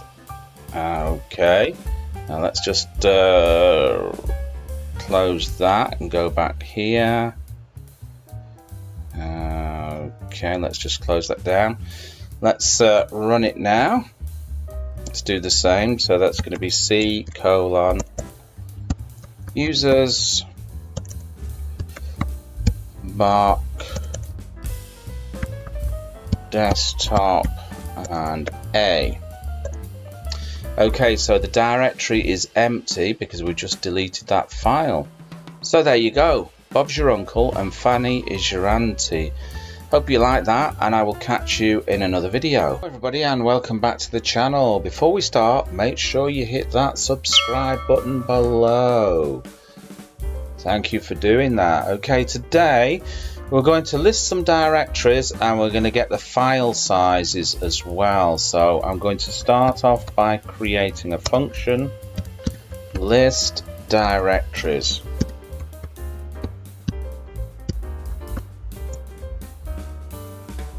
Okay, and we're going to create the path. So for me, the path is c users mark desktop. So that's my file path to my desktop.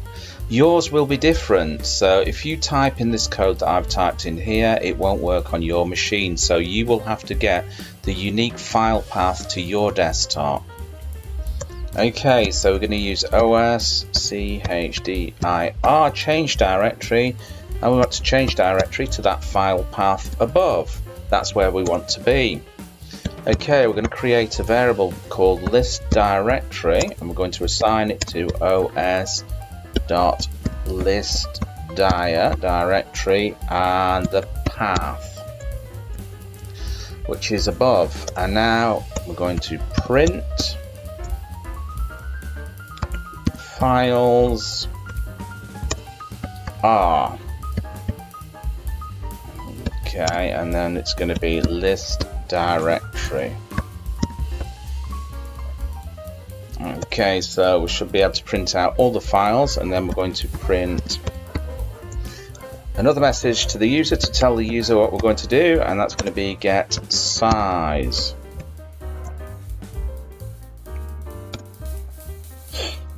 Okay, and then we're going to do a variable entry is equal to input, so we're going to get some full file names. So we want the user to type in the full file name here that we want the size of, and then this is going to be size is equal to os.path.get size of the entry. So I'm going to do this example with a text file, so we're just going to type in the full file name, so it could be something like text.txt, and then this is going to grab the full size of that file, and then we're going to print it out to the user. So file size is, and then it's going to be size. Okay, all we have to do now is to call the function list directories,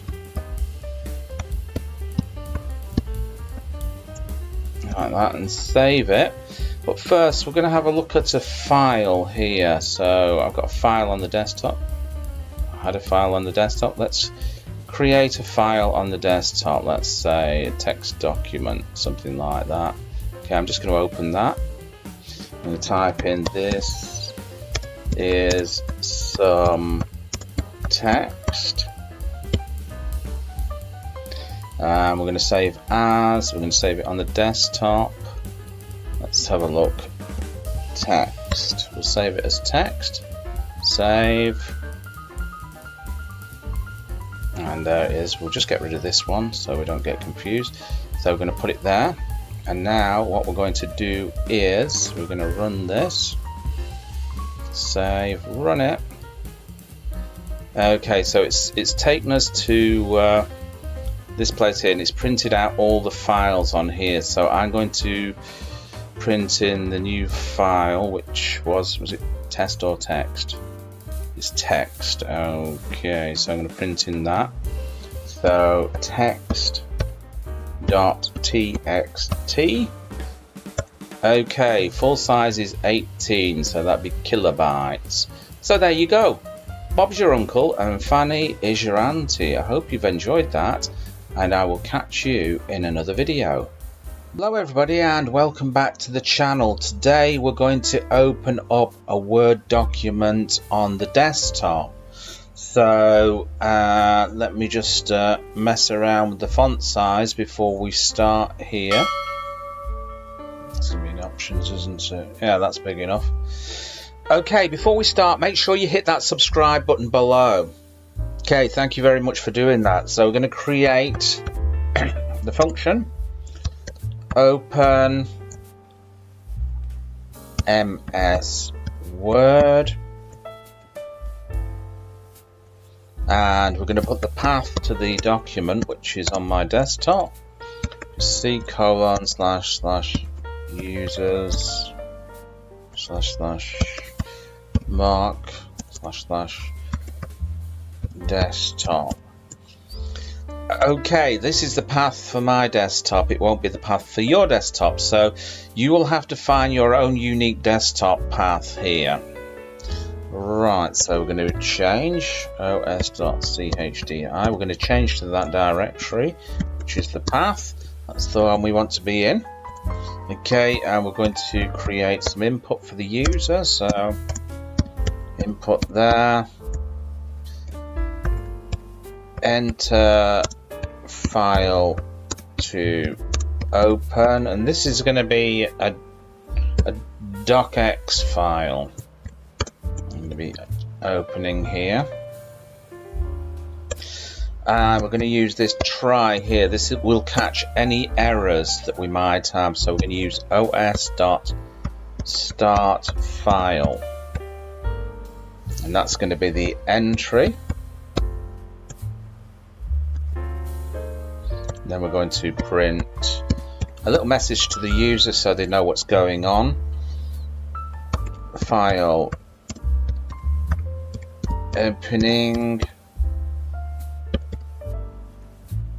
Okay, give it a little bit of a pause. Time.sleep for 1 second. 1 second pause there. And then we're going to do the next part of this, the accept. Whoops. The exception here. If there's an error, file not found error. Okay, and then the message will be print file not found. Okay, and then we'll do open MS Word. Okay, so all we have to do now is save that. And what's the Word document I've got? It's called Word here. Let's have a look what it is. It is a, where are we? Docx file. Okay, so that's what it is. So let's run it. Okay, that's going to be word.docx opening file, and there we go, Word document. So I hope you like that, and if you did, make sure you hit that subscribe button, drop me a comment, and I'll catch you in another video. But today we're going to check if a file is a file, and we're going to check if a directory is a directory. So before we start, make sure you check that subscribe button below. Thank you very much for doing that and supporting the channel. So the first thing we have to do is import this OS module here. I'm going to go down and I'm going to create a function.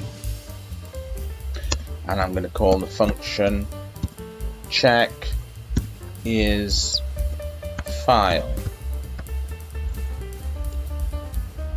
Okay, so we're going to create a path, and we're going to look inside a directory, and that's already on my desktop here. So this directory is called remove me, and inside there's a text file called A. So what I'm going to do, we're going to go back there, and directory is C //users //bot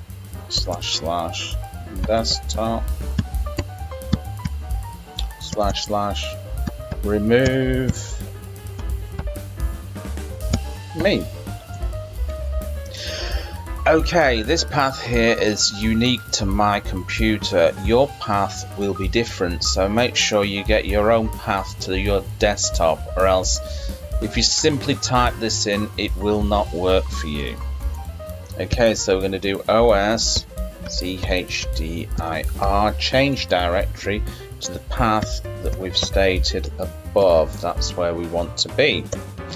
We're going to get some user input, so I'm going to create a variable called entry and input here, and I'm going to type in enter full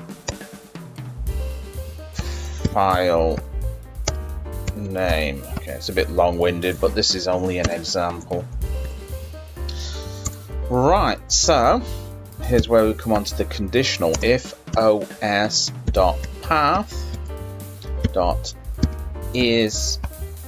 file, and that's going to be the entry, the file that we typed into the entry. If that is a file, we're going to print out to the user. Whoops. I'm going to print to the user. Oh, should get that annoying thing off the screen. Okay, so print out the user, and I'm going to format the string here. Print is a file. Okay, dot format. That's going to be the entry. Else, if that's not the case, print is not a file. Okay, all we have to do now is check is file. Okay, save that. Let's just run it. Enter full name. So I'm going to enter the name of the file a.txt. It is a file. Okay, so now what we're going to do is we're going to check if it's a directory. So I'm just going to call this check is dir. Okay, again we're going to get the path. I'm just going to copy and paste this, although you shouldn't be as lazy as that. You should be typing it out. It's good practice for you. It will help you learn and retain the information if you do it over and over and over again. Entry is equal to input. Okay, type file name, not file name, folder name. Folder name. Okay, and here is where we go on to the conditional. If os.path.isDir is directory, and that's going to be the entry that we typed in. Let's have a look.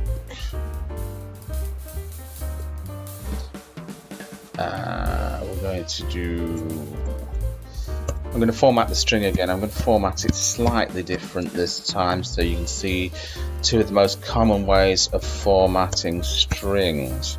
Okay, so we're going to do entry here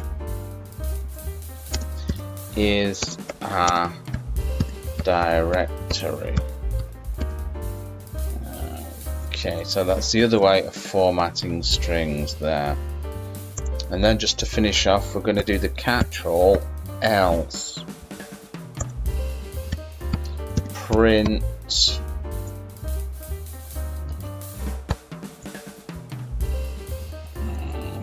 entry here. Entry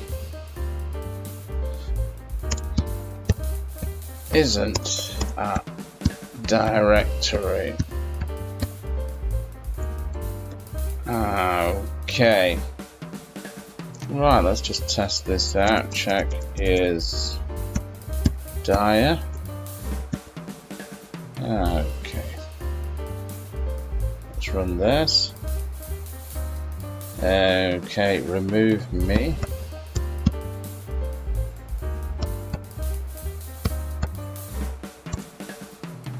Oops, made a mistake here. I shouldn't have done that. I shouldn't have specified the name. Let's go to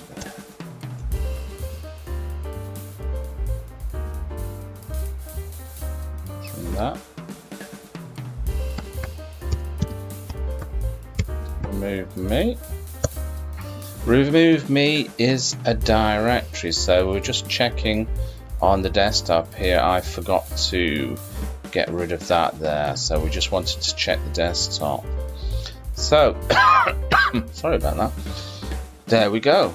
Hope you enjoyed that, and if you've not already subscribed, make sure you make that your #1 priority, and I will catch you. everybody, and welcome back to the channel. So today we're going to encrypt a file. So before you start this, you need to have this cryptography library installed on Python. You can do it by simply doing pip install cryptography. Some people might need to use pip3 install cryptography, and once you've got that on, all you do is import it here.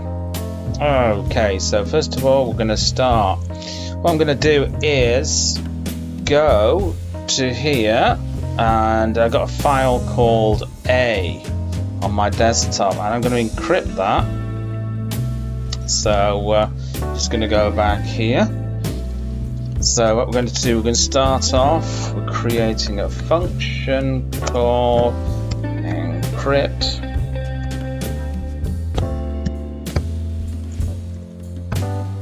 file. Okay, so we're just going to encrypt it. Okay, so we're going to start off with a password. Get the password from the user. This is going to be equal to import, and simply enter your password. Simply enter your password in there. Okay, and now we're going to convert this password into bytes. So that's going to be password. It's going to be equal to password dot encode. Okay. And then we're going to generate a key from the password. So that's going to be key equal to fernet dot generate key.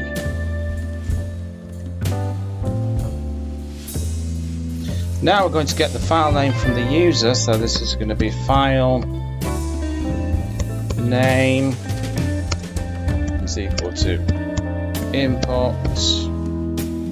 That's simply going to be enter full file name.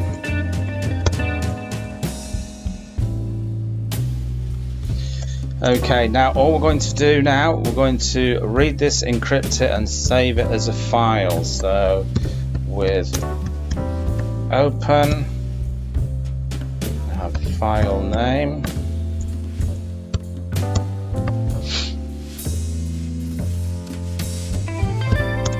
use the RB.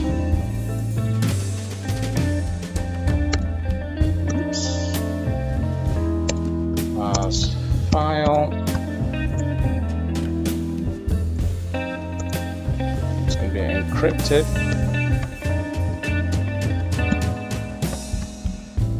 Content is equal to fernet.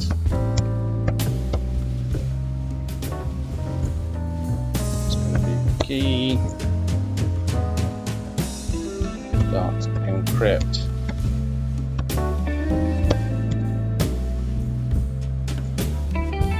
File dot read. Okay, I'm going to do the next one with open encrypted.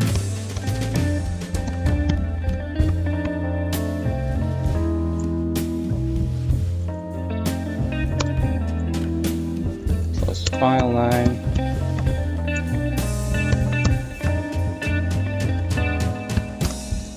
and the WB here,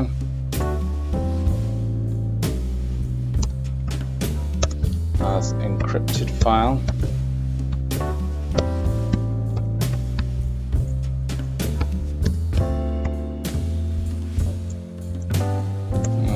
Okay, so this is going to be an encrypted file.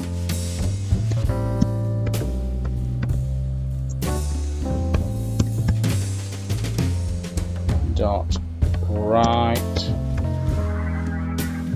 encrypted content.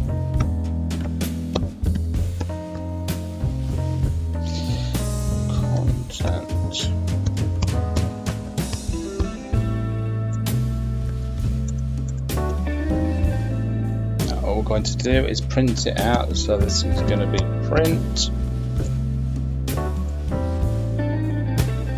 file has been encrypted.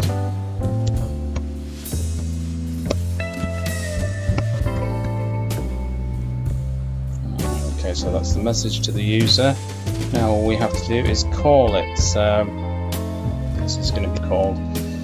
Oh, yeah, I forgot one thing. We're just going to have to change directories. So this is going to be path C users. So I'm going to change to my desktop directory. That's going to be Mark. This will be different on your machine, of course, so you'll have to find your own path. Desktop, and then simply os.chddir, change the directory to path.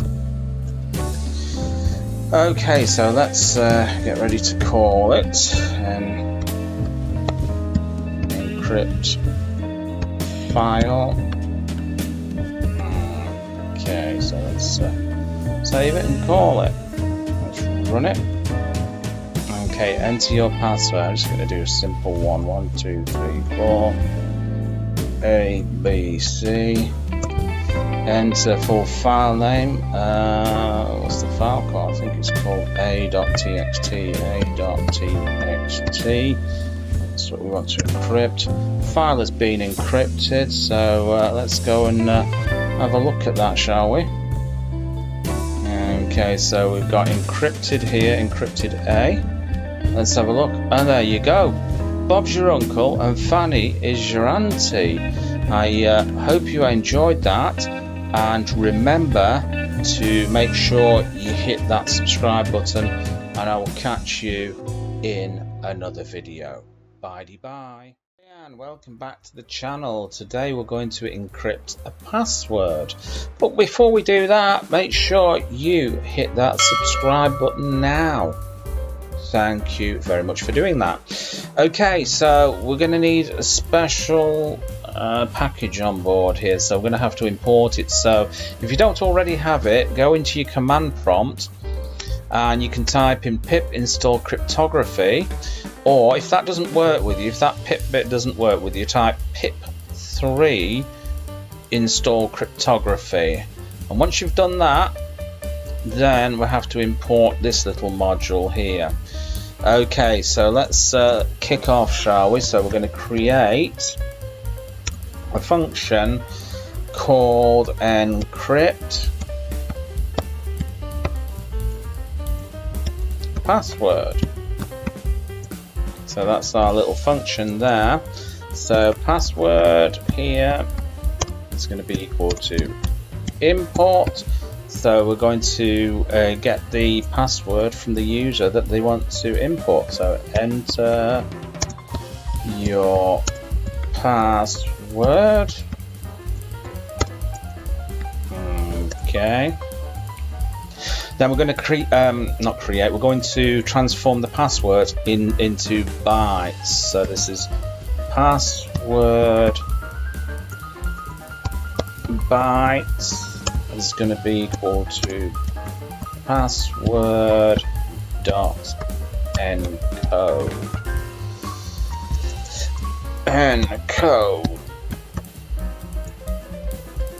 Right. Now all we need to do is generate the key. So create the variable key fernet dot generate key. Okay. Now we're going to create a cipher using the keys. So I'm going to call this cipher suite is equal to fernet key.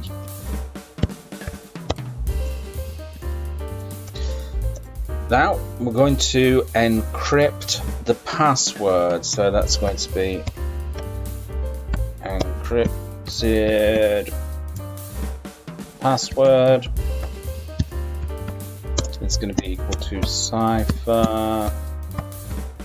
Oops, that's wrong. Cipher suite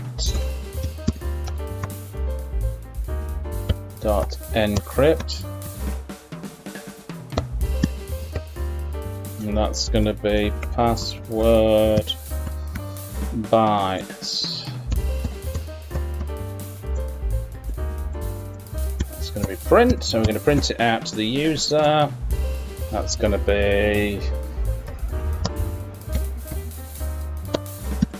encrypted password is, that's going to be encrypted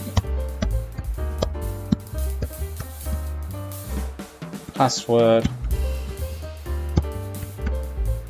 dot decode. Now all we have to do is call the program, so that's encrypt password. Okay, save it, and then we're going to run the program. So here we go. Okay, so enter your password. 1 2 3 A B C. We've got a bit of an error here. I wonder what's gone wrong here. Let's check this out. I mean, you're always going to make errors in your programs, typos and stuff like that, but the one thing you must take away from this is you can actually learn through doing this, even though it's really annoying at the time. Okay guys, 10 points for anybody who can point out the mistake, and it's a typo. We've got 5 seconds. Booby prize is a poke in the eye. Okay, did you get it right? That was a quick 5 seconds, by the way. It's Ferner. It's a simple typo. Should have been a T. So let's carry on. Let's just save this. Let's run it. Okay, so let's type in a password. 1 2 3 A B C, and I'm just going to expand this a little bit because I've got a sneaking suspicion it's going to be a long one. There we go. So nicely encrypted. Guess that if you can. So thank you very much for coming along with me and watching the video and everything. Really appreciate it, really appreciate the support and that, and if you've not subscribed already, consider doing so and make sure you hit that bell notification as well so you never miss anything from this channel, and I will catch you in another video. Hello everybody and welcome back to the channel. Today we're going to do a little bit of regex with some strings. So first of all, we're going to import RE, which is regex. But before we start doing this, make sure you hit that subscribe button below. Thank you very much for doing that and supporting this channel. Okay, so I'm going to create a function first called enter string. Okay, so this is the first function. So entry here, we're going to get some input from the user, telling the user to enter a string or a word or whatever. So enter string.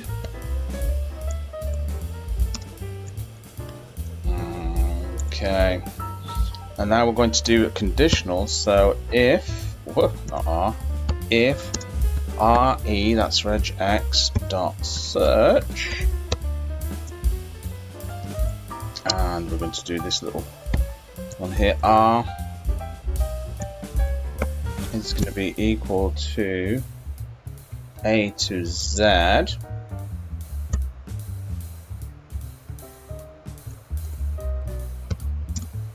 in the entry and re.search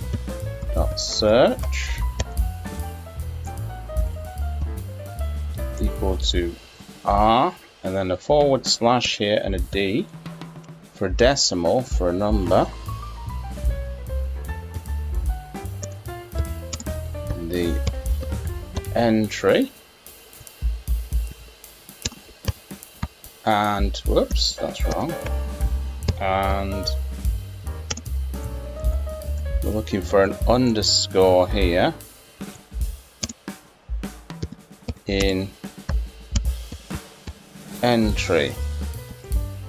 So if there's any of these in the entry, so if there's a capital in the entry and a decimal in the entry and an underscore in the entry, I'm going to print the user a message. So print string contains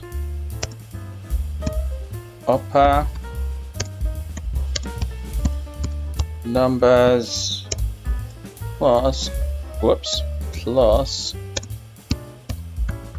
underscore. So we're going to tell the user we've got that in the string. Else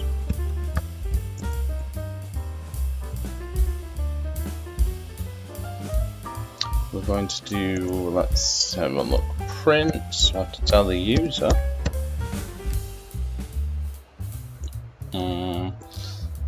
string may not contain any of the above. Awesome. Let's have a look.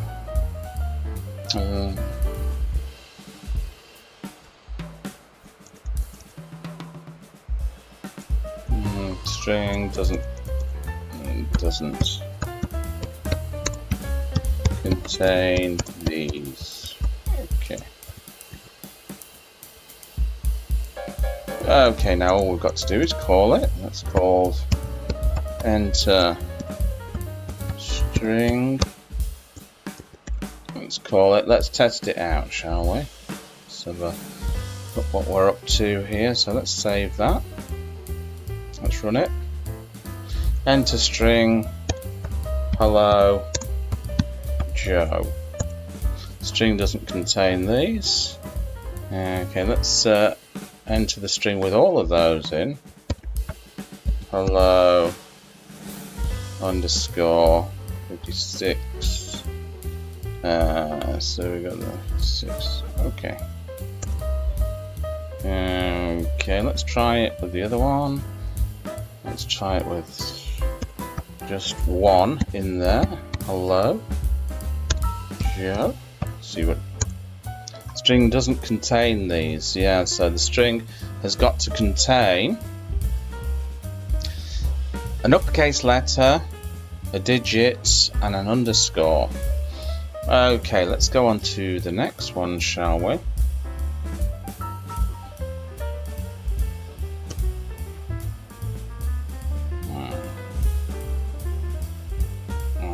Okay, so I'm just going to do it individually here. So just to show you, string 1. So new string. Let's say this is a new string. Put an underscore in there. Right, again, if re.search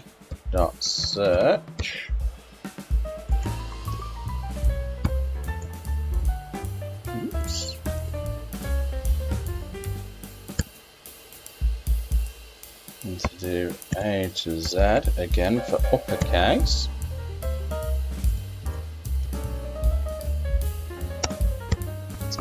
new string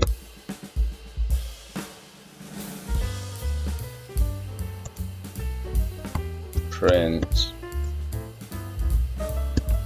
upper case in here. Okay, else print no upper case. Okay, let's just run that. That's going to be string 1. Let's just save it and we shall run it here. So no uppercase in there. So let's just do this. Let's just test that. Okay, run that. Uppercase in here. Okay, let's just change the flag a little bit. Let's just do this for, I think we'll do it for a digit. Okay, so digit there. Just change that a little bit. So that's going to be digit and digit. Digit and digit. Let's just run that. No digit. Okay, if we put 1 in. Wait, what have I done there? Save that, run it. Digit in here. Okay. And that's about it for this example. So make sure you copy this out, and what I would suggest you do is just try and modify it and see what works for you, and that will help you with your learning. So as always, thank you very much for watching the video, liking and subscribing, and I will catch you in another one. Bye bye. Hello everybody and welcome back to the channel. We're just going to do a quick program. A quick mini project here, micro project, not mini project, micro project, and we're going to check if the email entered is a valid email. So I'm going to use regex, so we're going to have to import regex, import re. Okay, let's create the function first, and I'm going to call it check email. Okay, so we're going to do entry is equal to input, and simply enter your email. And I'm going to do if not re dot search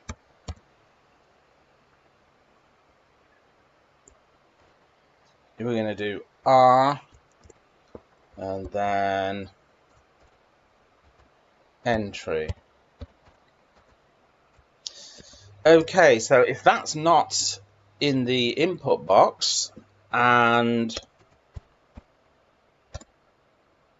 again re regex dot search here, again another r, and I'm going to do that, entry.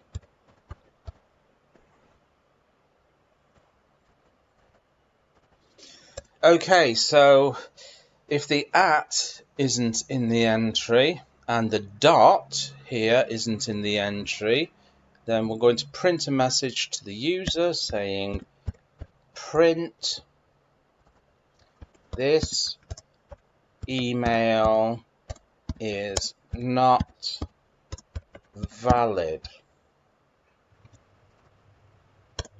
It's going to be scalar entry. Else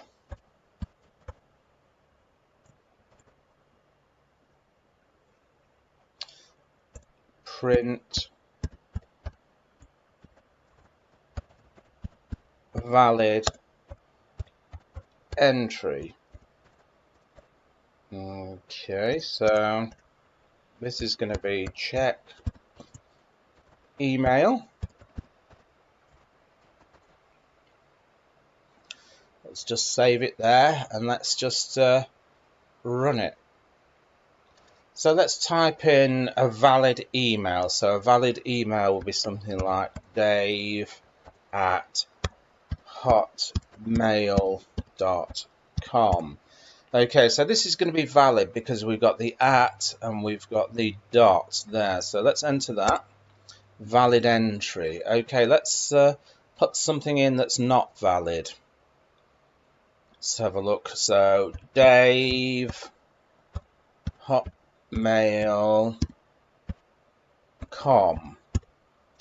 Okay, so we've missed out the at and we've missed out the dot.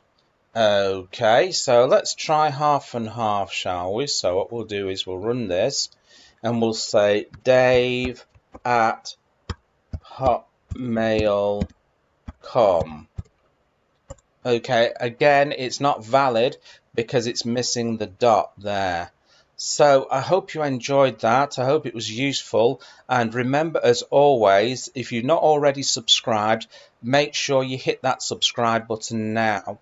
And sorry about this, my chest. And make sure you turn on all the bell notifications, and I will catch you in another video. Hello everybody, and welcome back to the channel. Today we're going to write a program that gets the paths to the desktop, to the documents and to the downloads folders, and we're also going to change the path to the desktop. And then what we're going to do is we're going to write the paths that we've got to a desktop file on the desktop, to a txt file. So without further ado, let's start. Let's create the first function here, which is going to be paths.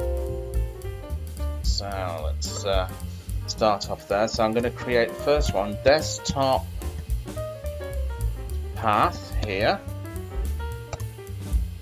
which is going to be equal to, and you need to import the OS module here for this, os.path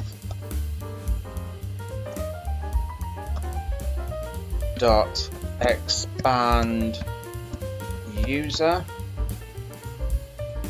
Okay, I'm going to have to get Mr. Squiggly out because I'm going to have to use the little squiggly icon, because on my desktop this one is broken for some reason. So I've stored it in a text file called squiggly. Okay, I'm just going to have to copy that. My computer, I have a problem with this one. On this particular computer I can't use that key, it seems to be broken. So this is my workaround, so I'm going to just pop it in there. Okay, so I want the desktop path, so desktop. There, right, another path I want is the documents folder. Documents path is equal to os.path.expand user. Again, we're going to match that using squiggly character there. It's got a name, but I don't know what its name is. If you know, let me know in the comments below. So this is documents. Okay, I'm going to grab another path called downloads. Downloads path. Again, is equal to os.path.expand user. And again, we're going to match it with Mr. Squiggly and downloads. Okay, so let's print that and see what we get. Let's have a look. Well, nothing will come of it, so we're going to have to print it out here. So let's go there, print desktop path, print documents,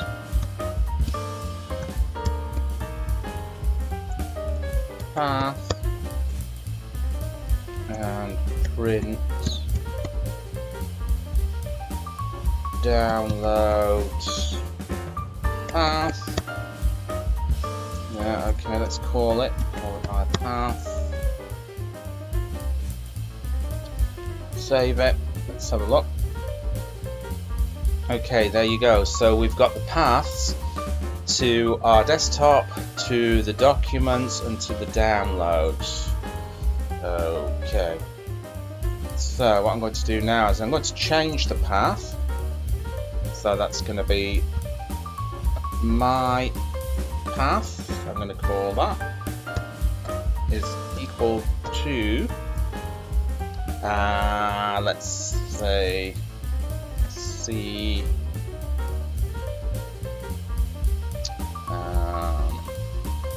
users mark desktop. So that's the full path to my desktop, and I want to change to that particular path there. So os.chddir, change directory to my path. Okay, and then print my path. Okay, I'm going to knock these out so we don't see too much on the screen. Let's just save that and let's run it. Oh, what was never closed? Oh, it's closed the wrong way, wasn't it? Oh dear. Right, okay. So let's go for it again. Let's run that. Okay, and that's my desktop path. There you go. So, right, okay. So what we're going to do is we're going to print all these paths to a TXT file. Okay, and what have I done? Oh dear. os.chddir. Why did I delete that? That's going to be my path. Okay, we need to be in that directory because I'm going to print everything to the desktop. So I'm going to create with open here, and I'm going to create a text file called paths.txt, and we're going to use the W flag to create it here as file object, and we're going to say file object dot write, and we're going to do desktop path. So we're going to write that desktop path into the file, and then it's going to be file object dot write, and we're going to write the next one, which is going to be the documents path.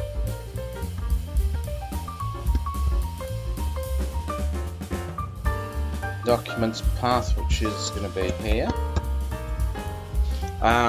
Finally, file object dot write,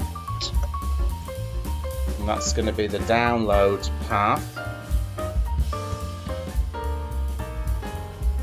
Downloads path there. Okay, so we're going to write all those paths to a text file, and then we're going to tell the user that we've done that. So simply, paths have been written. Okay. Right, now what we're going to do is we're going to save that. Save there, and let's run it. Unexpected indent. Where's the unexpected indent then? Oops. Oh dear. Yes, the indentation is wrong there. Should be 4, shouldn't it? 1, 2, 3. So let's take it back that way. Go too far then. 1, 2, 3, 4. Okay, so that's going to be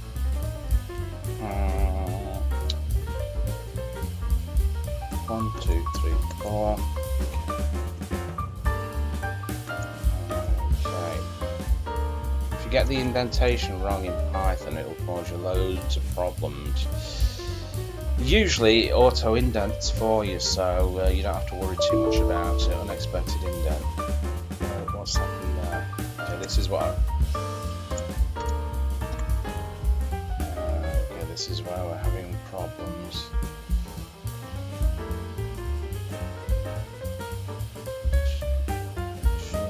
Let's go. Let's try that.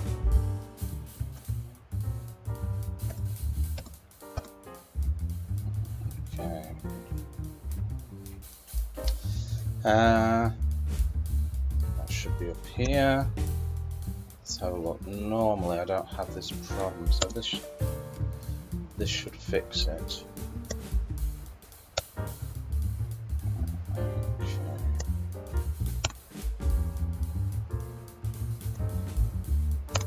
Okay, let's try saving that. Let's give that a shot. Okay, there we go. Paths have been written. So let's have a look, see if the paths have been written, if the file has been created on the desktop. So there we go. There's the file. So let's open it up. And there we go. Those are the paths there that have been written. So there you go, folks. Bob's your uncle and Fanny is your auntie. And if you've not done so already, you need to hit that subscribe button now and turn on all the bell notifications so you know when I upload another video. And I will catch you in another one. Today we're going to do the baby steps series. So this is for complete beginners. So we're going to focus a little bit on basic strings. So I'm going to start off with a basic string. I'm going to say A. This is my variable, and I'm going to assign it. Let's have a look. I'll assign it a name, Dave. Okay, so that's my variable there, A, and I've assigned it a name, Dave. So I'm going to print that name. All I have to do is print, and then type in my variable there. Save it. Run the program. And there you go, it's printed out Dave. Okay, let's have a look at another example. We're going to do string concatenation, basically joining two strings together. So again, I'm just going to take this off here. So wipe that off again. So again, A is going to be equal to Dave. Okay, and let's have a look. B is going to be equal to Jones. Okay, and we want to join these two strings together. Just put a little gap there. So what I'm going to do is I'm going to put C here. I'm going to assign it A plus B. Okay, so now I'm going to print C. So let's just save that and run it. Okay, so we've concatenated or joined the two strings together. Right, the quick example here of string concatenation. I'm going to put again A. I'm going to assign it the string here, Dave. Okay, and I'm going to say B is equal to blogs. Okay, and then I'm going to do C again. Assign it A. And this plus sign here. This, and this, and B. So now I'm going to print C. Let's just save it, run it, and there you go. We've joined it together. Right, okay, and I'm going to do something else now. I'm going to use, let's say, I'm going to type name. Whoops. Okay, I'm going to assign it a value. That's going to be Bill. Okay, and then I'm going to print. Type here print name like we did before. Save that, print name, and we'll get that output. Okay, so what we're going to do is we're going to modify this a bit further. So I'm going to say name dot upper, like that. So let's see what happens when we do that. Let's run that. Okay, so we printed it in uppercase. Right, okay, for the last one I'm going to do here, I'm going to type in F name, so that's first name, it's going to be equal to Billy. Okay, L name, it's going to be assigned to Bunt. Okay.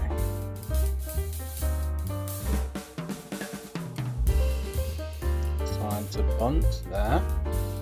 So I'm going to come down here and I'm going to put X, assign that to F name, and we're going to do some replacing. We're going to replace a couple of letters in these names. So F name dot replace. Okay, so I'm going to do the first one, and I want to replace. Let me see. I want to replace the B here. So I want to replace the B for uppercase W. Okay, and then we're going to do another one, Y, and we're going to do the same with the last name. So that's going to be L name dot replace.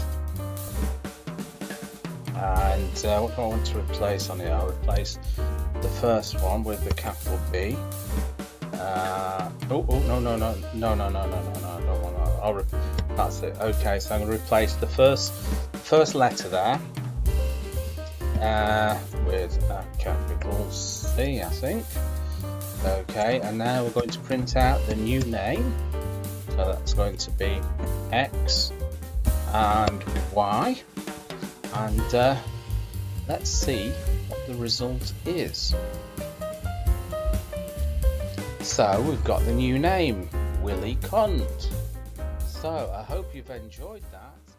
Today we're going to create a mini project for banned URLs and banned websites. But before we start, make sure you hit that subscribe button below. Very important. Thank you very much for doing that. Okay, so we need to import web browser for this and import the time module. So we're just going to start and we're going to create the banned websites. Okay, so we're going to put that there. And I'm going to do HTTPS. I'm going to do, I think, yahoo.com, and we're going to do HTTPS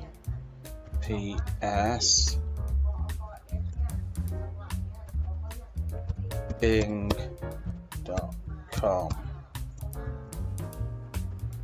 Okay, so those are our banned websites, and now we're going to create a function, and that's called open website. This is our little function here. So we're going to use, let's say, URL. We're going to get some user input here. So enter the website that you want to go to.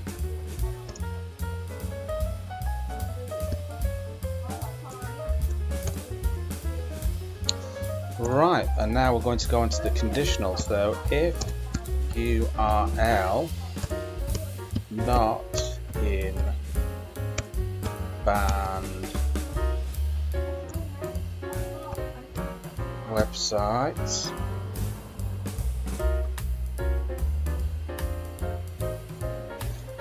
web browser dot open will open the URL. If it's not in that banned list here, so if it's not in that banned list, we'll open the URL.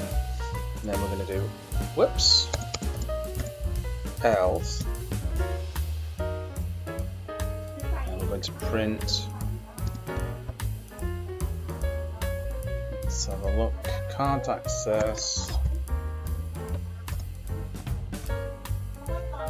site on banned list. So we won't be able to access the site if it's on the ban list. And now what we're going to do is we're going to do a little function where we can update the ban list. So that's update banned list. Another little function, update banned list. Okay, and this is going to be update list. This is going to be equal to input add a URL to black list. Whoops. Black list. Be careful, blacklist. I'll be getting done for racism by the wokies. Okay. Right, let's have a look. So we're going to have banned websites.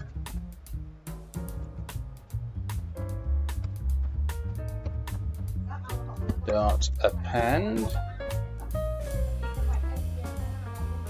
which is going to be update list.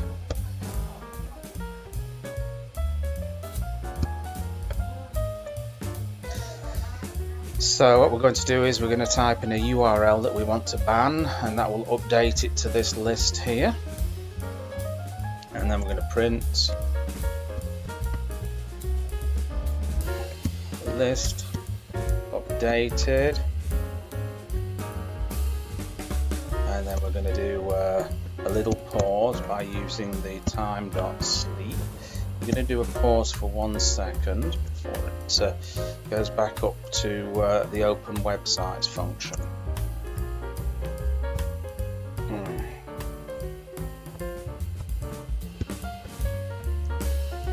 Okay, so now all we have to do is call this.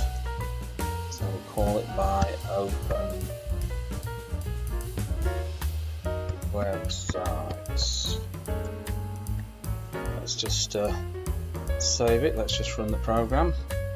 Hopefully no typos. Okay, enter a website. So I'm just going to enter a website that isn't on the ban list. So it's going to be https.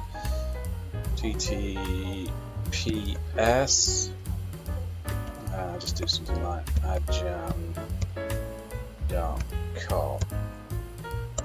Okay, so as you can see, it's opened that because that's not on the ban list. Okay, let's run it again. Let's put something that is on the ban list.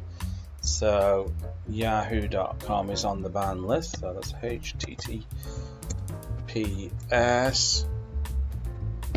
yahoo.com.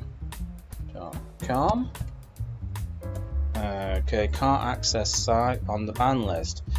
And then it's given us the option to add something else to the ban list. So I'm going to add the last website that we went to, which is going to be ajan.com. We went to that before, so we're going to update that on the ban list, and we're going to try and see if we can get into this URL. So let's just copy that and paste it there. Oops, I can't for some reason. Okay, manually do it. https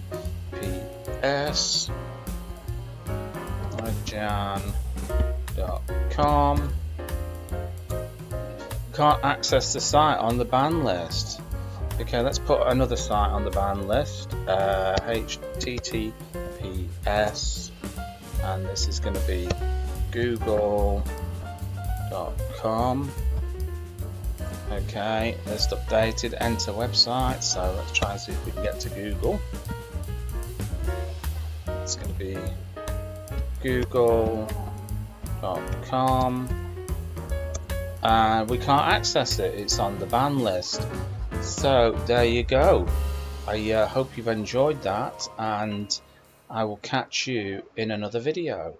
Bye. Thank you very much for doing that.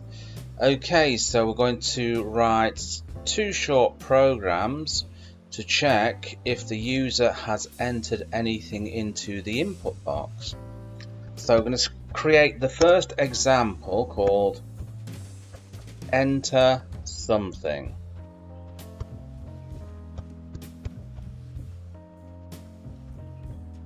And we're going to call this data. It's going to be equal to input.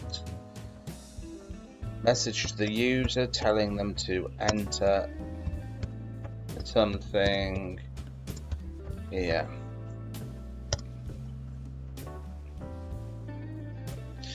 Now we come on to the conditional. So if data is equal to entry, and we say, whoops, print, you must enter something.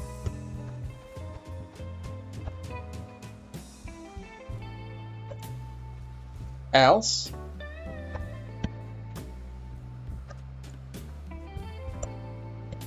print, you entered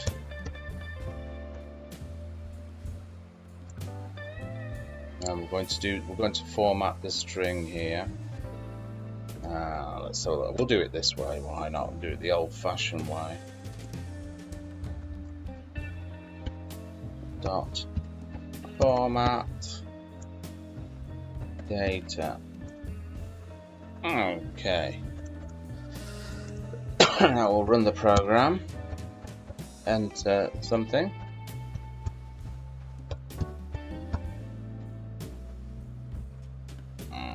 Okay.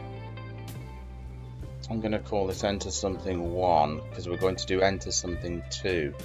So we'll just save it there and we'll run it. Okay, enter something here. I'm not going to I'm going to enter a name, Dave. Okay. Entry is not defined. Let's see. Made a little bit of an error here. I forgot to do entry up here. So entry is equal to empty string. So let's save that and run it again. Okay, let's type in a name, Dave. You entered Dave. Okay, let's run the program again. Let's type in another name, like nothing, just hit return. You must enter something. So there you go, that's working. So let's go on to the second example that I've got for you here.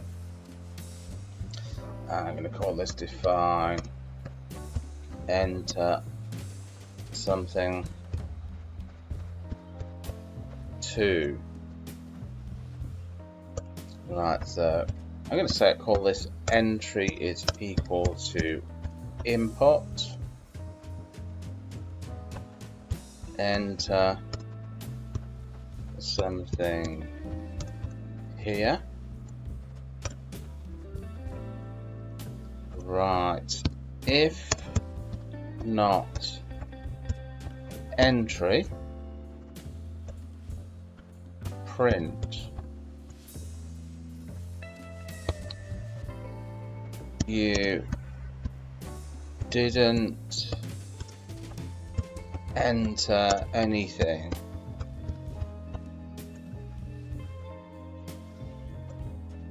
Whoops, or else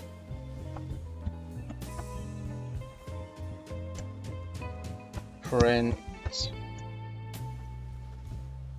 you entered. Again, we're going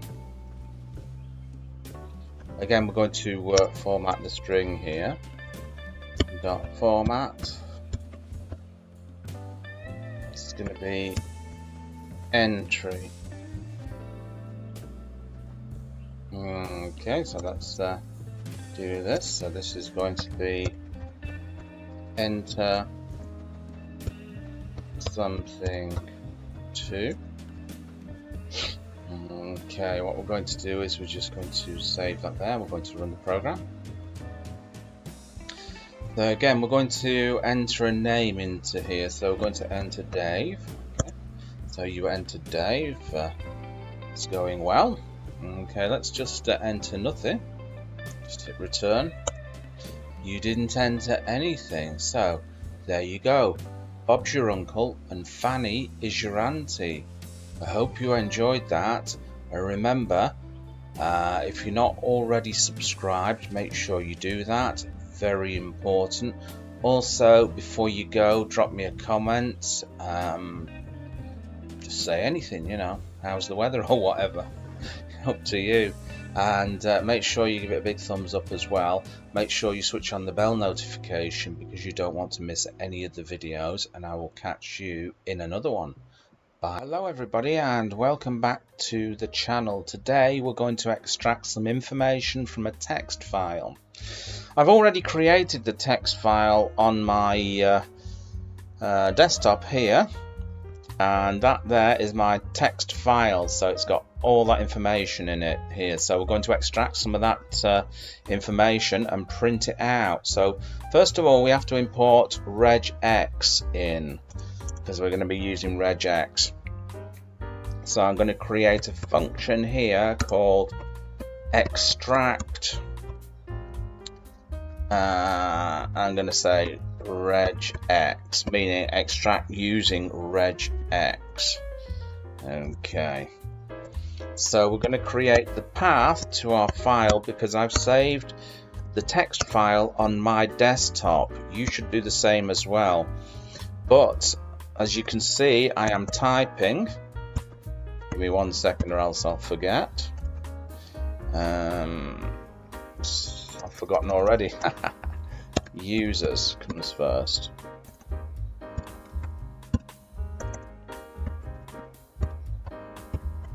Okay, so that is the path to my desktop. It's not the path to your desktop, so you will have to find your unique path to your desktop, because if you simply type this in, your program will not work. And then it's going to be os.chddir.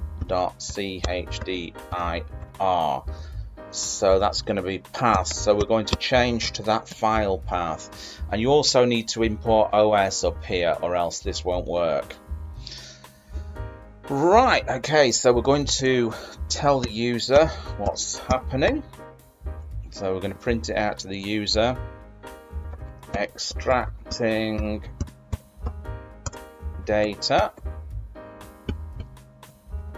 Okay, I'm going to actually import time into here as well, because we're going to use the time module to make it look authentic, like the program is working. So we're going to give it a time.sleep. We're going to give it a pause for 1 second, so that's time.sleep, and the pause here is going to be for 1 second.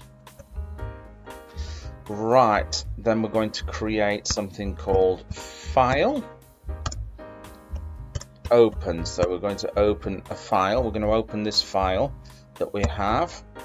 I think my file is going to be called names.txt. Is it names.txt? Let's have a look. No, it's not. It's info.txt. It's info.txt. So there we go. And I'm going to open it to read it, so we need the R here. So I'm going to open it for read it, and then we're going to loop through it. So for line in file, so we're going to go through each line in the file, and then we're going to use a conditional if, and this is where we're going to use regex, not regedit, regex, re.search. So we're searching for things in here, so I'm going to give that an R flag. And I'm going to search for anything in this text file that has 2 in it. Okay, and that's going to be in line. So it's going to go through all those lines, and if there's anything in 2 in it, it's going to grab it. Okay, and then we're just going to simply print the line.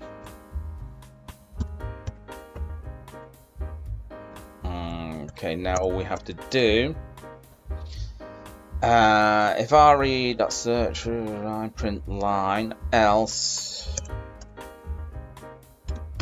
let's have a look. Now we'll just leave. Oh dear, what have I done there? Made a mistake there, haven't I? So that's going to be 1, 2, 3, 4. We might just finish off with an else on here, why not? Else print, let's say, nothing found. That's wrong.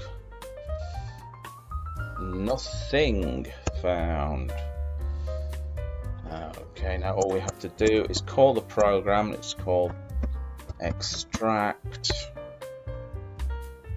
regex. So we're going to extract using regex. Let's just save it. So we're looking for anything with 2s in it. Let's run it. Extracting data. We've had a little bit of an error here, so let's just sort that out. Oh, is it name.txt? Oh dear, it shouldn't be name.txt, it should be info.txt. I thought I put that in. Info.txt. Okay, let's run it again. There we go, extracting data.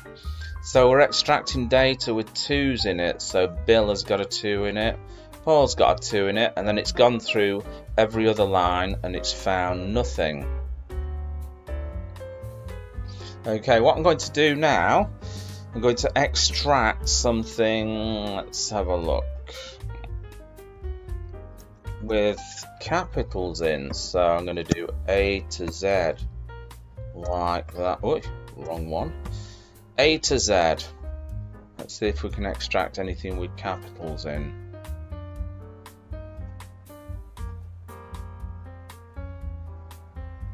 Bill 17. Okay, let's have a look if we can extract anything with lower cases in. A to Z.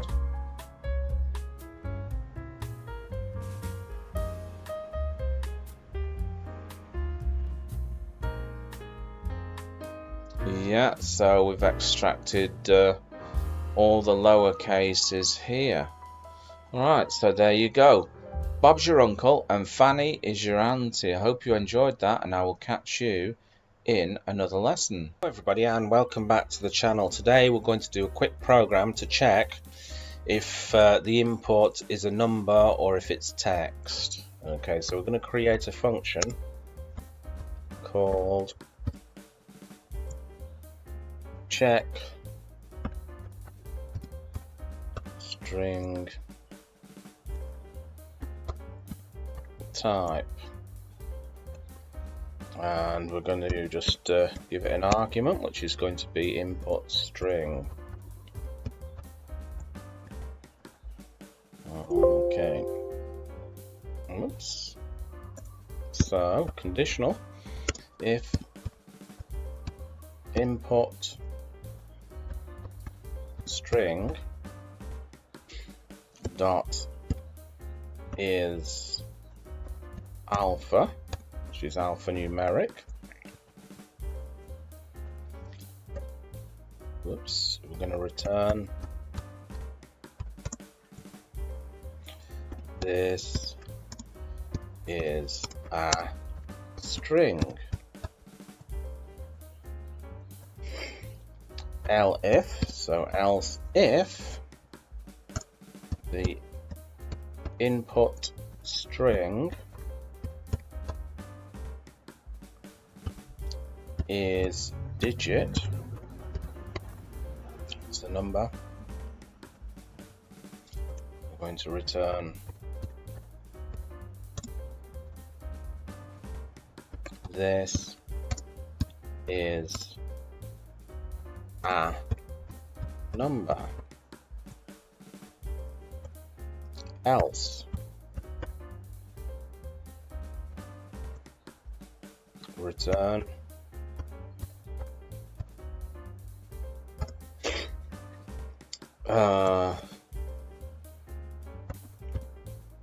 either a mixture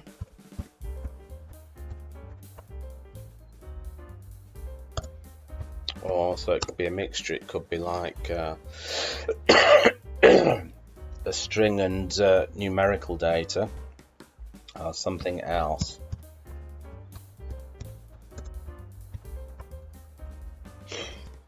Okay, and now all we're going to do is string input. So we're going to get the user to type in something, so enter something.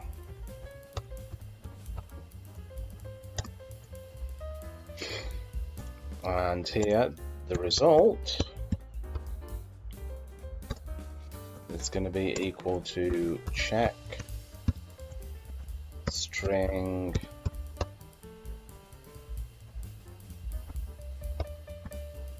type,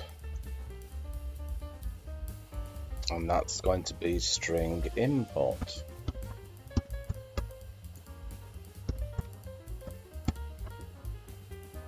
Okay, and now we're going to print out the results. So print, and we're going to use the F string to format it.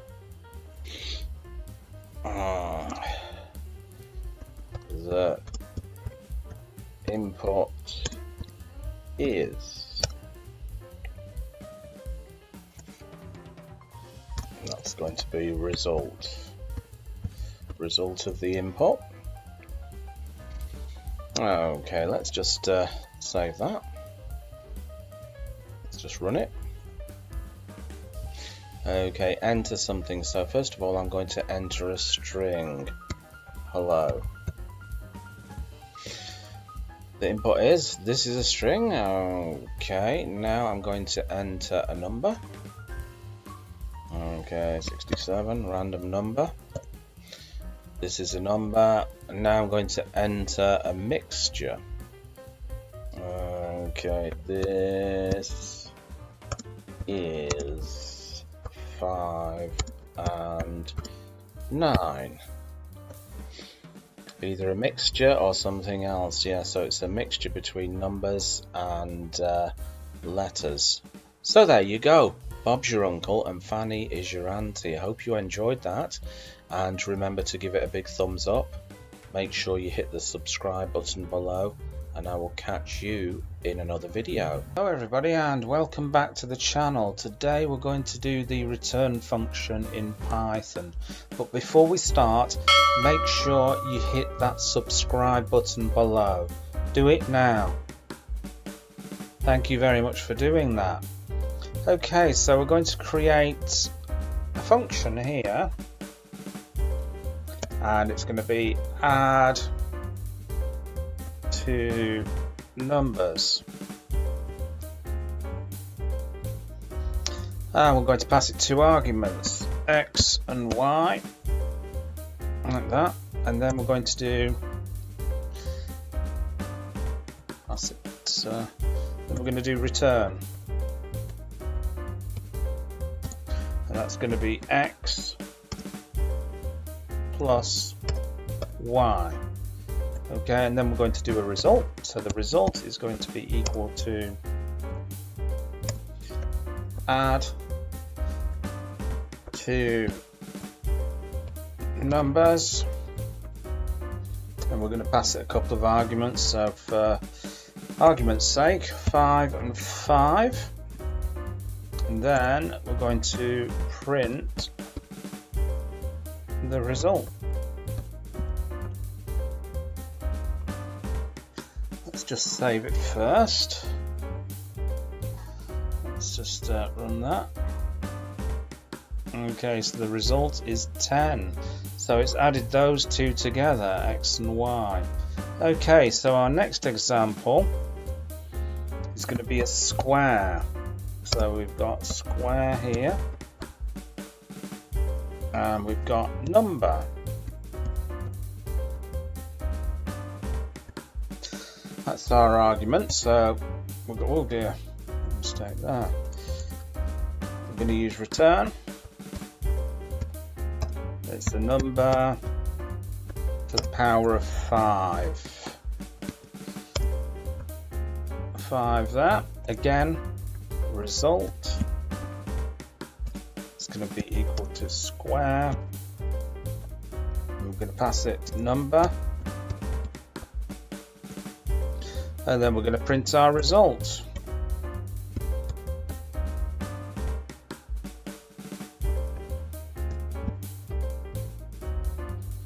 We'll save it first, of course.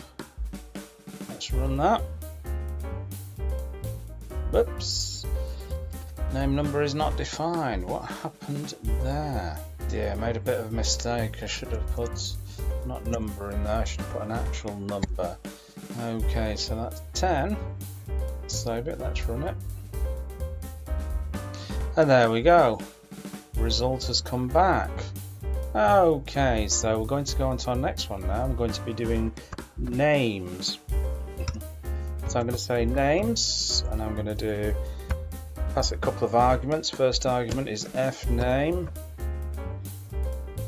and let's see, L name. I'll do it. Yeah, L name, of course.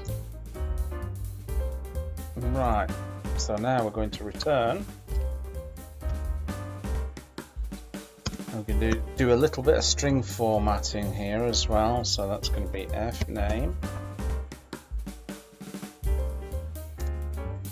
And L name, first name, last name. Okay, and then we're going to do the result. So the result is going to be equal to names, and we're going to pass it a couple of arguments. Joe Blogs, traditional English name that. Joe Blogs, and then we're going to print the result.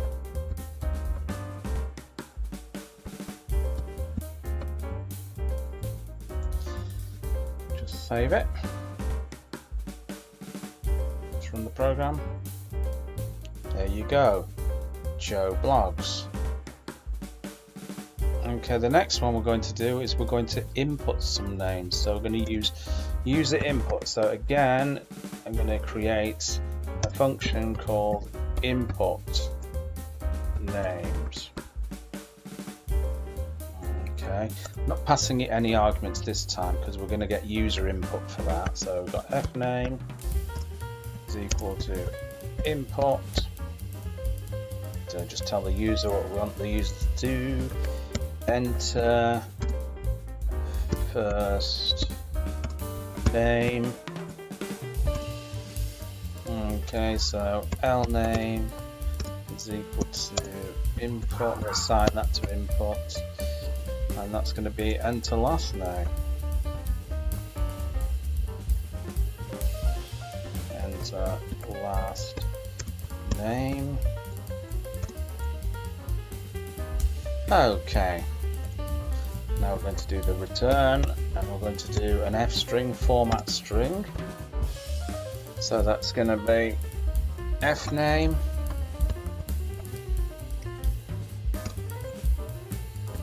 and L name. There you go. F name and L name. Again, result. It's going to be assigned to input names. And we're going to print the result.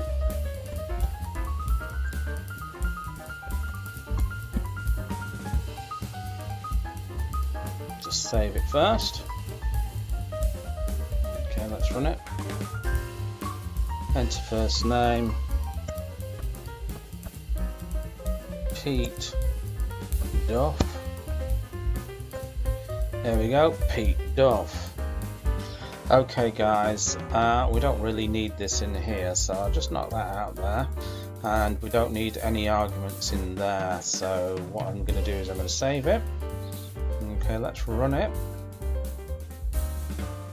And type in 100 plus 7. 107. So there you go. Bob's your uncle and Fanny is your auntie. I hope you enjoyed that, and I will catch you in another video. Hello everybody, and welcome back to the channel.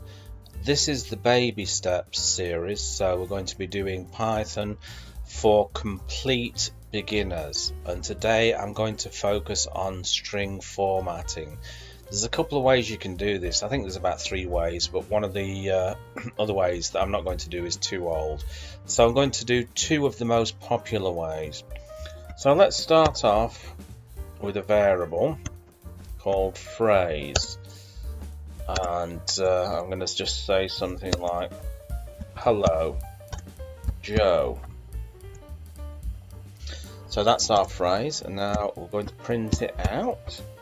And we're going to use this form of formatting. So we'll use the F there, and then we're going to type in phrase there, like that. Okay, we're going to save that, and we're going to run it.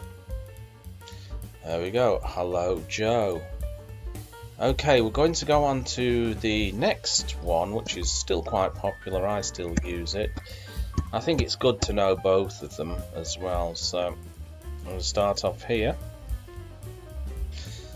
and we're going to do that, and that's going to be format, and then we're going to put in the phrase here. So let's just save that. And let's just run it. So there you go. That's the second method. Like I say, there are 1 or 2 other methods, but I don't use those. I think they're a little bit outdated these days. So those are the 2 most popular ones. I hope you found that interesting, and if you did, make sure you give it a thumbs up and hit that subscribe button. And hello everybody, and welcome back to the channel. Today we're going to create a custom exception in Python. So I'm going to create a function, custom exception,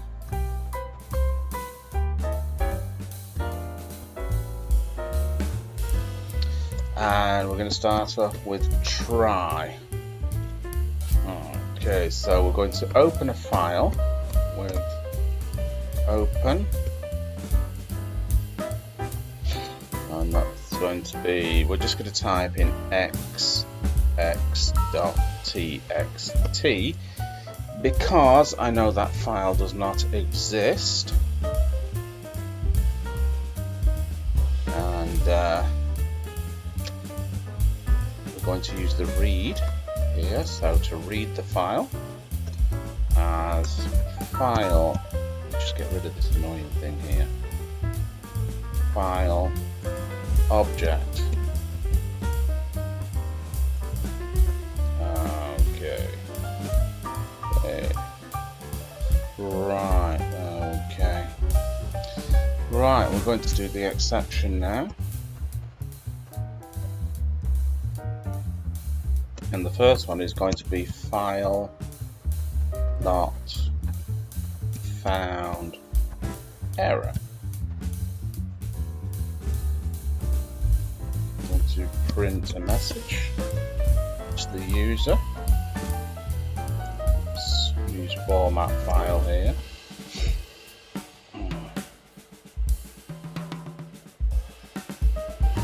Error occurred. And file wasn't found. Actually, I don't need that format there. Error occurred, file not found.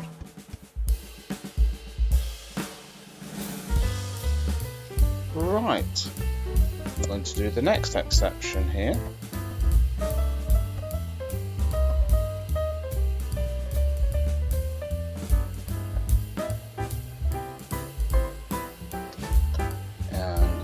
To call it exception.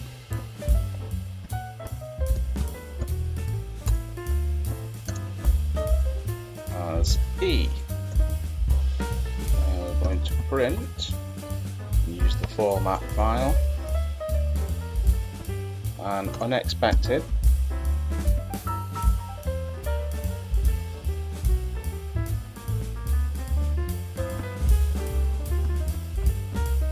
Error occurred.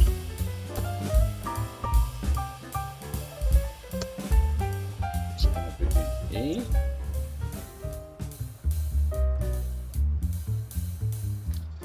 Right, what I'm actually going to do, I'm going to create a path to my desktop because we're going to check the desktop here. So that's going to be C : users mark desktop. Okay, and then that's going to be os.chddir. Change directory to the path. And when you do that, you're going to have to import the OS module here. So that's import OS. Okay, this particular path is the path to my desktop. It's not the path to your desktop. So you will have to type in the path to your desktop if you're on Windows, because it won't be that. If you just type this code in here and try and run the program, you'll get an error. Okay, now all we have to do is call it. So we put a text here. I'm going to call it xx1.txt because I know that particular file does not exist on my desktop, and it should throw this error: file not found. So custom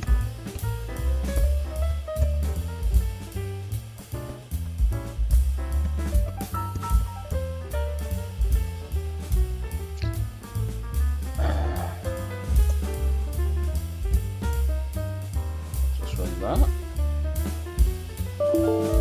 Whoops. Expected in the line 8. Let's have a look where line 8 is.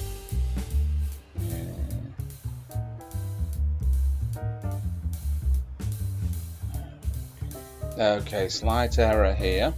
I forgot to type in some extra code here, so we need to actually open it and print it. So that's going to be file object. Sorry, not file object. So contents is equal to file object dot read, then we print the contents.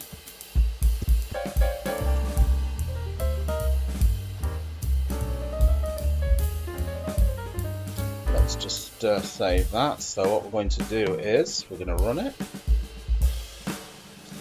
Error occurred, file not found. So So it couldn't find the file there, and if anything else happens, any other things, it'll come down onto this exception here. An unexpected error occurred, so that will be for virtually anything else. Anyway, I hope you enjoyed that. I hope this was useful to you. And remember, if you're not already subscribed, make sure you hit the subscribe button. Hello everybody, and welcome back to the channel. Today we're going to work with emojis. And if you don't already have this, you will have to import the emoji module. So you'll have to use pip to do that. And once you've done that, you can import this module called emoji. I'm going to import time here as well. So we're going to create a function called ask questions.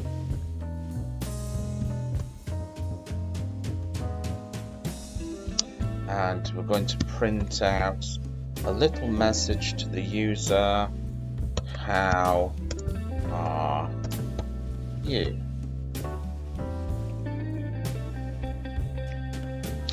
And then I'm going to give it a little bit of a pause. Time.sleep. Give it a pause of 1 second. So then there'll be an answer coming. So we're going to print here, and this is where we use the emoji module. Dot emoji size.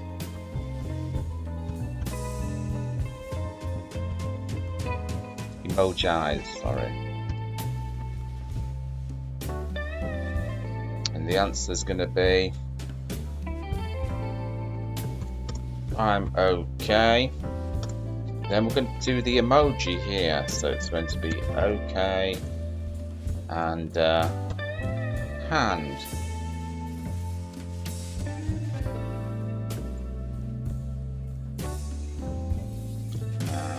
Okay, I wonder if I actually have that module installed on this machine. I'm not sure.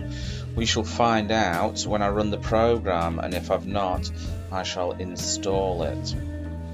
I can't remember whether I installed it on this machine or the other machine. I can't remember, but we will find out anyway once I've finished this. So, okay, next question is print where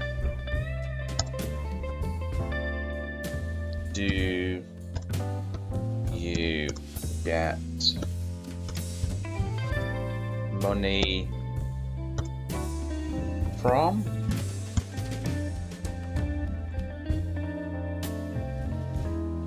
Again, time.sleep. Give it a pause of about 1 second. Then we're going to print the answer. So that's going to be emoji.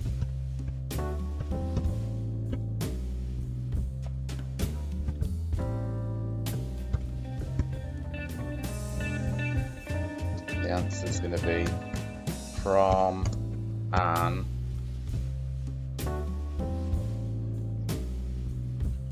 say from the. So it's going to be ATM sign. So this is the emoji sign, the ATM sign.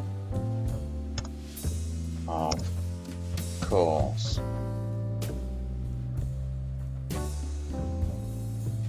And we're going to do print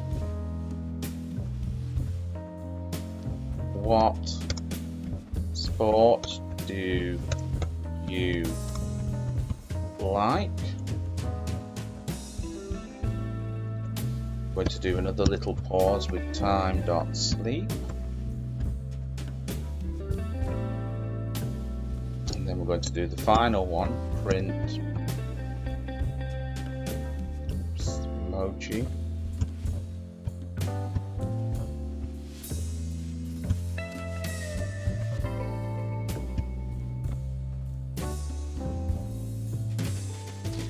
I like, this is going to be American football.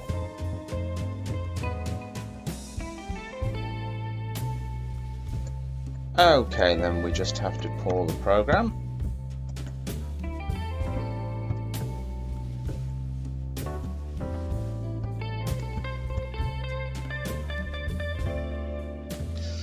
Save it. We're going to run it. I don't think this is going to run because I don't think I've got the emoji module installed. So if it doesn't run, I'm going to have to install it and then we'll run it again. Save it. Let's run. There you go. Let's have a look. Import emoji. I thought so. Okay, guys, I've just installed it, and on my system, let's have a look. I've used the command pip3 install emoji. If that doesn't work for you, just use pip install emoji. So it's installed it for me. Okay, moment of truth. Let's try it out. Let's run it. I had a little bit of an error here, a little bit of a typo. I said question instead of questions. So let's just save that and let's run it, shall we? Okay, how are you? I'm okay with emoji. Where do you get your money from? From the ATM, of course. What sport do you like? I like, and this is American football. Okay, so there you go. Bob's your uncle and Fanny is your auntie. I hope you enjoyed that, and I will catch you in another video. Hello everybody and welcome back to the channel. Happy New Year to everybody. Sorry I've been away for a couple of weeks, been on holiday. So I'm back and we're going to do a mini project here. Very, very simple, quite interesting. First of all, we're going to import OS up here, and then we're going to import a module called shuttle. If you don't have it on board, you're going to have to install it using pip, and then we're going to install time here. Okay, we're going to create our first subroutine called define create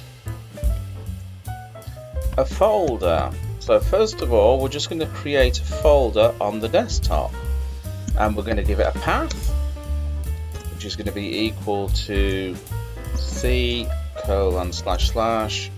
users / mark / desktop. Okay, so that there is the path to my desktop. It's not the path to your desktop, so you will have to find the path to your desktop if you're on Windows, which is going to be something like C:/users and then whatever this bit is, and then desktop. So you're going to have to do that, or else if you type this code in and try and use it on your machine, it's not going to work. And then we're going to change to that path using os.chdr change directory to that path. So now we should be in that path, and we're going to print a message to the user, which is going to say creating file, like that. Okay, and we're going to give it a little bit of a pause using time.sleep. We're going to pause it for 1 second so it makes it look like the program is working. And now we're going to create the directory os.mkdir make directory. And we're going to give that directory a name, which is going to be called new folder. So the name of the new directory is called new folder, which will be on our desktop. And then we're going to print to the user, let them know what's happened. Directory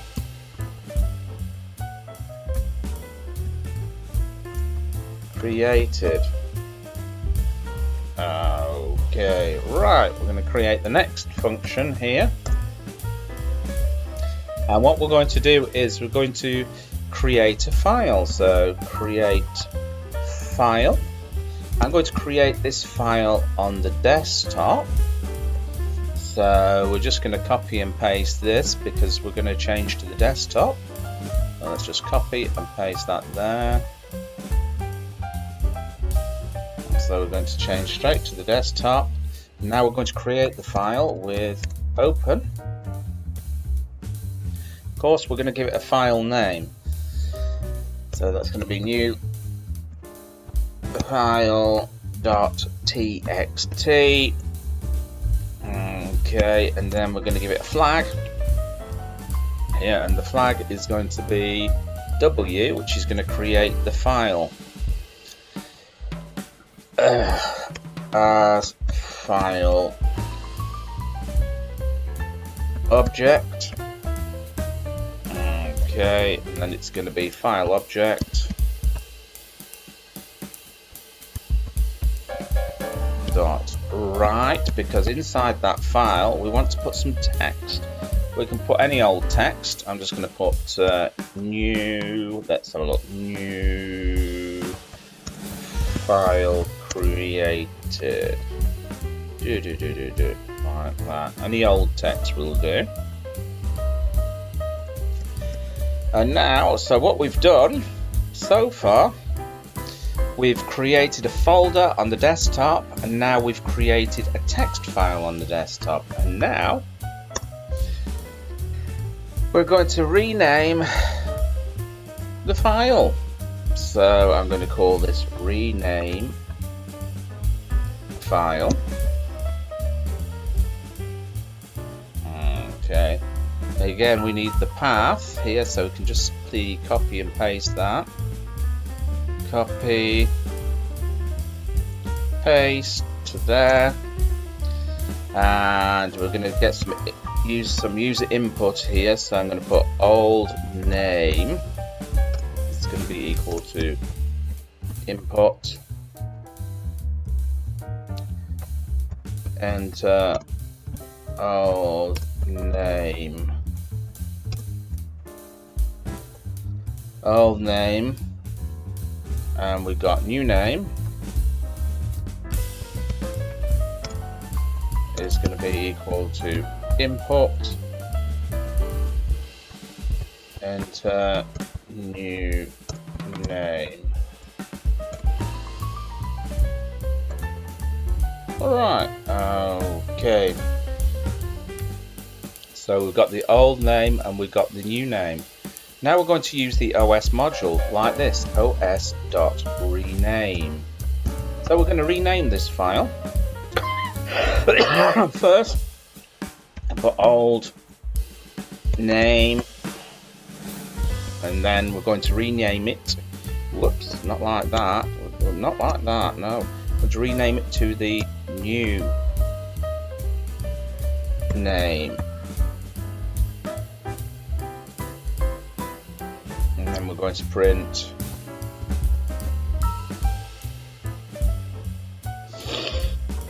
file now called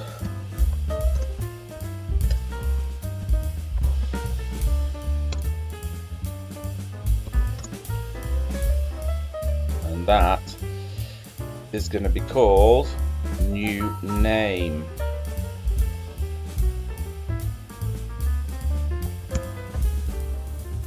So it's going to tell us what the new name of the file is. And now we're going to create the last function, which is going to be called copy file. So now we've got that file that's been renamed, and we're going to copy it into the directory that we created. So what's the directory that we created? Okay, new folder.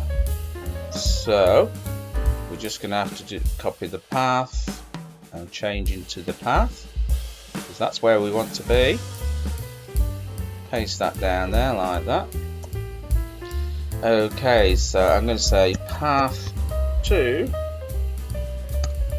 is equal to. Right, so we're changing to the new path, and now we've got path 2 is equal to C:/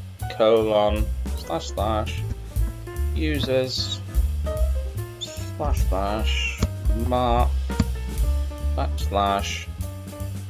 /desktop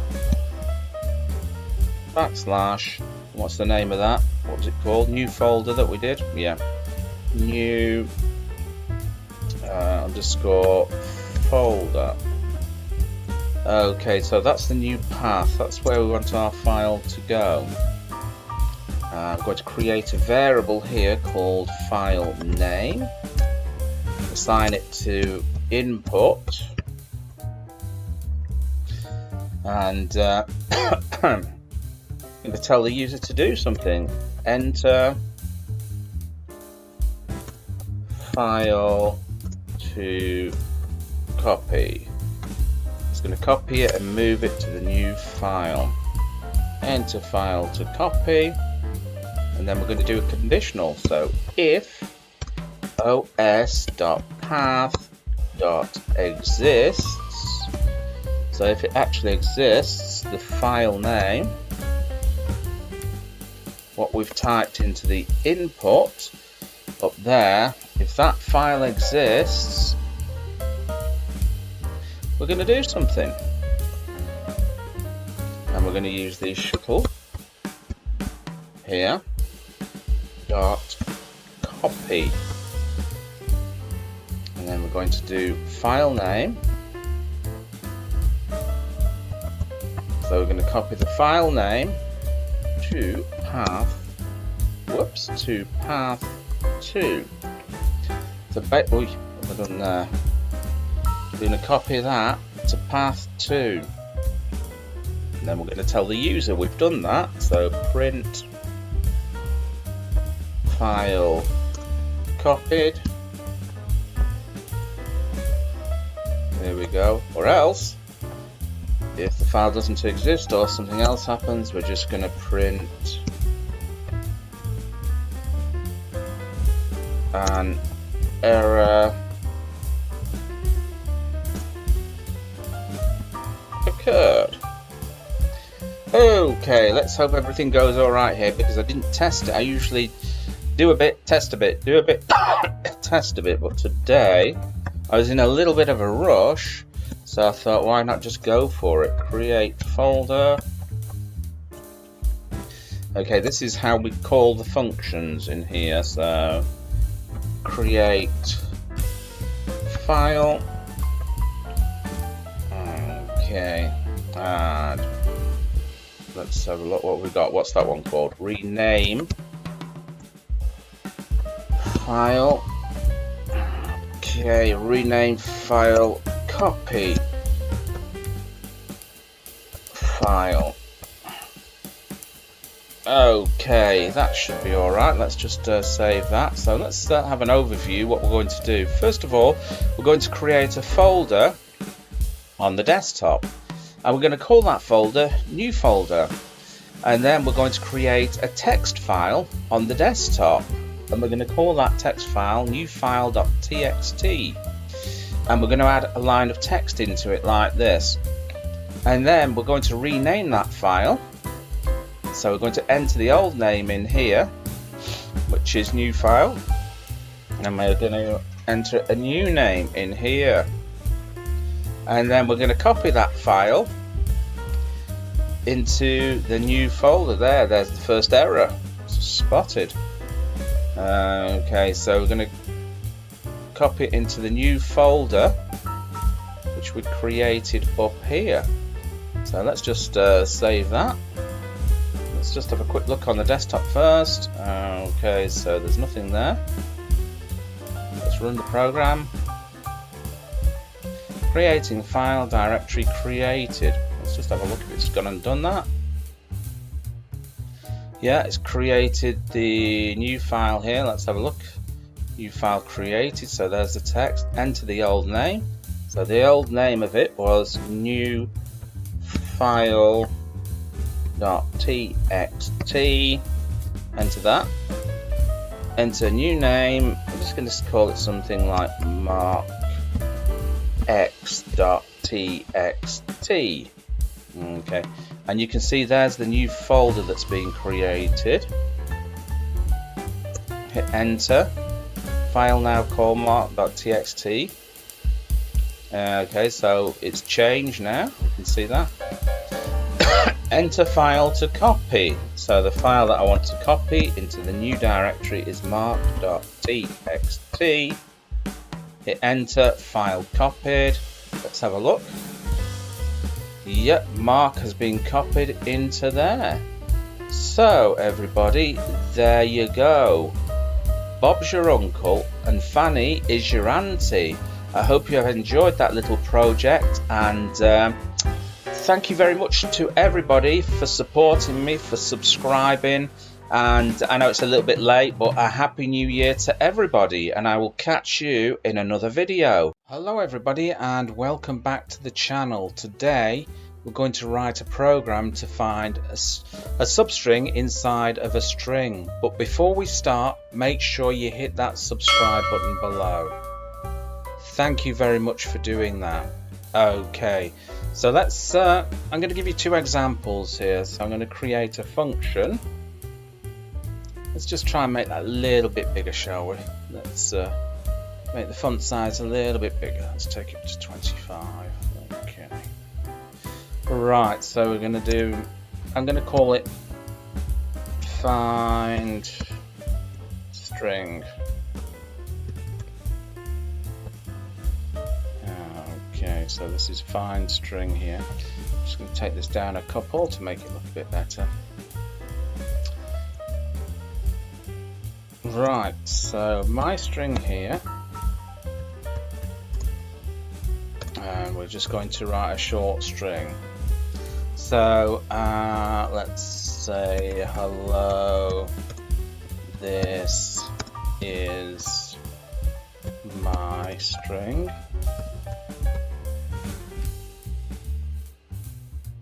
Okay, and then we're going to do result here.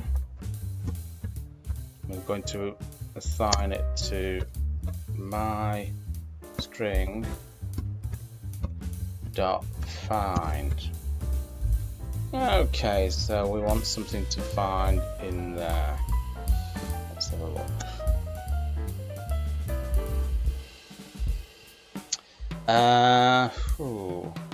ST possibly. Let's try that.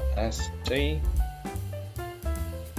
And then we're going to print result. So, let me just do this. So if we get a string value of -1, that means that it's not being found. So it's going to return a value here. So this is going to be find a string. Pop that up there a little bit. Find string. Save it and let's run the program. Oop, invalid syntax. Sorry, oh dear, result. Whoops, some result is assign it to that, yeah. Okay, let's run it again. Okay. 17, so we got it at position 17 there, so that's 0, 1, 2, 3, 4, 5, 6, 7, 8, 9, 10, 11, 12, 13, 14, 15, 16, starts at position 17, so there we go. Okay, I'm just going to do the second example for you. Again, I'm going to call it find string. I'm going to call this string 1 and then just say something like this is a short string. Okay, I'm going to create a variable here called find, and that's going to be assigned to input. I'm just going to put enter string to find. Okay, so the result here is going to be equal to string 1 dot find.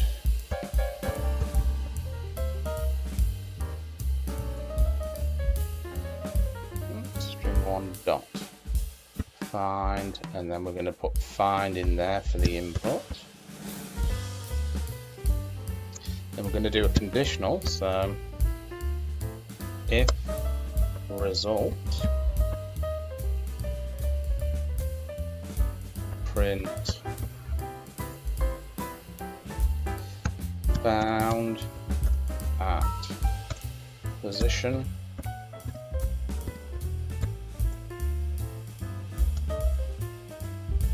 and we're going to do result. So we'll tell the user if we find it what position it was found at, and then we're just going to do the catch-all, the else, else here, else print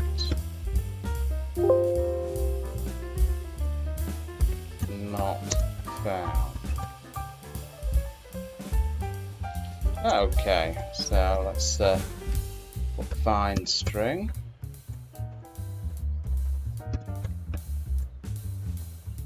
Okay, let's save that. Let's run the program. Enter a string to find, I don't know, is found at position 2, so this is 0, for this one 0, 1, 2. Okay, let's close that window. Let's type in a string that isn't in there. X, X, X. Found at position. Now it's returned a 0, 1, which means it's not been found. So it's just returned that entry to a 0, 1. It's not been found. Okay, so there you go. Bob's your uncle and Fanny is your auntie. I hope you've enjoyed that.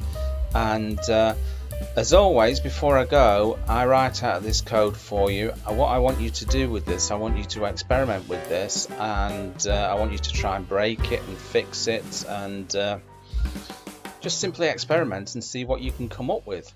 And I'll catch you in another video. Hello everybody, and welcome back to the channel. Before we start, make sure you hit that subscribe button below. Thank you very much for doing that. Okay, today, first of all, you need to import your OS module for this. And we're going to grab some paths, and we're going to store them to an array. So we're going to create an array here, multiple paths. Okay, so this is where we're going to be storing the paths that we've grabbed, and now we're going to create a function called create paths. Okay, so first of all I'm going to grab the desktop path for my computer.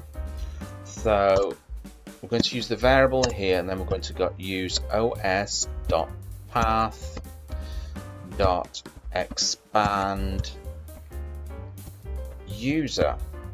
Okay, and then we're going to match it. Oh dear, I forgot about this. I have a little problem on this computer. I can't get the little squiggly operator on here for some reason, so I've had to save it in a text file. I've got a little workaround on here, so I've had to save it in a text file on here somewhere. I called it squiggly, so let me find it. Squiggly.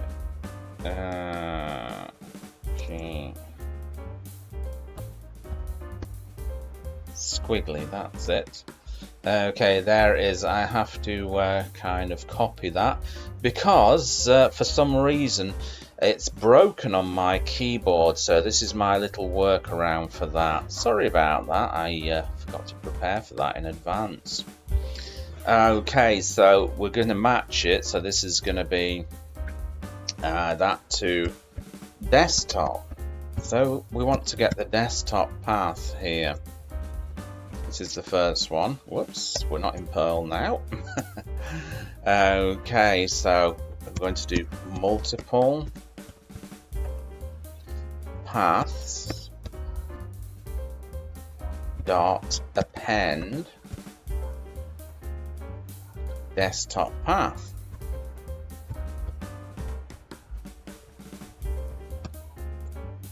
Okay.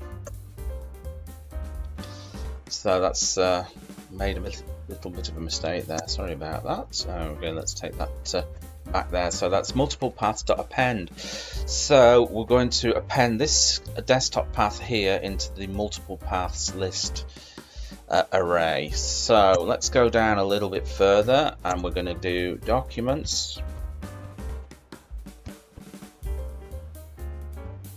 path again is equal to os.path.expand user. Okay, again the little squiggly operator there to match, so that's going to be documents.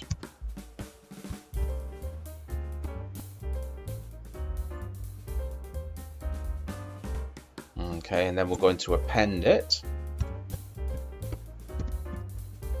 Multiple paths dot append, and that's going to be documents path.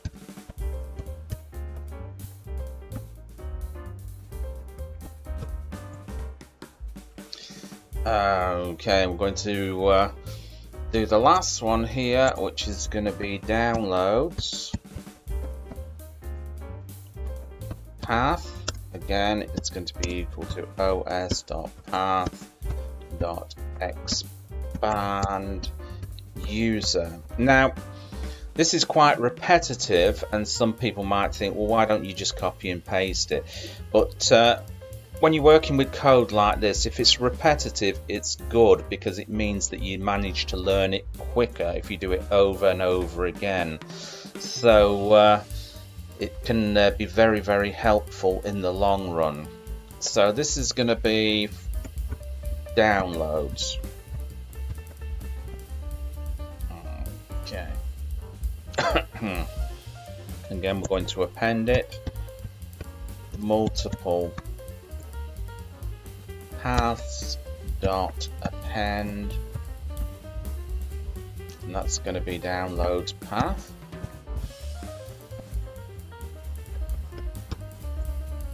Okay, and then we're going to print out the contents of that list, so you can see that we've actually appended these paths to that multiple paths list above. So that's going to be stored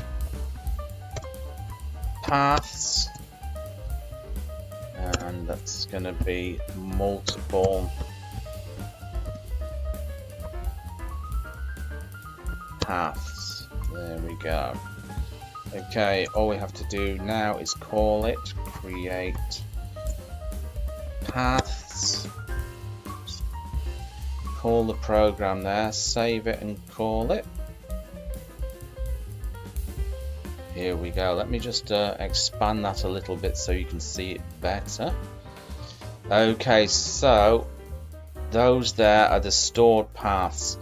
So it's been stored in this list array here. So those are the paths. We've got the desktop, we've got the documents, and we've got the downloads. So I hope you like that, and remember, if you're not already subscribed, make sure you do it now.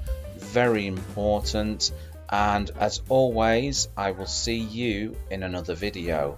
Bye-bye. Hello everybody, and welcome back to the channel. Today we're just going to write some code which is going to save the text from a website, and we're also going to scrape the URLs from it as well. These are some of the modules you need to import, especially this one, Google Search module, and you can do that by using pip 3 install Google or pip install Google, whatever works on your machine. Also, you'll need to import this module, import requests, so you can do that through pip. Okay, so we're going to start. We're going to create website text here. This is my first function that I'm going to create. Okay, so we're going to do the path, which is going to be to my desktop, which is going to be c:// users mark, mark, and desktop. Okay, and then os.chdr path. We're going to change the path to my desktop. Here, this is the this one here is the specific URL for my desktop. It won't work on yours, so you will have to find what's the specific path to your desktop. Okay, so we're going to do a variable here called URL, which is going to be input. So we're going to ask the user to input a URL. So enter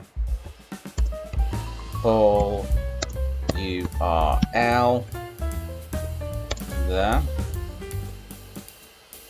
So I'm going to create another variable called response, and this is where we're going to use the requests package. So response is equal to requests,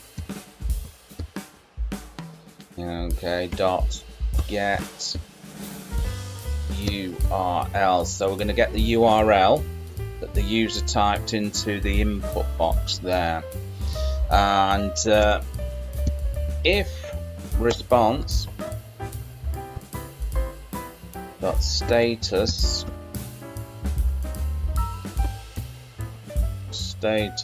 code here is equal to 200. So if it's equal to that number 200, that means all is good. So I'm going to print something out to the user now.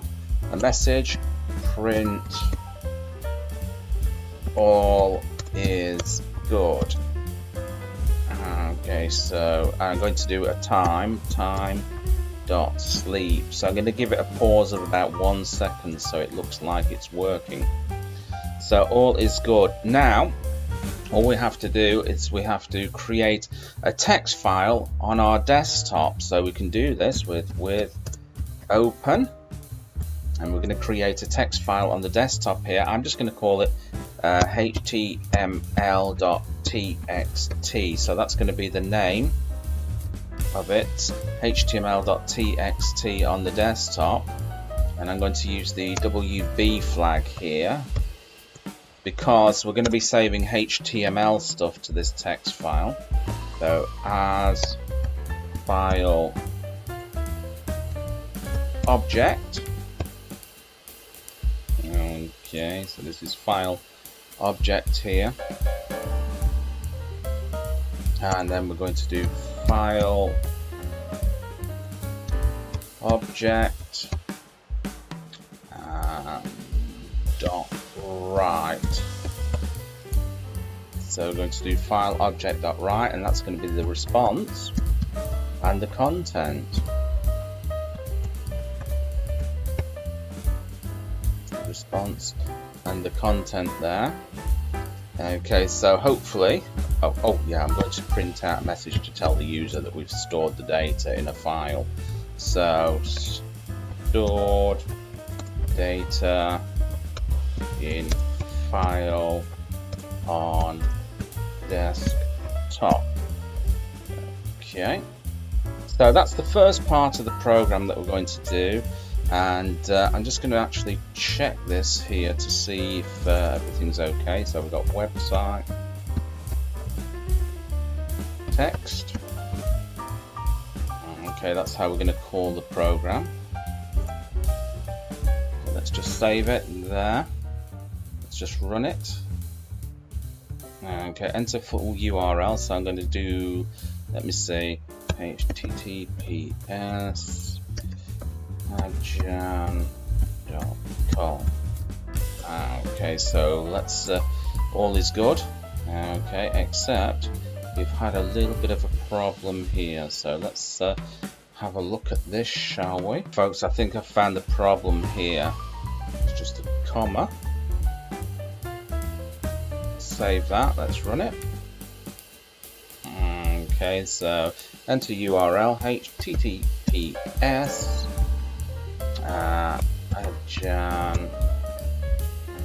ajan.com.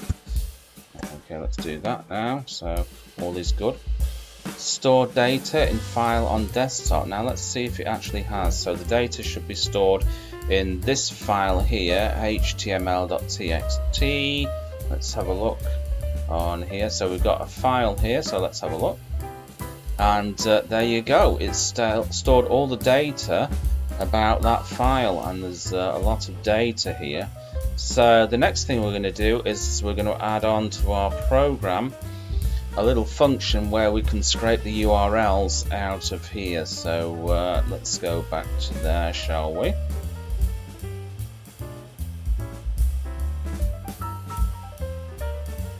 Right. Okay, so we're going to add a little bit onto the end here. So I'm going to call my next function get site URL. Okay, so we're going to jump onto that. So create the function get site URL. Okay, so this is the next function here. So for anybody who's followed my previous video, this code will be very familiar to you. So search query. Okay, it's going to be equal to input. So, and this is simply enter full URL in here. So the user will enter the full URL, create a variable called results, and that's going to be equal to search, and then we're going to be search query. Okay, so number of results, let's have a look. So number of results, I'm going to ask for 5 results, and then we're going to stop at 5 results there, and we're going to do a pause between requests of 2 seconds. Okay, so now we're going to do for result in results. So we're getting the results here. For result in results, we're going to print the URL. So it's going to be URL that, and then we're going to have result. Right, so I'm not going to run this program from the start to the finish. I'm going to run this part of the program here, so I'm just going to change that to something there. Okay, so get site URL, so get site URL. Let's save that and let's run it. Okay, so it's going to print out the site URLs. Okay, let's enter a site, https, let's say adjan.com, hit enter. Okay, wait, and so look at that, 1, 2, 3, 4, 5. It's printed us off 5 URLs from this particular website. So I hope you enjoyed that, and remember, as always, if you've not already subscribed, make sure you subscribe below and turn on the bell notification so you never miss another video from this channel, and I will catch you in. Hello everybody and welcome back to the channel. Today we're going to open a Word document on our desktop. So without further ado, this is the Word document here I've already created. I've called it A. So that's what we're going to open. First of all, we have to import the OS module. Okay, so I'm going to create a function here called open Word file. and then we're going to create the I'll start again. We're going to create the path to the desktop. So that's going to be C:// for me users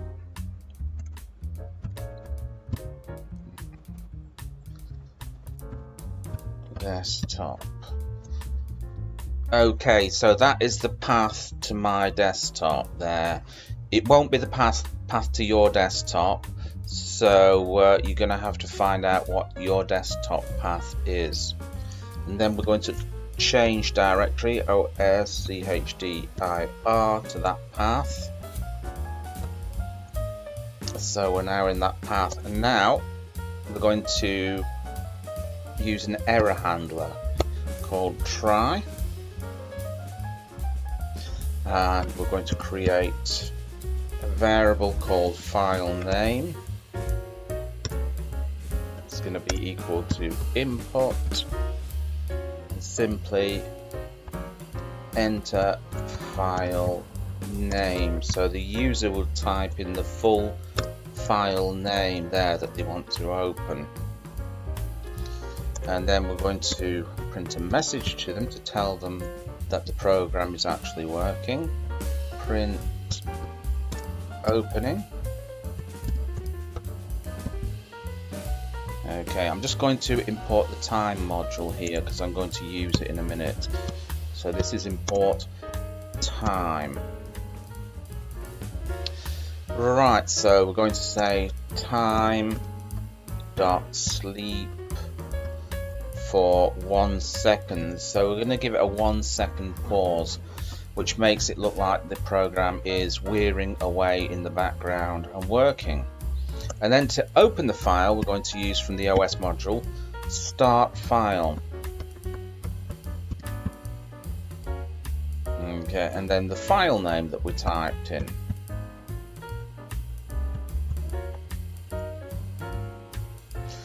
And then we'll finish off our error handler here, except,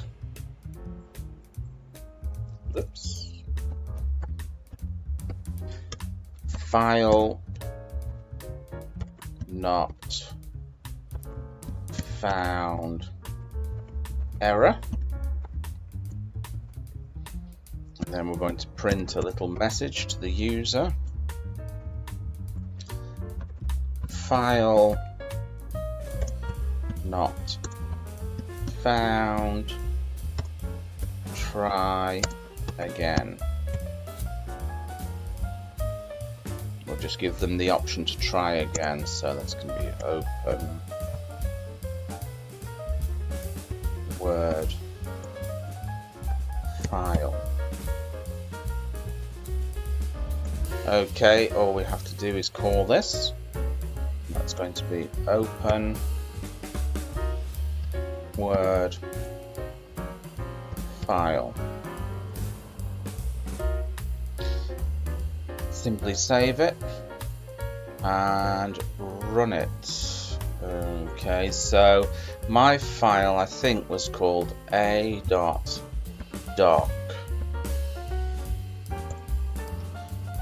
Opening, and there you go. Whoops, close. This is a Word document. So there you go. Bob's your uncle and Fanny is your auntie. I hope you enjoyed that, and remember, if you've not already subscribed, make sure you hit that subscribe button now, and drop me a comment, and I'll catch you in another video. Bye-bye. Hello everybody, and welcome back to the channel. Today we're going to write a little program that scrapes URLs from websites. But before we start, make sure you hit that subscribe button as well. Okay, you'll need this module on board. So you can do it by typing pip install Google, or pip install Google here. This is pip3 or pip, whatever works on your system, and you do that at the command prompt. I've just installed it now, so what did I use? I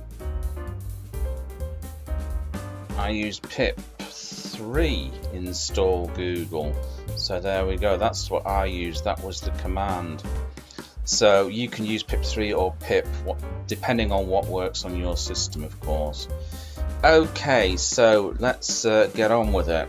So we're going to create a function called Google search. Okay, don't have to do that. So we're going to type in here search query, which is going to be equal to input. This is where the user types in the search query, and that's going to be enter URL. I'm going to create a variable called results is equal to search, yeah, and search query, and then we're going to do num is equal to, let's say, 3. So I'm going to grab the number of URLs that I want to grab from a site is going to be 3. Obviously I'm going to stop at 3, and I'm going to do the pause between the requests at 2 seconds here.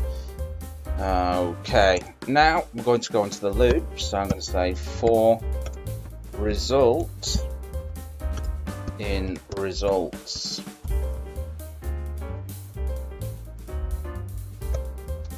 And actually I'm going to save that. I'm going to save that to a text file, so on the desk. So I'm going to have to create a path here, which is going to be equal to my desktop, users desktop. So that's my desktop. I'm going to do os.chddir, change directory to my desktop.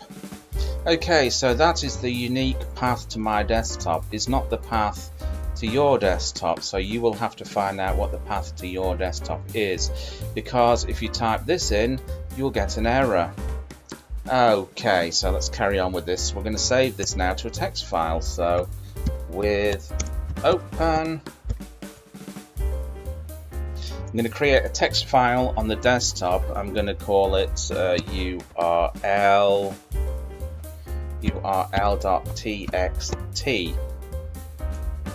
So I'm going to use the A flag here as file object. Okay, file object dot write, and that's going to be the result plus a new line. I'm going to write the results on new lines here, and then once it's finished I'm going to print a message to the user telling them file has been created. Okay, so that ought to do it. Now all we do is call the program Google search. Okay, so I'm just going to save that. I'm just going to run the program. Okay, let's enter the URL. I'm going to enter the URL of a website, https://jan.com. Okay, hit enter. Okay, file has been created. So we've done 3 results there. So let's go to the desktop and see the file should be url.txt. So the file here is URL, and let's have a look. And there we go. We've got 3. adjan.com, Facebook on Adjan. Got 3 links from that website. So there you go, folks. As the old saying goes, Bob's your uncle and Fanny is your auntie. I hope you enjoyed that, and if you did, remember to hit that like button, hit that subscribe button, and I will catch you in another video. Bye-bye.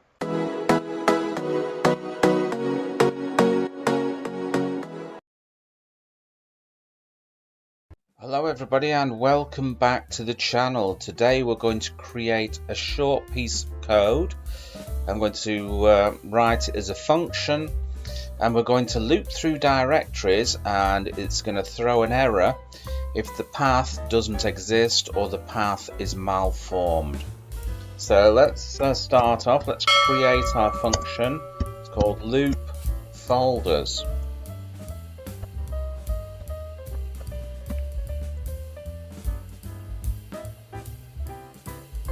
Okay, so we're going to create path here, and we're going to get some input from the user. I'm going to tell the user to enter the full path. So you're going to enter the full path that you want to loop through. So for example, I'm going to loop through the desktop path, so it's going to be c:// for my machine, mark // no, it's not. Don't worry about it, I'll write it down in a minute, so you'll see. Okay, so we're going to carry on with the code. So if os.path.exists, if the path that we type in exists, or it's not malformed, we're going to do something. So we're going to do os.chdr, change directory to the path that we've entered. And now we're going to do the little loop. So that's going to be for file in os.walk path print file, or else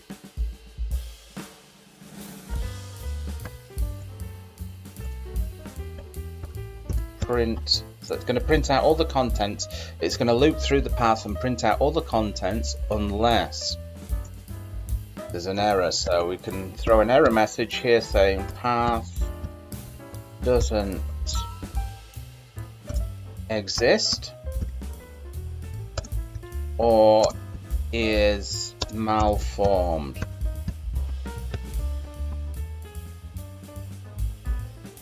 Okay, now all we're going to do is call this loop folder.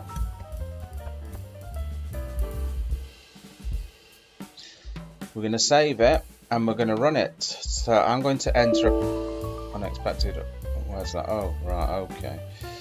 Okie dokie. Forgot to put the colons in there, so that's going to come down here. 1, 2, 3, 4. Okay, so 1, 2, 3, 4. 1, 2, 3, 4. Okay, this is aligned with that. Okay, that looks okay to go. So let's try it again. Yeah. Loop folder. Okay, we can see the problem here. It should be loop folders. Okay. Watch out for those little typos. They can really throw your programs. Okay, here we go. So I'm going to enter a full path. Like I was saying before, this is going to be uppercase C / users mark and desktop here. So this is the path to my desktop. It's not the path to your desktop unless it's like a 1 in a billion chance, but no, it's not the path to your desktop, so you're going to have to find out what the path to your desktop is. So I'm going to hit enter here. So it's just going to loop through all the stuff that's on there, which is quite a lot of stuff, and inside other files and stuff like that. So you get the gist. So we'll just stop that. Okay. Right. Okay. So what I'm going to do now, I'm going to type in a path with an error in it or something like that. So I'm going to type in C / user /MAR / desktop. Okay, so hit enter, and we've got the error message. It says path doesn't exist or is malformed. Okay, let's just again just type in a load of old rubbish into here like that. Hit that. There we go. So we've got the error message. So there you go. Bob's your uncle and Fanny is your auntie. I hope you enjoyed that, and remember, before you go, make sure you hit that subscribe button and hit the bell notification to make sure that you never miss another video, and I will see you in another one. Bye-bye.